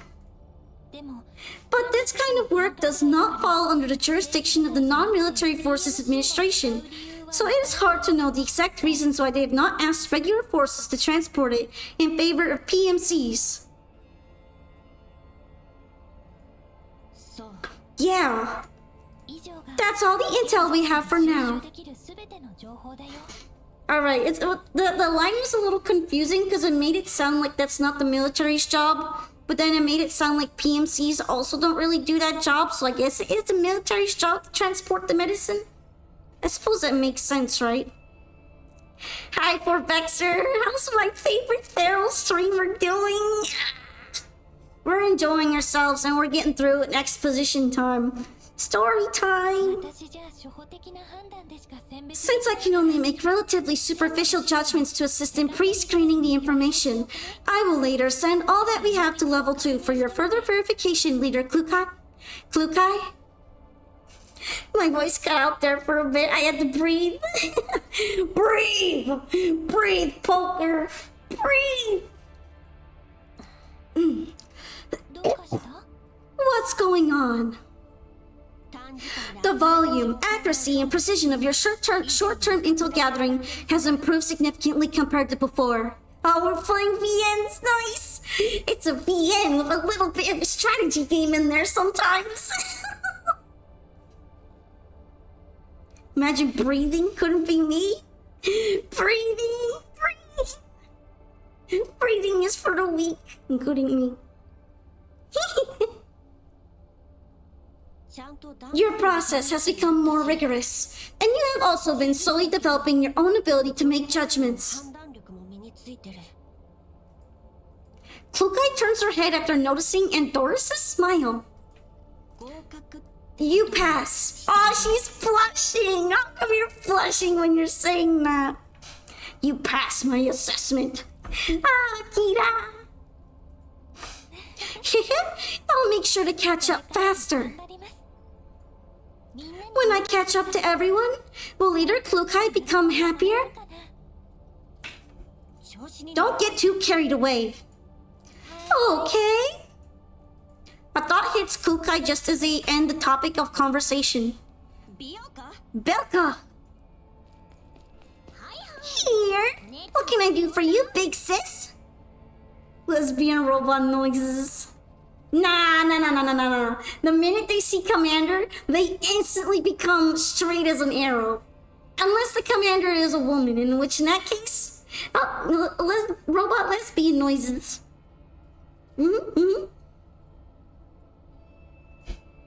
Hearing Klukai's voice, the patrolling Belka rushes back. Wake up the one sleeping on the rocks. It's time to move. All right, off I go. Klukai looks towards Doris as Belka runs off. You and Belka will be in the same jeep just like before. I'll be with Michti. Other than that, make sure to connect to this military line that we borrowed from the Survey Corps. The civilian signal here is too unstable. Acknowledged. By the way, Leader Klukai. What? The winds and collapse radiation levels are changing. I'm afraid a collapse storm is about to start up again. Yes, of course. Make sure to get back to the settlement as soon as possible. Don't waste time on the road. I like how Michti is just existing and she just gets the most shit because she doesn't want to work overtime. Feels bad.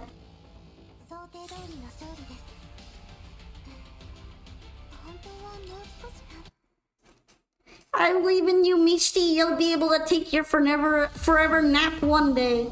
Or no one will bug you. Hey, it's a boss. It's a boojum. It's a ugly ass guy.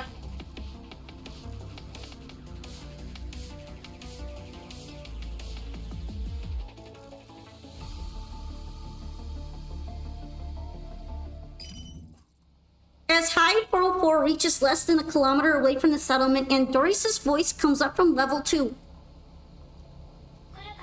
Leader Klukai, we just received an SOS signal and comms request from an unknown party. It seems that we are under the same network according to the IP address. Should we answer? Yes, transfer the comms request over to me. Upon accepting the comms request, a familiar booming male voice rings out from within a sea of noise. This is the 3,762nd platoon of the 7th Environmental Survey Corps of the Neo-Soviet Union District Environmental Purification Project under the URNC Contamination Zone Management and Recovery Administration. I am First Sergeant Dmitri. Please respond if you hear me. Please respond if you hear me. What's going on? He is momentarily shocked upon hearing Klukai's voice. Why you again? That's a lot of words. And all of it is just to describe which platoon he's in. Like where he's working at, pretty much. Now imagine having to repeat that while you're trying to make an SOS call. His throat must get dry. Bah, I can't care too much about that now. Are you few still around? We need backup now. Our partnership is over. Damn the partnership or whatever. There's no time to talk crap with you now. There's a Bujum and Elids attacking the settlement. We can't hold it off much longer, even with the PMC's help. If you really are adults who can think rather than just order following machines, you'll know what to do. How many of them? What's the brief registration number and name of the Bujum? At least 30 level 3 Elids. Unable to determine the registration number and name of the Bujum, but its danger level is at least level 6 and above. No, wait, no, I think that's level 4, yeah. Level 4 and above. Yes, of course. As she cleanly cuts the comms, Klukai issues an order through level 2 to all of Hide 404.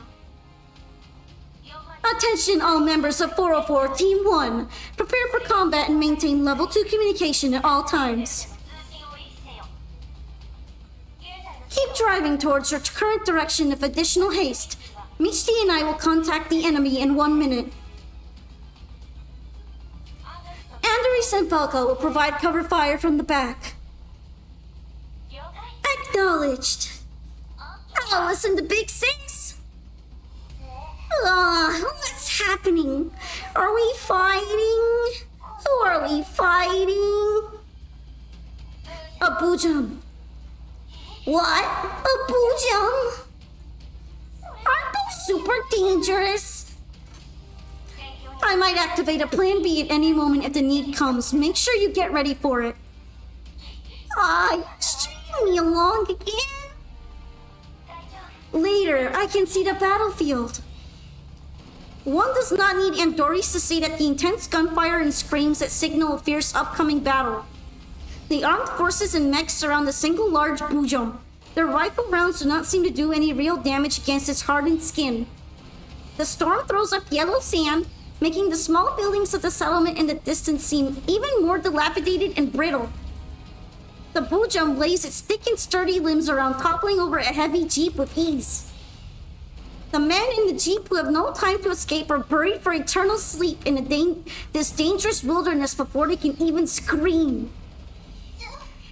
Hey, that Bujum looks a little too ferocious. We can't beat it. Klukai, we should run. Klukai takes a deep breath, getting ready to press the button. However, she's a little hesitant. Wait a minute, Leader Klukai. What's going on? According to the battlefield intel, Michti. And Doris's voice once again stutters, the amount of complexity of battlefield information almost overwhelming her to the point of crashing.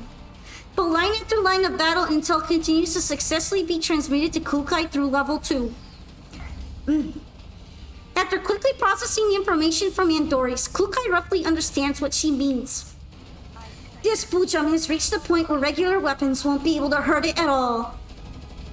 Even if we press the button to turn on her switch, Michti won't be able to damage it, even with her increased rate of fire and movement speed. Andoris returns to normal once the data transmission is over. And even more reasons not to go. They literally have a "you need to do your job properly" button on this girl. That's funny. Does that mean we'll never be able to deal with this big guy? So why don't we try the new combat program that the air developed? I prodded him to install it for me before we left.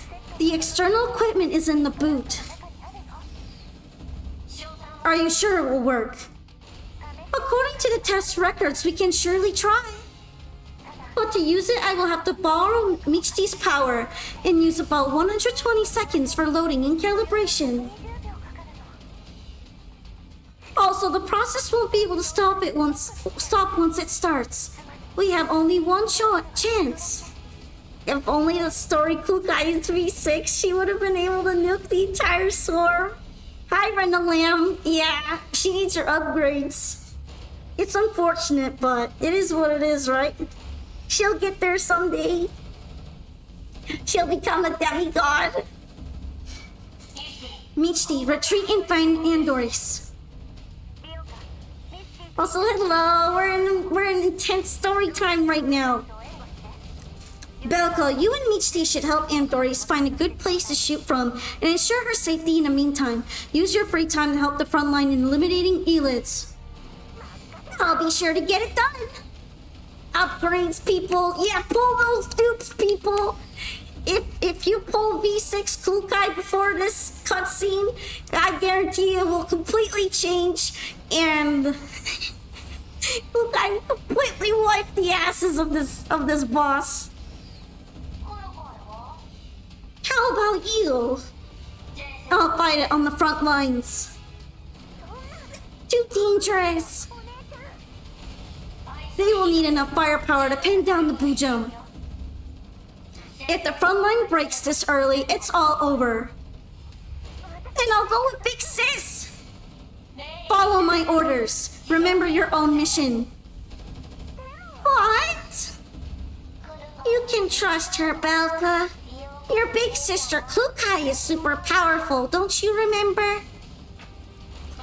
Watch over my bike carefully. I'll come after all of you if it gets broken. Sexy. Kukai heads towards the battlefield and finds Dimitri, who is currently commanding the battle.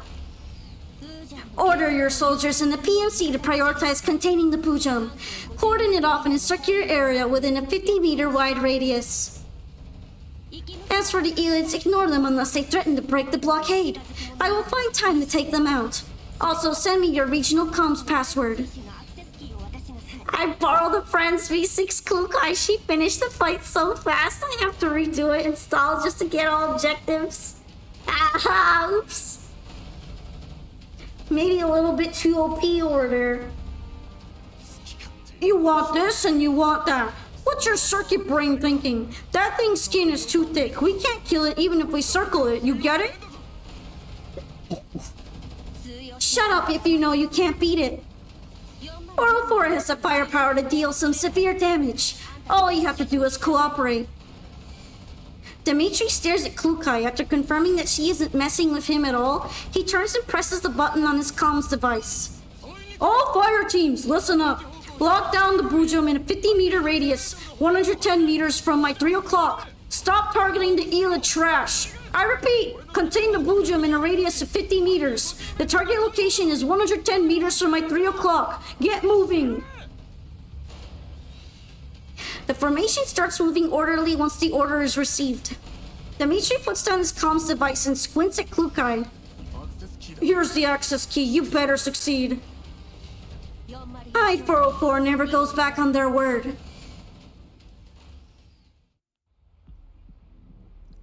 Look at this guy. He's crazy. He's like a super big version of those deer elites. Good job. Keep it up.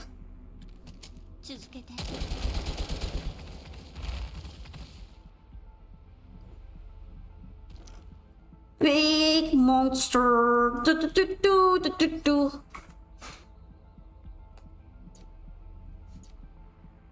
Ah, you only get a turret. That's it.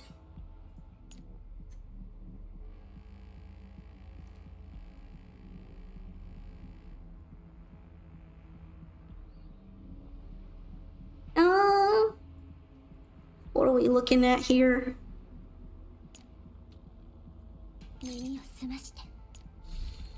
At least eliminate at least 2 enemy units. So that means I have to eliminate side elids and not kill this thing in an instant. That's a big problem there, isn't it?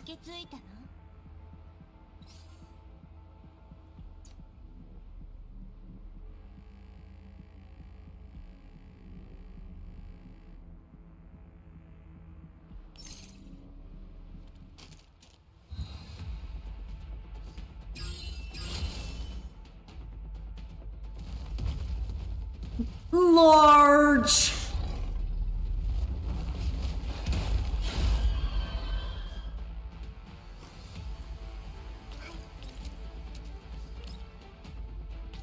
Oh damn. I could probably kill it in one turn.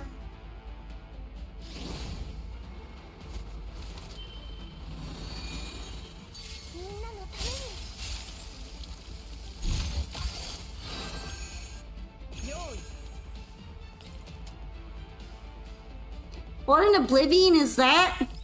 It's a boo jump. They're all kind of built like that.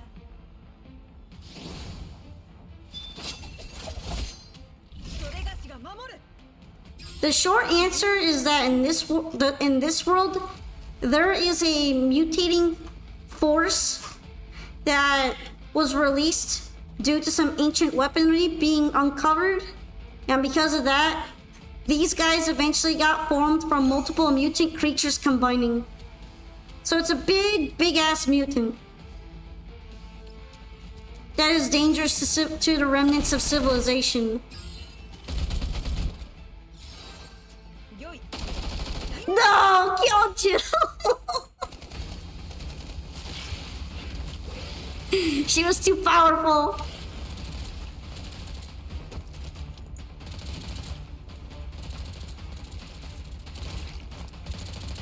When you're trying to stall the Kyongju, be like, nah fam, I got this. Thanks for the hydrate. Leader Klukai, the weapon is loading smoothly. It'll be ready to fire in about 1 minute. Copy that, ignore everything else.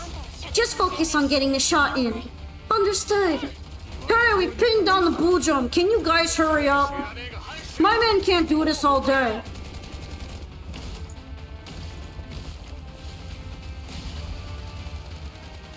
Damn, he just died.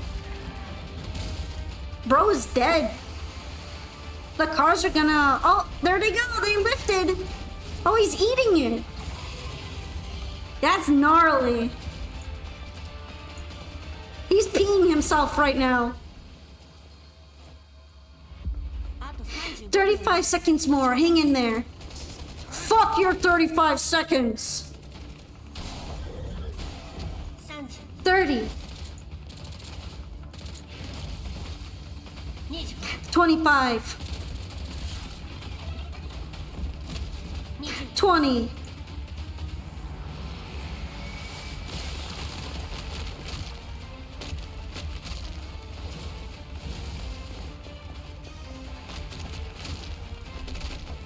The cutscene looks gorgeous. Yeah, there are a bunch of these like this in the main story. They're good. Leader Kukai, 15 more seconds. Just hold on for 13 seconds. 12, 11, 10, 9. Don't let it go anywhere. Watch your firing position in northeast. Fill any openings.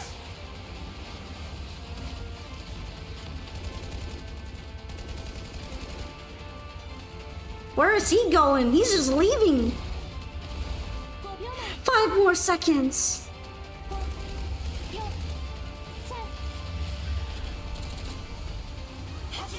Watch out at 8 o'clock. Keep an eye at 8 o'clock.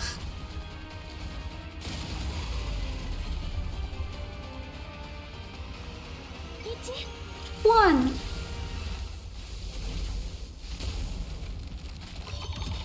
Oh, he took a boo-boo. Took a big boo-boo.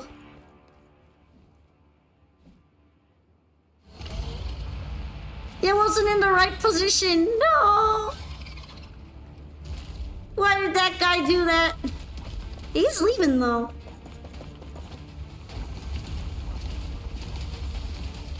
Oh, Kukai is going after his ass.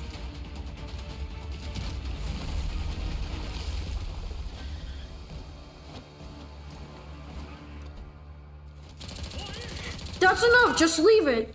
Save your ammo. Oh, she's salty. All units, prioritize sending the wounded to the garrison camp for treatment. The rest of you clean up the battlefield. count up the casualties and see if any of those machines can be restored to working order. Most importantly, find me the team leader of the PMC. Dimitri viciously kicks a broken machine near his feet after silencing his comms. Damn PMC, goddamn Manji security service is reliable and secure as a babushka's leaking ass. This is peak dialogue. I don't care what you guys say. That's peak. On the other end, Hyde 404's 300 members rush over under orders from Kukai. What a pity. We almost got it. If the humans didn't drop the ball, I bet that Bujin would be lying dead now. Leader Kukai. It's not your fault. But I still feel sorry about this. Why? It's a mage. Hopefully that Bujin will never attack settlements again. Andres looks worriedly in the direction the Bujin escaped. That thing Andres brought along is way too powerful. Could the Earth be having some kind of hidden propensity for violence? Mishti, Belko, you two should head back to the settlement first and await orders. Andres, go have a look at why there was an unaccounted explosion just now. Looking at a bunch of Survey Corps soldiers gathering around a chunk of the Bujum's torso, Klukai puts her gun away. I'll go have a look.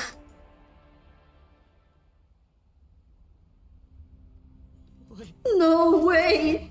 Is this what I think it is? Probably. I've informed Sergeant Dimitri. He will be here shortly. Going past the shocked soldiers, Klukai sees spots of silvery white light shining from underneath the bloody mess. Viewing it at a different angle, Klukai realizes that the shine comes from a piece of metal. The piece of metal protrudes from a broken stump. Its surface already covered with some crystals due to the effect of collapsed radiation. Dog tags? Kukai attempts to come closer for confirmation, but Dimitri, who has rushed over upon hearing the news, picks it up immediately upon seeing it. All of you, get out of the way! Dimitri swipes off the residue on his protective suit and looks at the words carved on the piece of metal for 2 seconds before keeping it. What are you all doing here surrounding it? Think you have nothing to do? Haul your asses and get your jobs done. The soldiers disperse, but Klukai remains. Got nothing better to do? Are those dog tags from the URNC? I didn't see what's on it clearly. Did it belong to the Great Wall Railway Force? Did this Bujum consume your people before? No comment. This is within our mission jurisdiction. However, Dimitri stops and after a bit of struggle turns towards her and gives her a formal military salute. Aw, he's learning. I'm so proud of him. On behalf of the 7th Environmental Survey Corps and the settlement's residents, I thank Hyde 404 for assisting us. No need. After staring at the spot where the dog tags once was, Kukai accepts his thanks calmly. She turns and walks toward Andoris, who was waiting a short distance away after finishing intel gathering. Not far away, the Survey Corps have concluded their post-combat tally. The personnel responsible runs to Dimitri. Reporting, sir. Our losses are calculated at 32%. The questioning of Manji Security Service has concluded. They indicate that the offending vehicle was attacked by elites before the recent battle, causing the fuel tank to have a small crack in it. There was no opportunity to fix it, causing it to lose control and explode during the previous battle. Yes, of course. I don't buy that explanation. I feel like there was some actual sabotage going on there. Help me call the warrant officer. Acknowledged. After a minute of waiting, the comms request is accepted. This is the 3,762nd Platoon of the 7th Environmental Survey Corps of the Neo-Soviet Union District Environmental Purification Project under the URNC Contamination Zone Management and Recovery Administration. I am First Sergeant Dimitri, here to make a routine report. How's progress? After 3 days of travel, we have reached the target settlement and met with the forward troops' medical team. During our march, we completed a preliminary survey of this region's environment. Specific details will be sent in the form of an email. The samples will be brought back at the end of our mission. Good work. Continue with the mission. Sir, in my judgment, a temporary halt should be put on the survey mission and reinforcements need to be sent. I believe that the survey should only continue when we have received reinforcements. Explain your reasoning. We encountered a Bujum with at least threat level 4 at the settlement, and we've been unable to identify the name and registration number of it. One of the stumps broken off of it contained a dog tag from personnel registered as MIA. Since their dog tags are here, they are presumably... Dimitri falls silent but grits his teeth and pushes on to complete the sentence. Presumably dead. Oops. I'm skipping over his thing a little bit. The comms channel falls into a moment of silence. I will report it to the upper brass and call for reinforcements. However, you have to continue on with the mission. We can't deal with the level 4 Bujum with how weak our current forces are. Already, more than 10 of our brothers in arms are never going home again. There's no completing the mission with this little people. You can't be telling me to lead them to their deaths. Noticing he has lost control of his emotions, Dimitri steadies himself. My apologies, sir. What I meant was, we need stronger support or reinforcement to ensure mission completion. Otherwise, the only result awaiting is unwarranted losses. I understand your feelings, First Sergeant Dimitri. I feel like I cut him off again. Sorry, Dimitri. He's kind of started talking a little bit slower than before. Or maybe I've just gotten used to his speaking style and I can say it faster. I think it's because he's emotional, though. Alright. But we cannot put a halt to the construction of the Intercontinental Railway in this region. Once the rerouting is confirmed, new plans have to be completed urgently. Every piece of environmental information you gather, every batch of land that you survey, and every base station that you establish will have significant and far-reaching impacts. I would say poor Dimitri, but until like literally right now, this specific scene, he was kind of being a piece of shit and ostracizing the dolls for trying to help them, and kind of also coercing them. So it's a little bit hard to feel sorry for him. But I guess he does at least care about his troops. That's not a very high bar, but he does.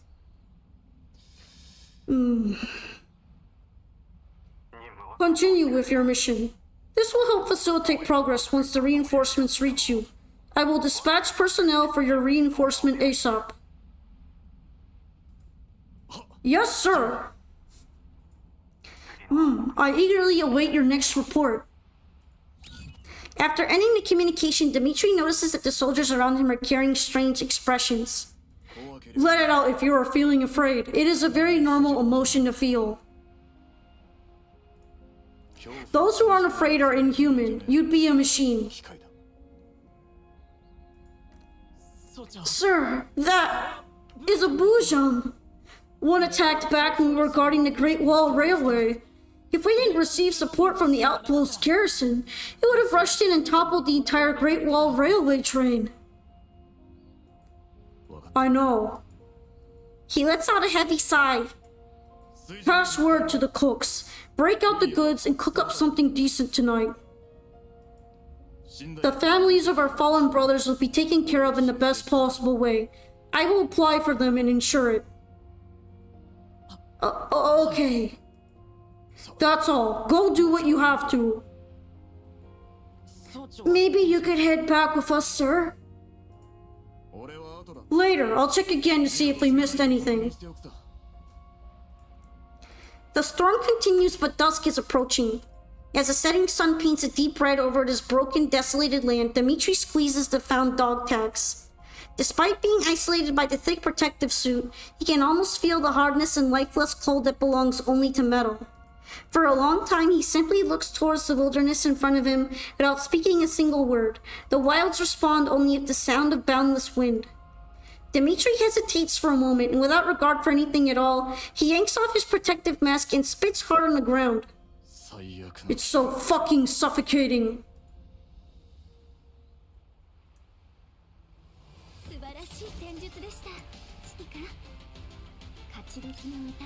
Alright, I'm gonna have to do it again because the stage was like, yeah fam, I'm just gonna have the auto attack go off with the turret, and Youngju gonna wipe that guy's butt. Got easy clapped.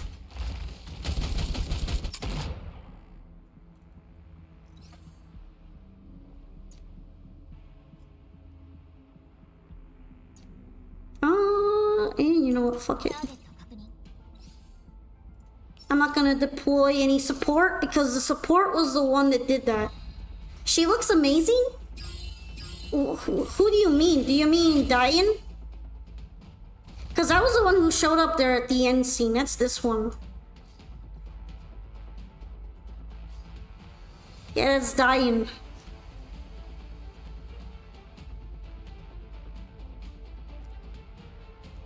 Here's some more members of my doll squad.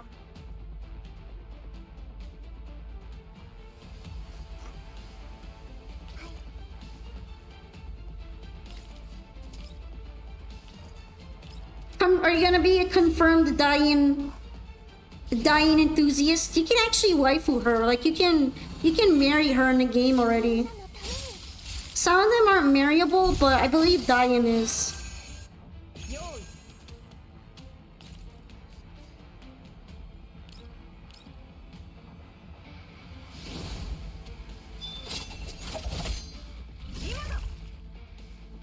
Alright, let's put this on 3 times. Because I technically already did this. Take my money? You should have seen her skin! Her skin was so saucy. They knew what they were doing.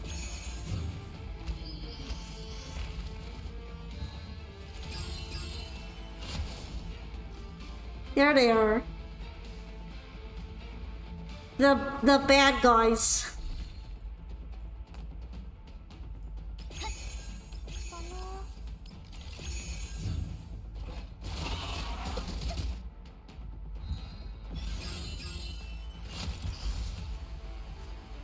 Alright, there we go.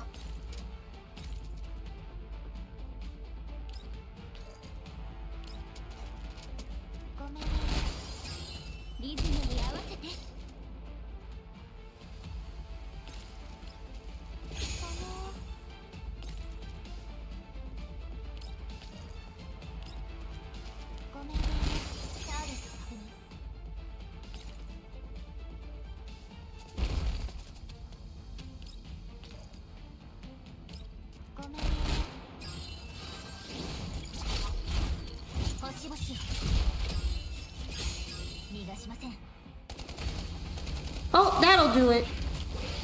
We already watched this earlier, so I'm gonna skip it.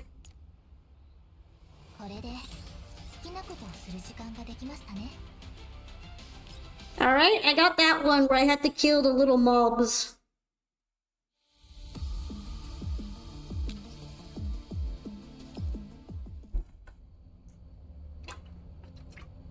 High 404 is temporarily camping out in the abandoned dwellings of the settlement. Klukai contacts Leva to report on their progress. As Klukai stares at the relaxed but attentive eyes of Leva through her comms, her neural cloud wanders out of the present and into the memories of the years past. You want to hide your hair just to be a guard? Where are you going, a military academy? Oh, how could that be? It's just a measure to blend in and be low-key, okay? Have a look 416. Don't they look kind of cool? Kukai remembers even now the day UMP-45 set off on a long-term mission at the Non-Military Forces Administration, pulling her suit straight and somewhat comically swishing her shaggy head of hair that she was not used to. It seemed as if it would just fly off her head the next second. UMP-9 and G11 stand alongside, their countenances troubled. It would be better and more convenient for dolls to simply switch to another body, yet the members of Squad 404 stayed silent on the matter. After UMP-45 left for a while, UMP-9 was also temporarily hired by Kalina, leaving only 2 members at the 404 base. Following a period of struggle, the elite doll known as 416 took over as the leader of Squad 404. Although she had gotten her long-cherished wish, the circumstances under which it was achieved were far from satisfying. In the time that followed, Squad 404 underwent personnel expansion and structural adjustments. The once awkward attire gradually became a perfect fit for the doll known as Leva, as if she had always belonged there. Abnormal elite symptoms, attacks from an unknown faction, unregistered bujams. At first, Kukai felt disturbed and annoyed every time she saw Leva in her suit. But as time went on, Leva proved to her that UMP-45 had never left 404. Of course, her more unsavory personality traits were simply buried further down. What an exciting mission. Stop it with your lame jokes. Oh my, I was simply trying to lighten up your expression. As for neural cloud management and creating a nice atmosphere, you have much to learn from Andres and the others, dear leader Kukai. This is no management. They are just slacking off. Kukai looks toward the other 3 members of the team with no pleasure on her face. Michti, having received her new travel kit, is fast asleep. Andres is maintaining her beloved gun, while Balko's holding her communicator, watching it intently. There hasn't been any progress on the mission, yet they're all so happy. Didn't you guys manage to find quite a number of questionable things? It's still too slow. What we have found cannot be connected directly to Paradeus. It wouldn't be an exaggeration to say that our mission progress is at 0. Don't be so pessimistic. I did manage to find out a few things for you. Remember how Andores contacted me to ask about the reinforcements? I went ahead and found a few things on my own. We have results now. Everything points to the Intercontinental Railway. Indeed, I've also managed to glean some related information from the soldiers. The original plan was to finish construction on this line 3 years ago, but construction work only began around 1 year back. Since the environment changes constantly in the Yellow Zone, and survey technology was not as advanced as it is today, they missed out on information required to complete the planned construction on time. The slip-up? Correct. Serious soil erosion caused the ground to collapse with a boom during the construction of a particular section, causing the tirelessly laid tracks to go kaput as well. Since the URNC places great importance upon the construction of intercontinental railways, the person in charge hid this incident from Heli. That is a fruitless endeavor. Exactly, it was exposed about a month ago.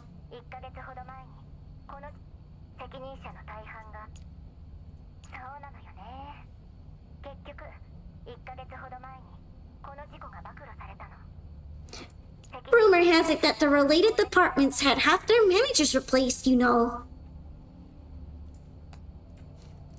And then, the newly minted manager was put under pressure to work overtime, creating a bunch of different plans overnight, and then dispatching different teams to survey different sections of the planned areas.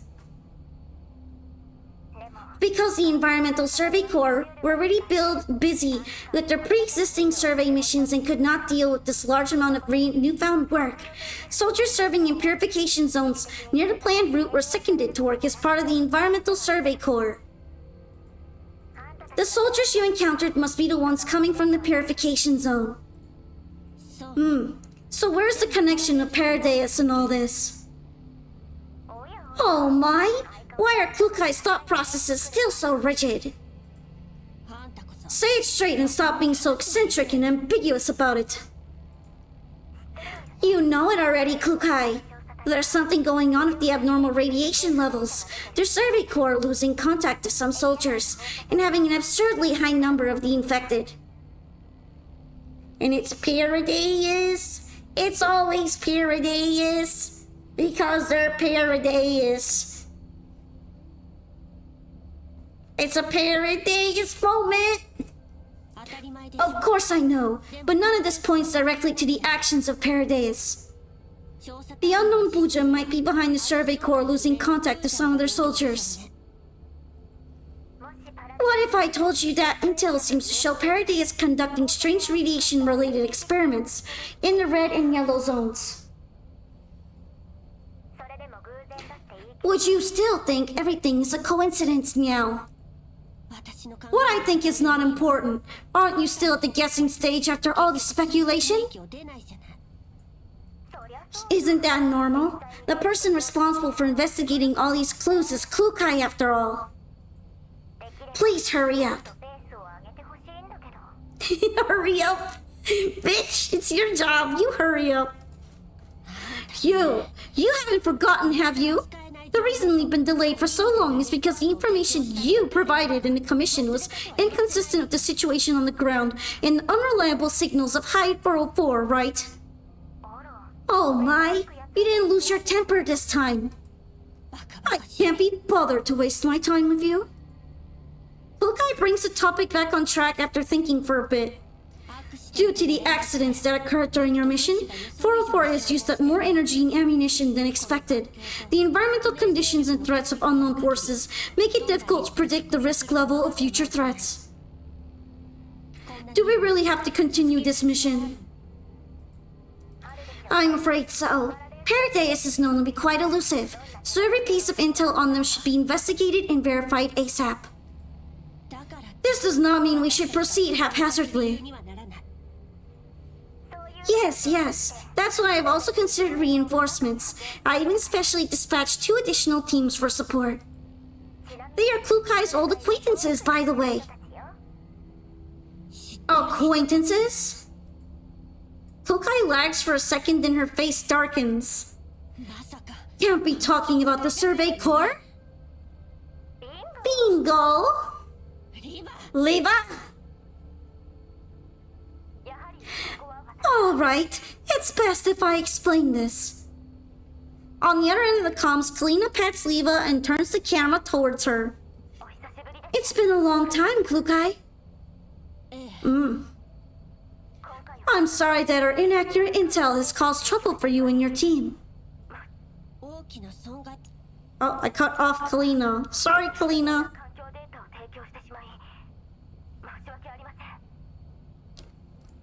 There were no major losses. No need to be so formal. Faced with Kalina's sincere apology, Kukai instead begins to feel uncomfortable. However, I still don't feel that cooperating with the Survey Corps is a wise decision. But at least they can be trusted. According to what intel I have on hand, this much is undoubtedly true. Are you sure? After we met up with them, we were never attacked again by the mechs of unknown origin. This is where I found my first guesses as to where those mechs came from. It was reported that there are other armed powers assisting Paradise, so the disappearance of some URNC Survey Corps may not be as simple as how it looks at present. So, Paradise has found a new collaborator. Very likely. So please, investigate this link. It would be best to find some concrete evidence.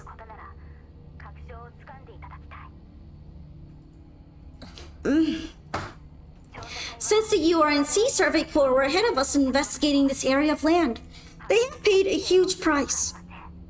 In the days to come, the URNC will need to send more personnel here if this is where the Intercontinental Railway passes through. They might obtain or already possess information that we don't know yet.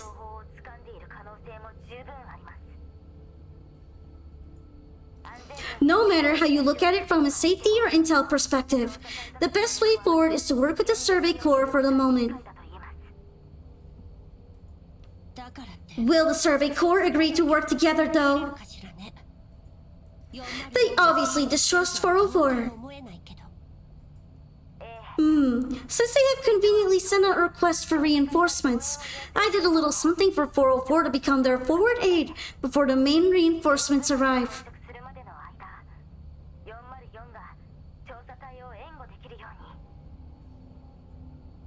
The relevant documents should have already been sent to both of your inboxes.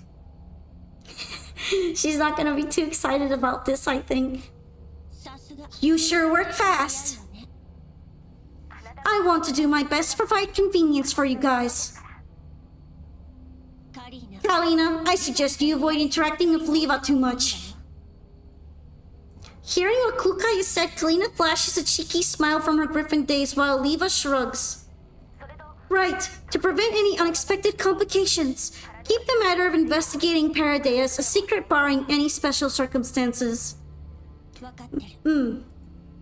By the way, regarding the other reinforcement team that Leva just mentioned, what is their identity?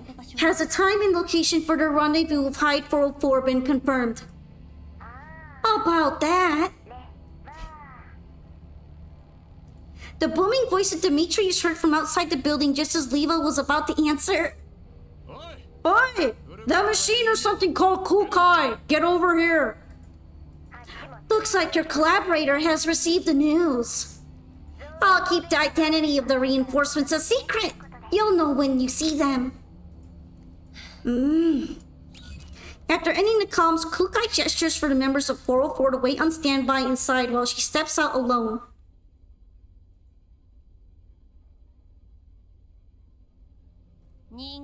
Dolls don't need sleep, yet it still doesn't give you the right to make a ruckus around here. Don't talk that drivel with me. What the hell is this? Why did the brass suddenly request that you join the team? The Non-Military Forces Administration belongs to URNC in the first place. It's not strange to send personnel here and there in special cases. As a temp worker yourself, are you seriously unaware of it?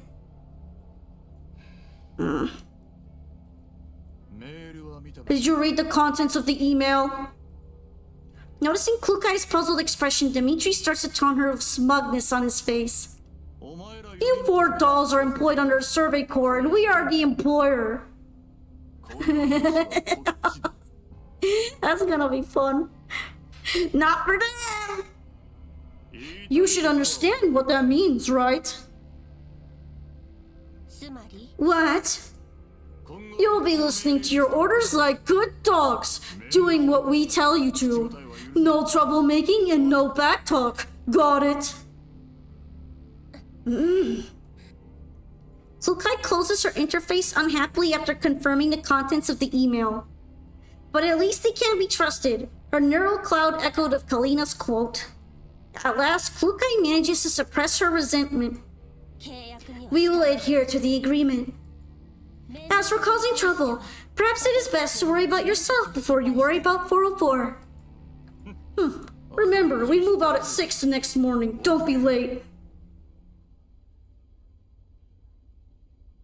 You're gonna have so much fun. You're gonna have so much fun. Meanwhile, Blue Sphere is giving a routine report to Cocoon on the road. According to the message we received, we have located our target. Congratulations! You found it after pursuing it for so long. Its movement speed is 40% faster than expected, and there were some errors on estimating the route, causing a delay in recovery efforts. Be sure to hurry up, okay? Anyway, my reinforcements have been pretty useful, right? I meant Manji Security Service. Have they managed to assassinate the target? If they failed, they should feel bad about the Transport Commission I worked so hard to secure through my connections. No. The UNC's Environmental Survey Corps and those 4 dolls were present and would affect retrieval, so it was let go. However, I have dispatched personnel to pursue, so they will definitely be able to eliminate the target Bujum and retrieve it. Oh, well, it seems good things truly take time. Prioritize retrieval, but be sure to wipe them out if you get the chance, okay? My dear Lord Team Leader of Battlefield Cleanup. Understood. The destruction of the base stations is proceeding smoothly. Soon they'll lose all means of communication. Their equipment is rather ordinary. Managed Security Services Armed Forces should be able to wipe them out easily, even without my help. I would like to advise caution, okay? Our current string of problems were all due to underestimating our enemies. Humans are interesting creatures. The more you force them into a corner, the more tenacious they get. Be very careful and don't get your throat ripped out by wild dogs backed into a corner, okay? Understood. I will exercise additional caution. I'll hang up on the comms, okay? Oh dear, I have to talk to our other little friend. Darcher, if only she was as reliable as Blue Sphere. They got all them funny code names that I don't understand. But hey, I hope you all enjoyed the story time session. Yay! Now, I got some stages left open, so I guess we can do them right now. Apparently this unlocks a breathing. That's interesting. Well, this shouldn't be too hard, so let's take these stages out.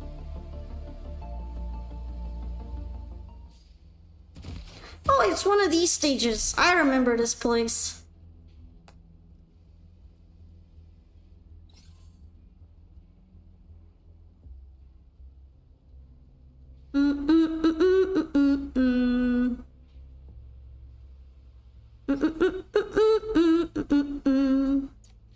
I can bring anyone for support.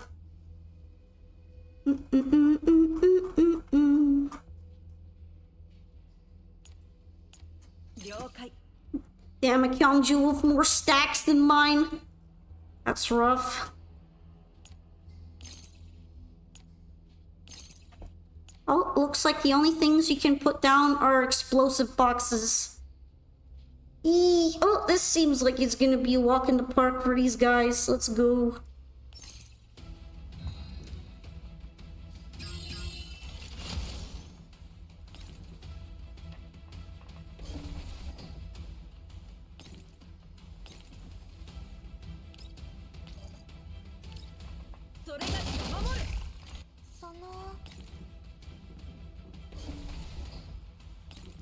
But yeah, how did everyone feel about the story? Honestly, I kind of like the Zucchero one a little bit more, but it's also not completely done, so it might be that the more exciting segment is going to be next. It's a little bit funny that the Dimitri dude with his guys and the dolls form some kind of, I guess, uneven partnership. Very awkward. It feels awkward, but they're doing their best to get along, I guess. He kind of still is a huge asshole to them for no real reason, though. They saved his life and all his troops, and this is the best he can do after. What a charmer.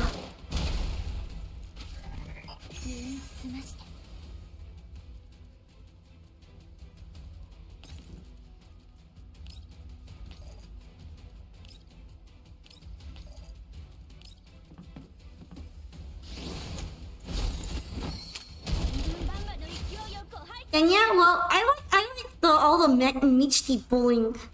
Does she deserve all of it? Probably not, but she keeps getting owned every single time. It's funny. She doesn't even have to say anything or do anything either. She just gets owned. It's a bad time to be a sleepyhead.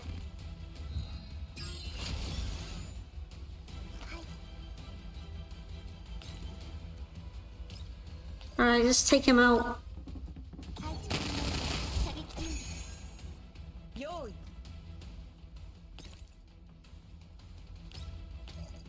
Oh, that doesn't actually take care of anything.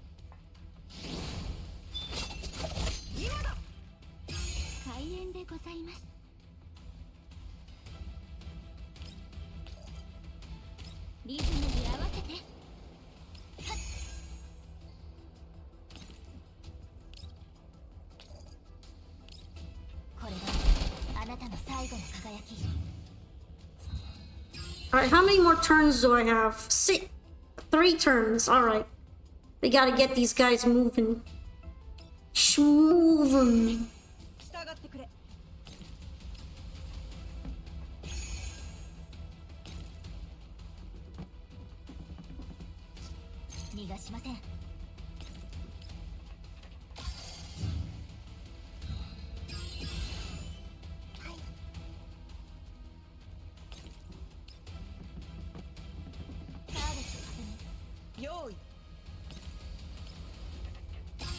I hope they're gonna make it out on time.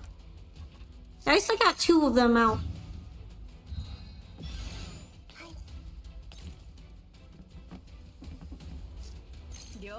Oh, Kyungju just kind of makes it.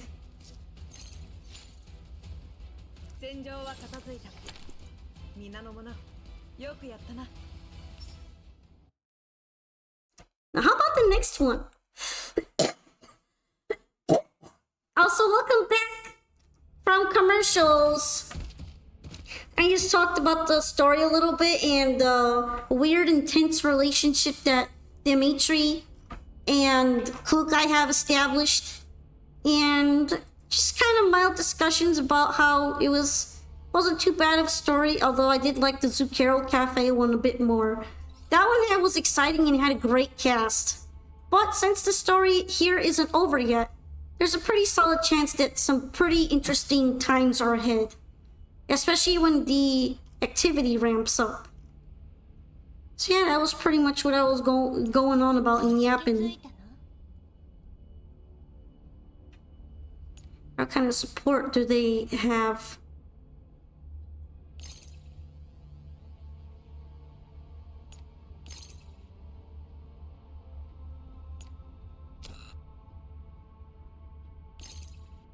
I guess I will do this kind of setup.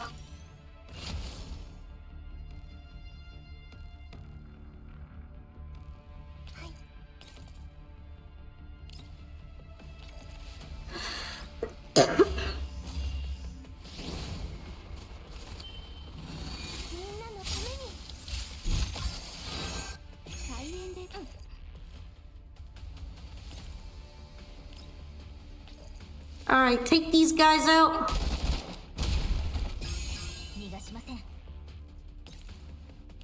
And take these guys out, or at least that one. Oh, he didn't die from that. Shame. He's dying now, though.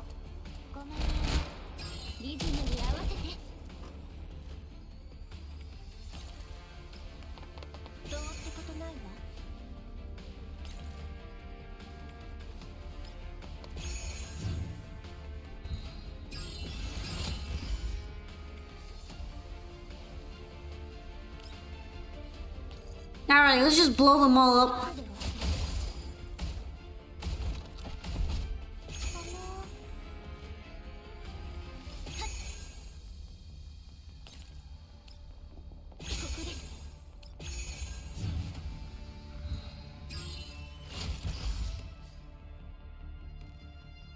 Alright, easy.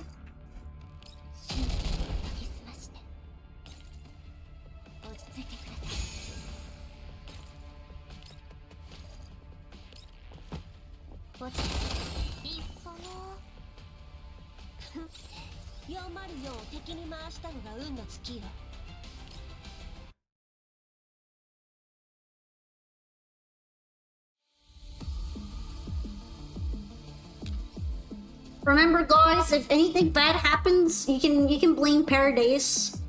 It was probably Paradise's fault. Paradiso. Oh, I remember this place. This place was funny. Oh, it's all explosives. They really just want me to blow them up, don't they? Works for me.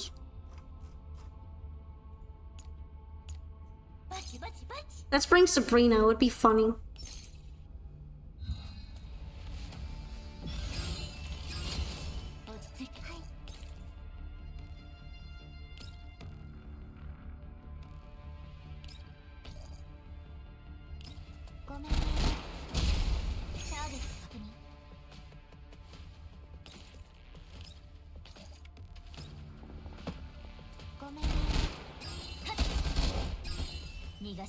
Alright, I just have to eliminate the units.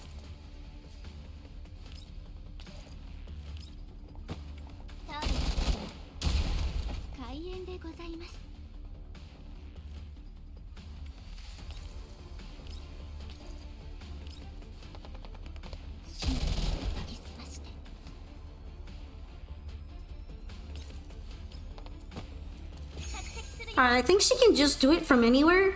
I'm gonna never go up here though.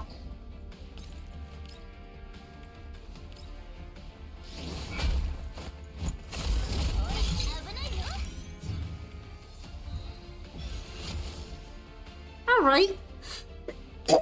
Now I know where to set him up.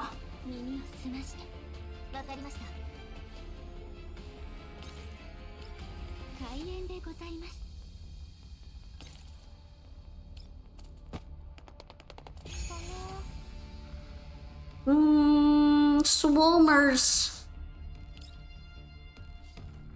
Drop your payload.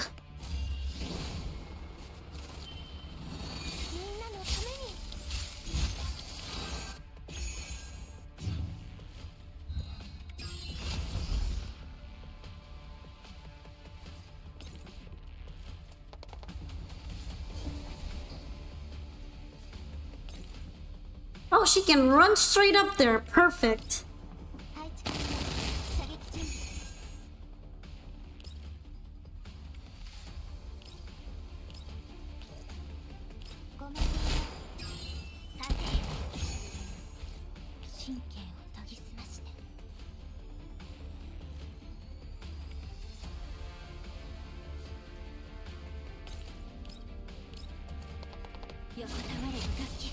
Alright, what are you weak to? That would do it.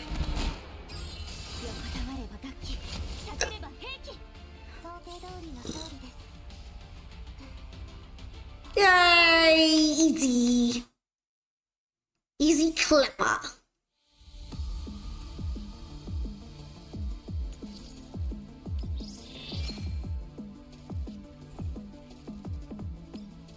I guess I could finish the supply stages too, since I got tickets for them.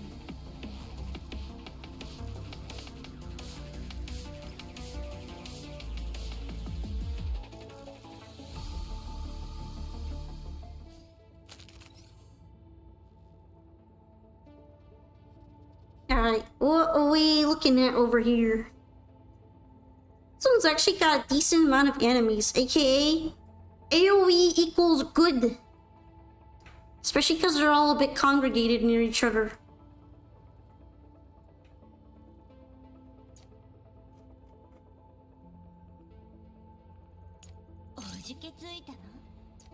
Let's try the Kyongju thing now. Yay, you can put some turrets. Very nice.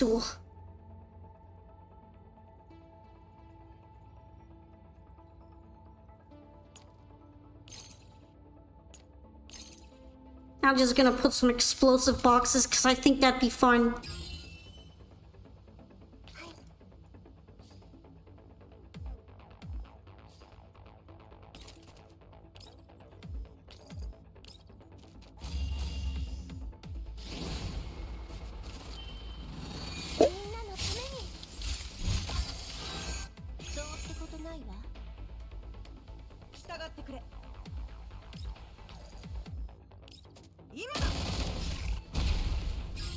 Damn, that doesn't even take him out. What's the point then?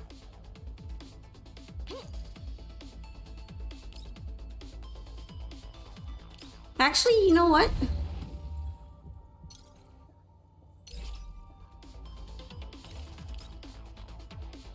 Let's do something a bit funny. If he survives, there's like a non-zero chance I'm gonna nuke him.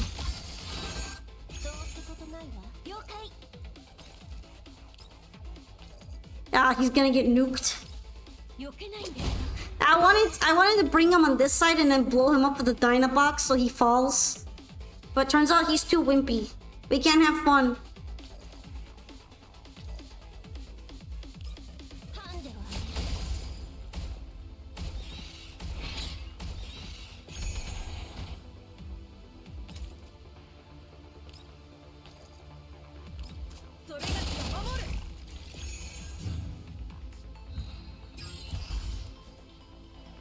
Alright, we flipping over.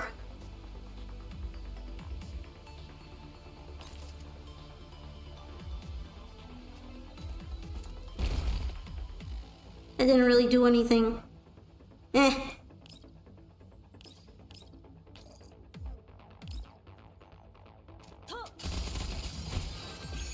Yeah, explosion, explosion!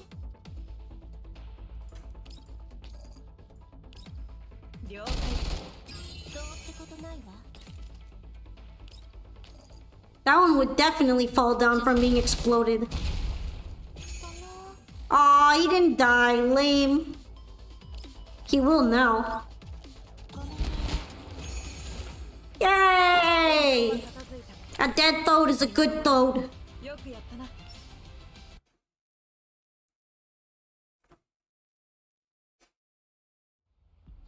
Oh, it's this guy. No way, I have to do the tool eliminating thing again? Ugh. Fine. Okay, fine.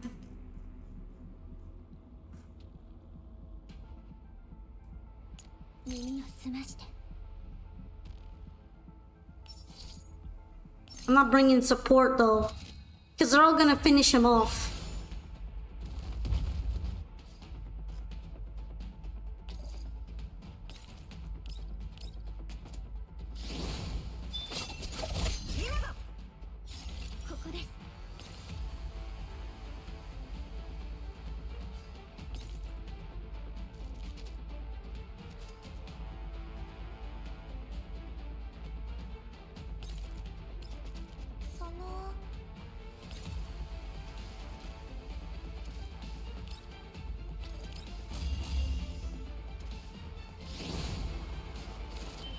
Last time I remember, the enemies kind of showed up there.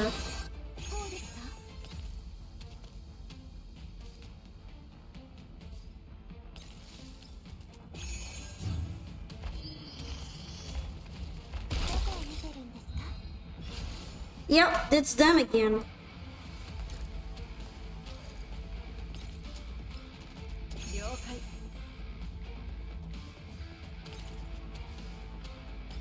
I gotta make sure those two actually show up before I shoot this dude.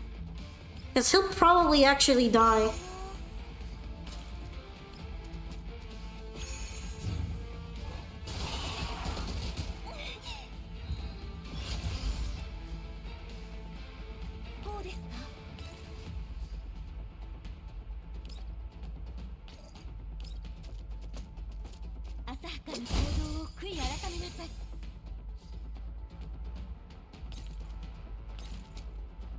Alright, what's it look like when I start lighting him up?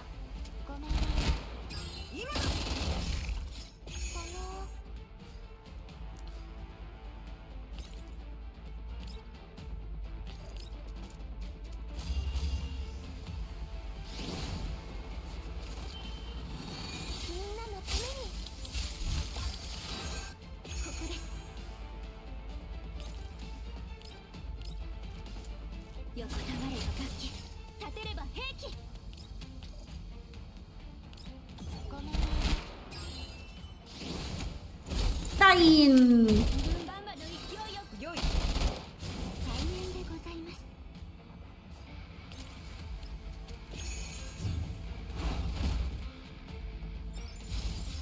Did he stun himself? That's kind of funny.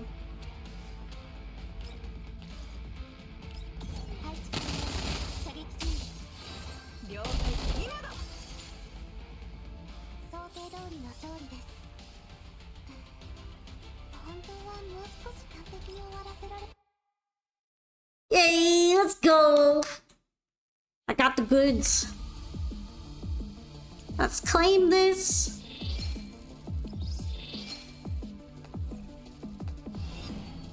And then, what's in supply station? I never use skins, but I buy them anyway because it's FOMO.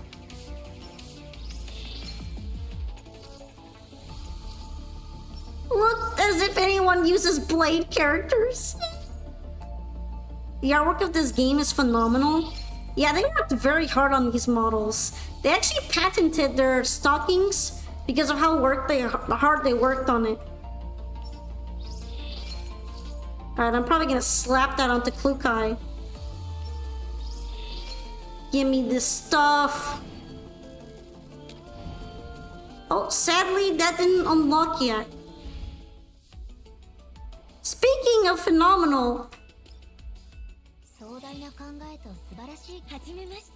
First things first. Oh, I think this is the skin. Yeah, this is the skin. I don't really use skins though. I like the way they look. Like, I like the way attachments look, so I never end up using them.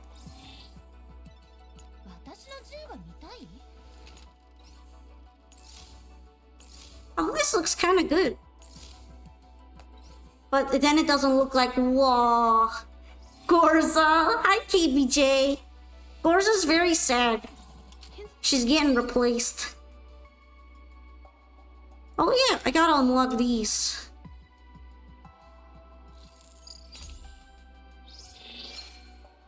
Or at least unlock some of them.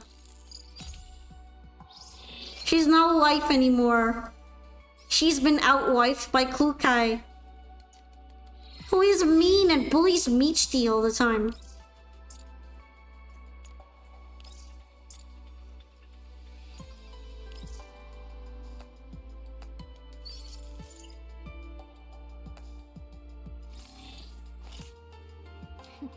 Here is what I wanted. Wait, here's what I wanted to show you. For Vexer. This is just for you, for Vexer. Poke the wife. Enjoy the wife. Follow the wife.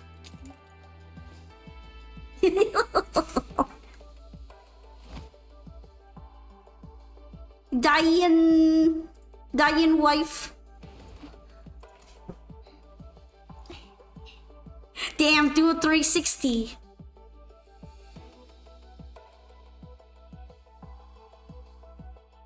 Ooh, you can see a little sneaky peek in there. Yay. Spicy.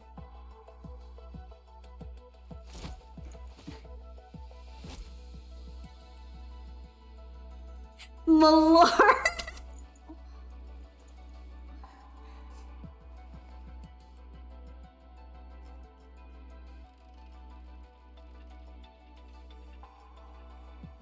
I need the name of the game now.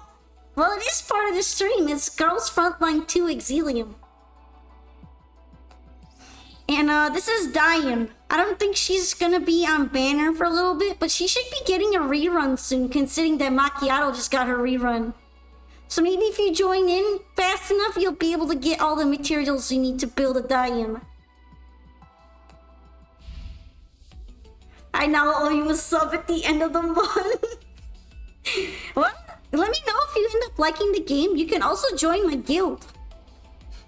I'm running my own guild, which is called a platoon in this game. So if you end up liking the game and you want to help out and get rewards, a bunch of stream viewers are here and you can like kind of hang out with us. So consider joining the platoon if you get the game. It's Tanuki Troop. You can also enter it in command !platoon in order to get the ID of it. Here's another feature too. Oh yeah, they wanted me to level this up.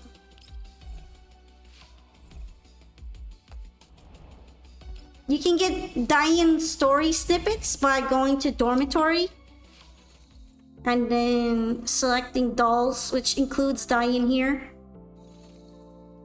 Screenshot. Oh, she's practicing her music. She is a musician.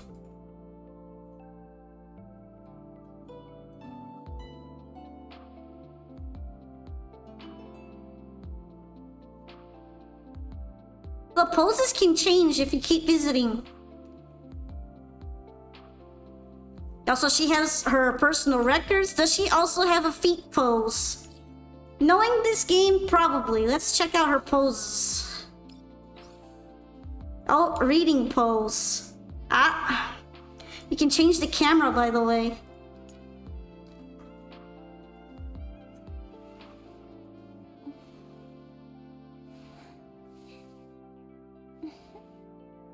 She noticed me looking. No! Let's go.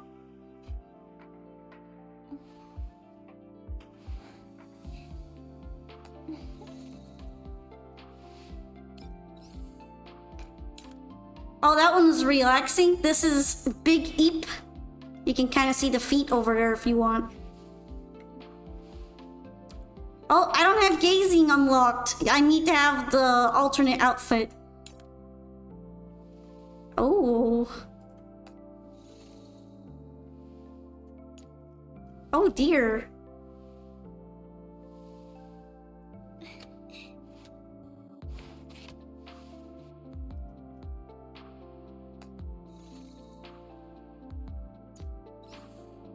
Oh wait, that's not what I meant to do. What's the other pose?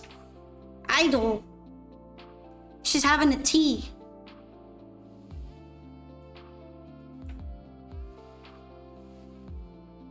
I go to the bathroom for a second. I miss everything. Don't worry. We can still go over the different Diane poses in the dormitory. Here is Eepy.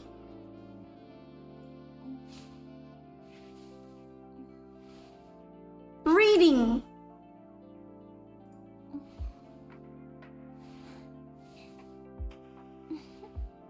You can zoom in, by the way. I did that earlier. You can zoom in on different aspects.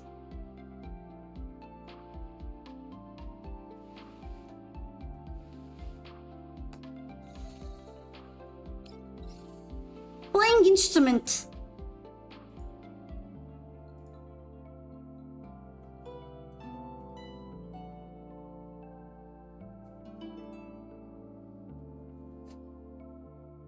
Taking a break.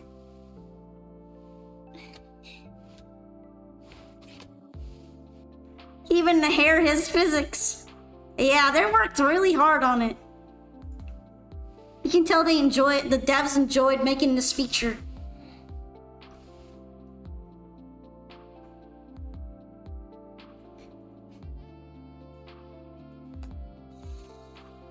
You can also get some lore in visits. The lore. If you like your doll lore, your waifu lore. Of course, there's other dolls too. This one is my low-key favorite, but she's not marriageable, so she's just kind of here. Her name's Litara.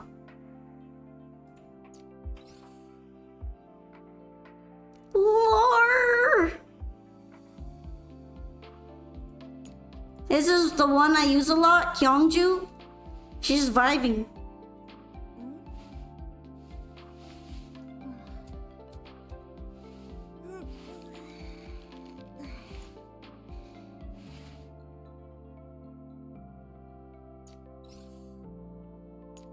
Oh, and they let you wear the outfits in the dorm if you get them an outfit. See, you can change it in the dorm and on the battlefield.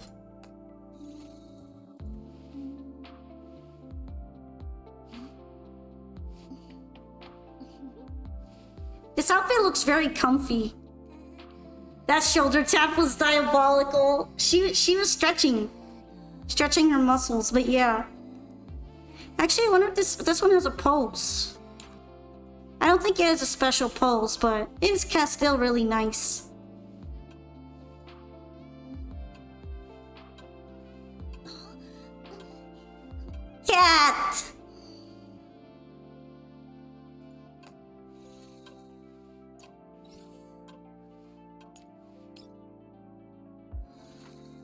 EP.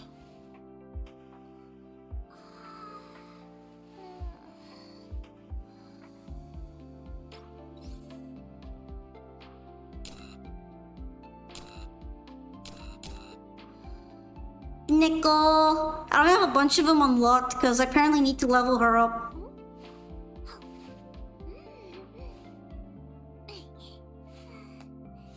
I didn't realize that.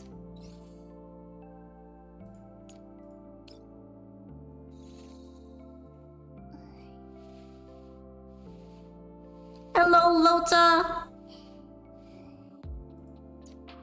She's kind of a cutie. Oh, Aunt Klukai, who is brand new, and I need to give her presents.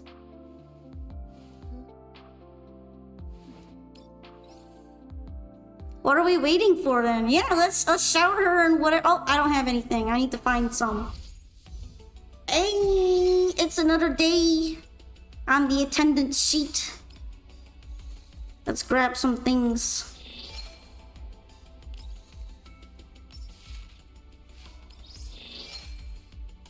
Some things and stuff. This is a free outfit that you get for Klukai, by the way. Nah, they are crazy for this, though. Ain't no way, bro.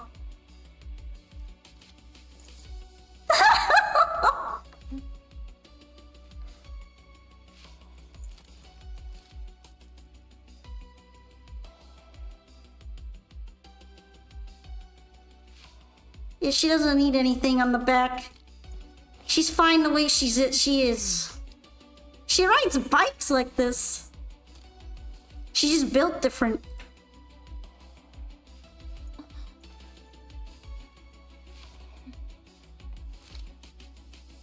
Yeah, they're kind of hypnotizing. It's free. Yeah, you just have to log in and do the event conditions, and they're just gonna hand it over. They're handing this over. Like, that's crazy. It's so spicy. Like, what? They always give you the spicy ones for free for some reason.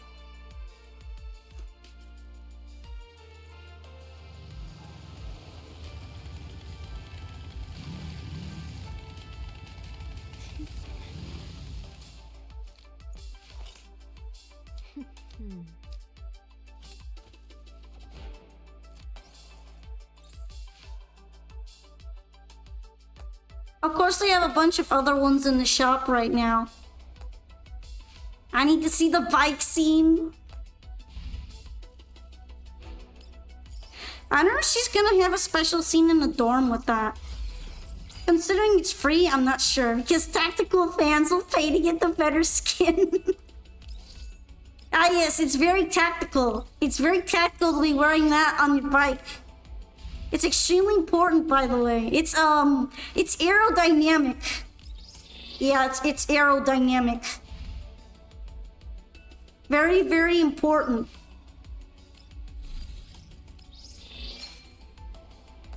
I mean, the paid one. Yeah, exactly. Well, the other ones are, they're also very, very tactical. Yeah, this one is extremely tactical. So is this one. I need to get my box. Actually, I kind of want to see what this one looks like.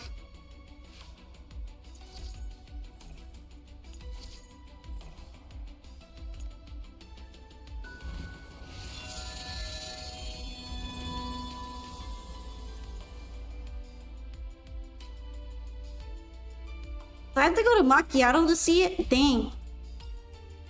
Do you prefer Klukai's paid skin to the given one? Yeah, that's pretty fair. I think that the paid one is pretty good. Although I don't know if I already kind of spent my outfit budget on Peritia, so I might not be able to do all that. Alright, here's Macchiato. She had another fit, but I don't have it. It's called Ballroom Interlude. It's pretty nice, though. Oh yeah, they show the lock skins here.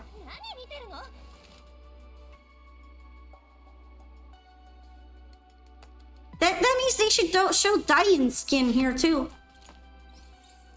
Somehow it doesn't show up anymore. It's a shame.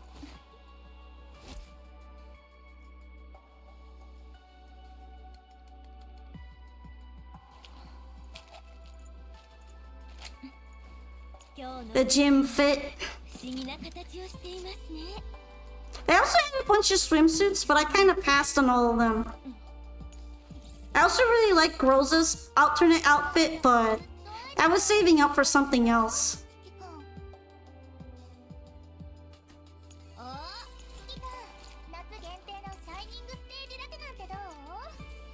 I was just telling me I need attachments. My low-key fave.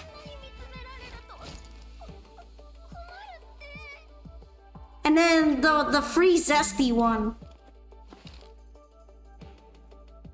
She kinda zesty though. This is now the best game ever. I mean, the waifus are caked up and they have a gun. I don't know what else you can ask for. That's quite on point. You should see the one that they're gonna give Clofin for free. It should probably be illegal.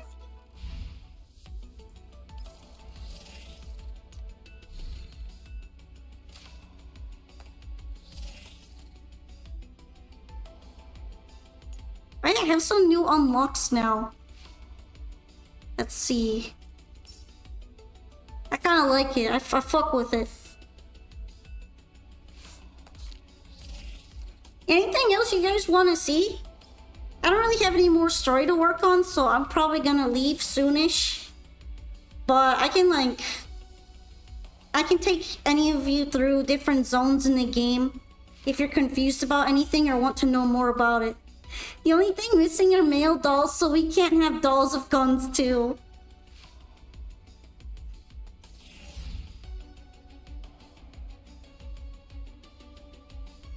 Imagine the fan service they would put on the men, though. That would be a little too crazy.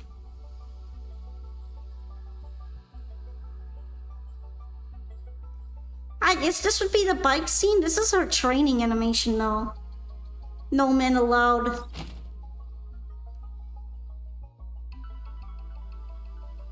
Yuri is best.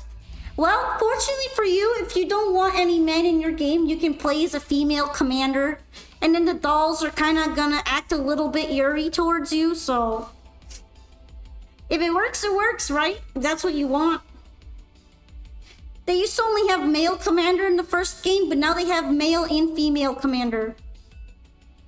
Supposedly they said there won't be male dolls for this game. Not this one, but there's actually a spin-off game that has male dolls in it. I think it's NeuroCloud that does it. It's not like they haven't done it before, they just don't do it for their main set of games. So it appears that male dolls do exist, but they seem to be rare. Given all the models and views we get, I'm surprised attacking enemies with the butt of weapons isn't a main attack type. Ow, the Marisa butt bash! I know you meant the butt of weapons, but just imagine the Marisa butt attack on one of these caked up dolls would be crazy.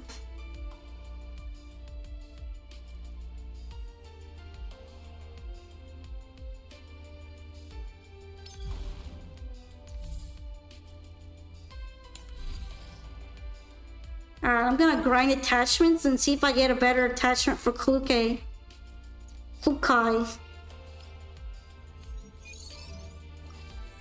Reminds me of that butt wrestling anime. But damn, why are these all for shotgun? I don't need shotgun things.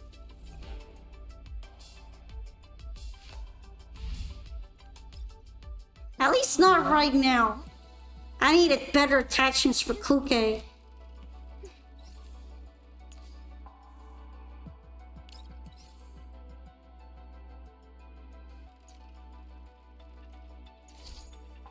Alright, first corrosion boost.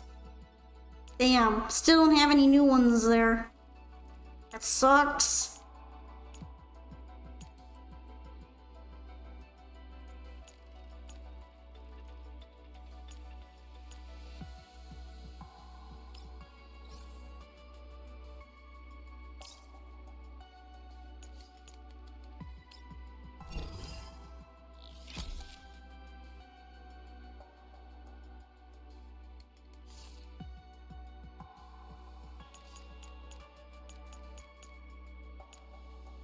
Let's try that again.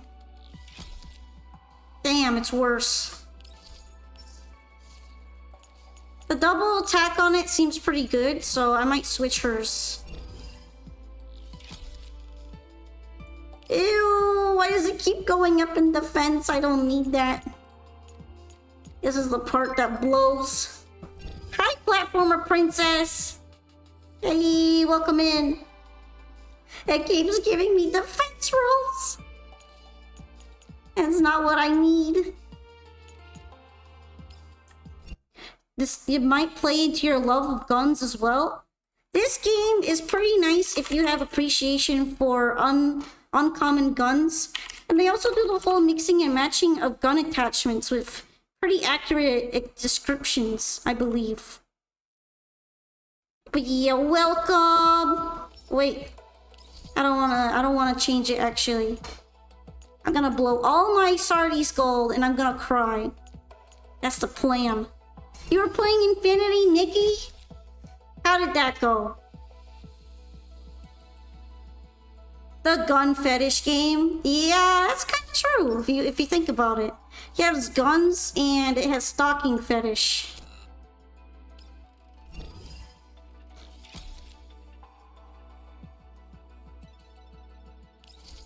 Damn, I'm not getting anything better than the first roll. That sucks.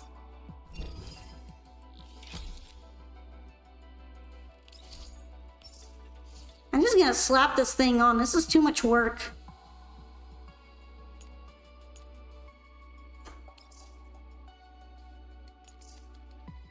You started playing a new game earlier? Oh, what were you playing, Pura?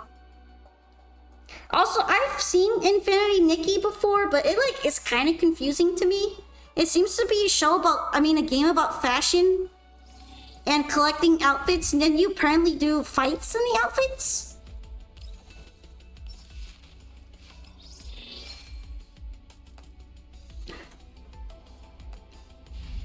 But I do like the fashion part.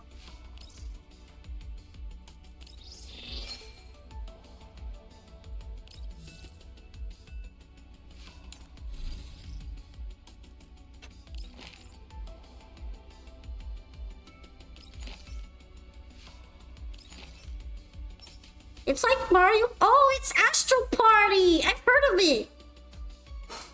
Although, I feel like, from what I've heard, it seems that Orange 100% OJ is still the superior game.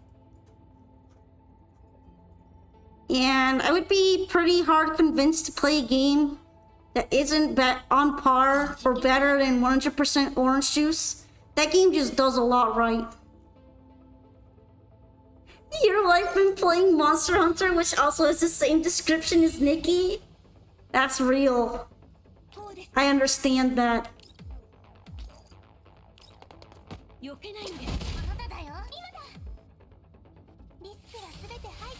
I mean, yeah, but I'd rather have a interesting to play game. Also, it's not like Orange Juice doesn't have a shit ton of swimsuits in it. Because it sure does, and it isn't afraid to flaunt them.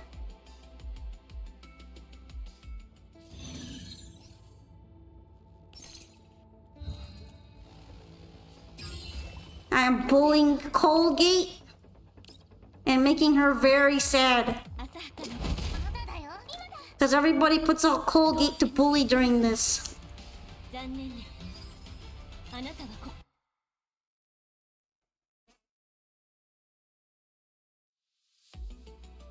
Astral Party goes beyond swimsuits? Yeah, but does it have a good board game though? Because I heard people aren't very satisfied with it and it's hard to get multiplayer games going. Not like OJ is always active, but I feel like it's decent. It's decently active. Also considering because it's old as hell.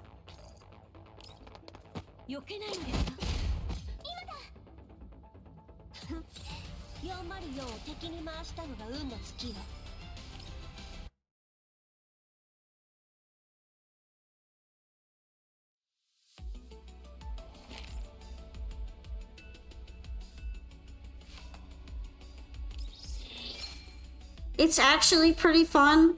I just feel like I'm gonna be let down because I'm a hardcore OJ stan and I have expectations for my anime waifu board games now, and I'm probably gonna go into it and be disappointed no matter how it is. I'm afraid of that happening. Alright, where's Klukai? I should give you some glasses. I think you'll like them. Okay, you like the glasses. Perfect.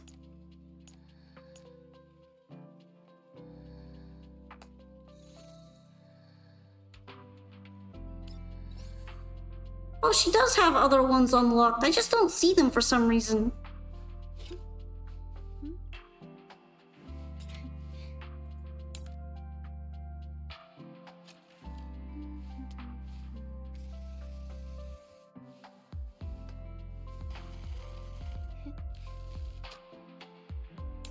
I like her animations. She's usually getting pretty busy during them, and I respect that.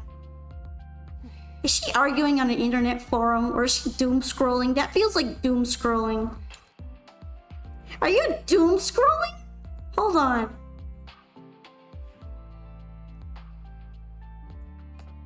I need to know. I need to know what you're looking at.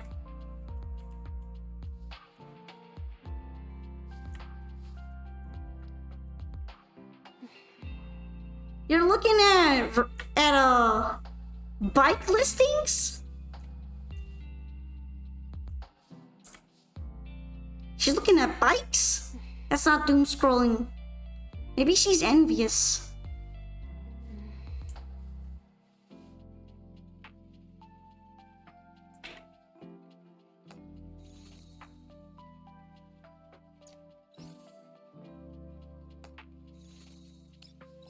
But yeah, it's nice that you were able to have other players in there. How many players did you have total in your random PvP?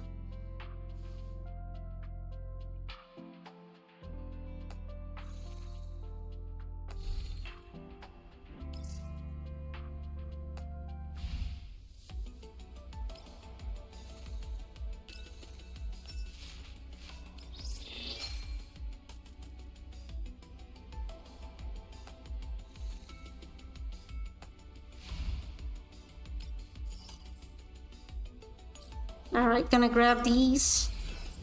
2 in a bot?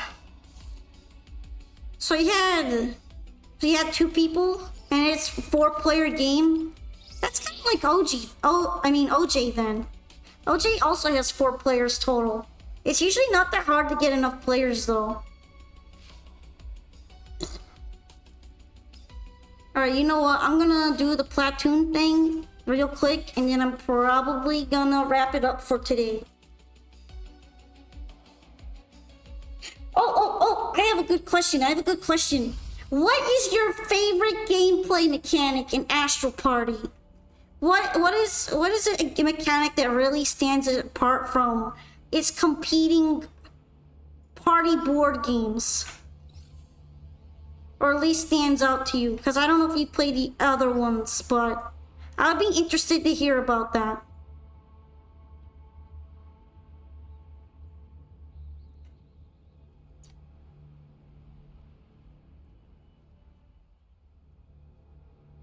It's Astro Party. I said Astro, but it's Astro Party. It's a free-to-play board game with anime waifu. That doesn't matter. What stands out in it? Like if you were to ask me what stands out in Orange Juice, I'd be able to answer it gameplay wise. Such as really interesting deck building that you don't have full control over due to other players and having to fight over your cards, being able to sabotage other people all the time and be a little diabolical, stuff like that.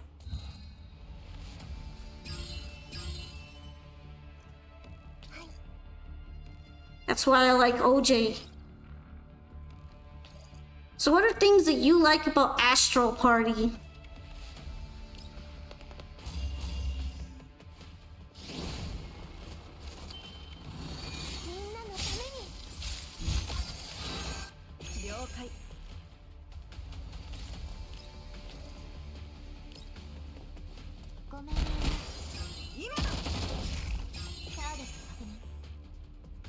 Well, those are interesting review scores. Did you look it up? I heard that a lot of people don't like that game. Some of the cards I got let me shackle two opponents together, and if one got damaged, the other did too. Oh, so it's also deck building. I wonder if it copied. That feels like it, a little bit like it copied. I was kind of hoping for something closer to Mario Party, since I'm already playing a deck game. I guess it's alright.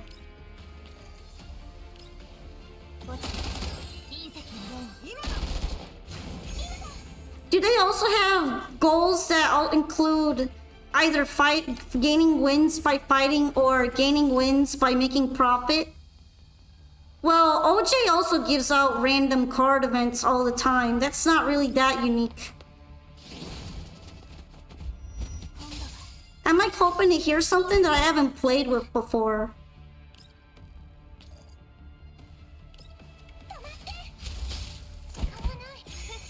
Well, you can't really make... You're supposed to make deck build a decent amount in OJ, but because your deck gets shuffled in with everyone else's deck, you kind of end up fighting over your cards and getting your opponent's deck strategy mixed in, which is really funny.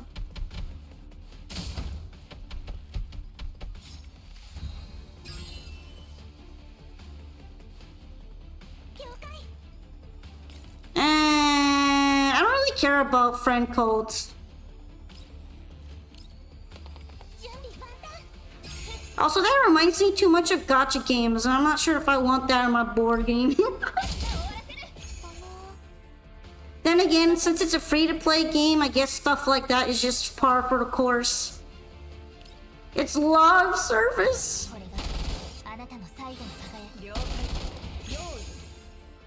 Rates are so high, Mariana Trench is higher. Damn vicious. The people have spoken, and they're not very happy, I guess.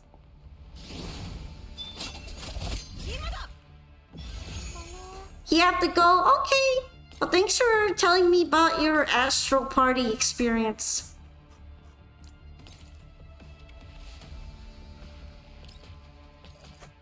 Have a nice EP. I was gonna go soonish anyway, so it's not really... You're not gonna miss out on a lot.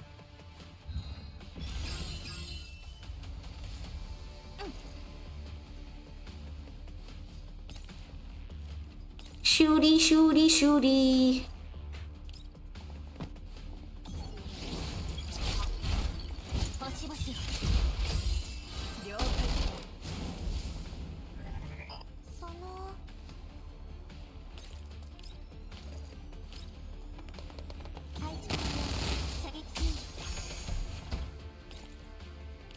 You know, Gunsmoke Frontline is opening again soon. I hope I'm gonna be able to tackle that pretty okay. I always get mediocre scores, even on the platoon later. It's a little embarrassing.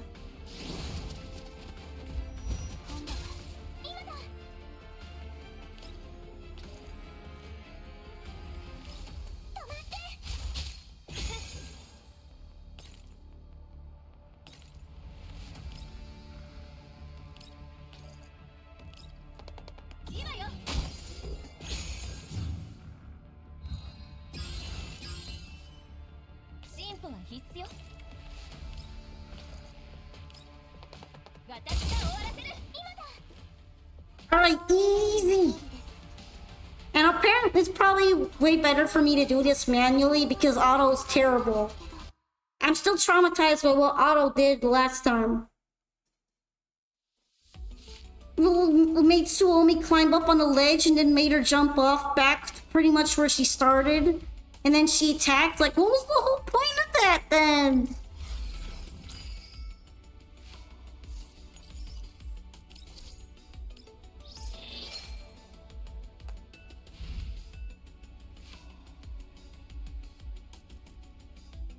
Alright.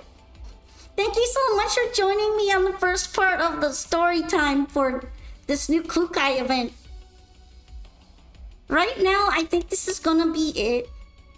There isn't that much to work on currently until the next story time opens up for the second part. There are gonna be more mini games opening up, but I think by the time that part rolls around, more of them will be opened up and I'll be able to play them alongside the story. So I'm gonna be looking for someone to raid. As for later today, I'm going to be playing Wuthering Waves after watching probably a recording of the live stream, considering that the live stream is in what, an hour and a half, and I'm not sure if I want to sit around for an hour and a half waiting for it. So I guess we will be reacting to the Wuthering Waves live stream later during the next part when my next stream starts, and then we're gonna finish Booba stuff in preparation and just to make sure that we have some materials for anything. Although if I get them, I'll probably end up trying to pull Chanli's sword, so there's a decent chance that I will be broke by the time the new content rolls out. Have a good night. Thank you, Platform Princess. Thank you very much for raiding me today. Sorry that I'm not here for super long.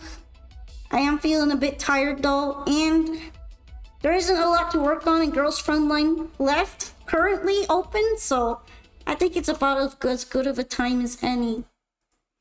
Also, please do check out my scheduler on Twitch if you want more information about what's going to be coming up this week, including on Saturday a Project Zomboid stream, and on Sunday a viewer duel for Master Duel stream. Viewer duel room. It was great having you. Thank you for Vexer. If you do end up joining this game and starting to play, if you want to become part of the platoon so that you don't have to join a random one, you can let me know. I'm open to applications. The platoon isn't full or anything. So you can join up and we can help you get better at the game and level up your dolls if you end up getting it. So yeah, thank you so much everyone. Hope you had a good night and that you enjoyed the Klukai story time together. Let's go ahead and find somebody that we can visit real fast. I'm still probably gonna be looking around a bit for it. I don't know if anyone is actually on Girls Frontline right now. I'll go ahead and check how that's doing right now.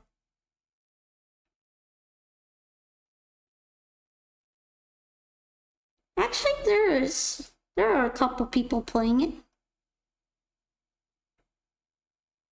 Myself, even in the place furthest from the sun, daylight does not fade so easily. Oh hey, someone is tackling the new story. We're gonna have a second story time maybe with Lunis Delia.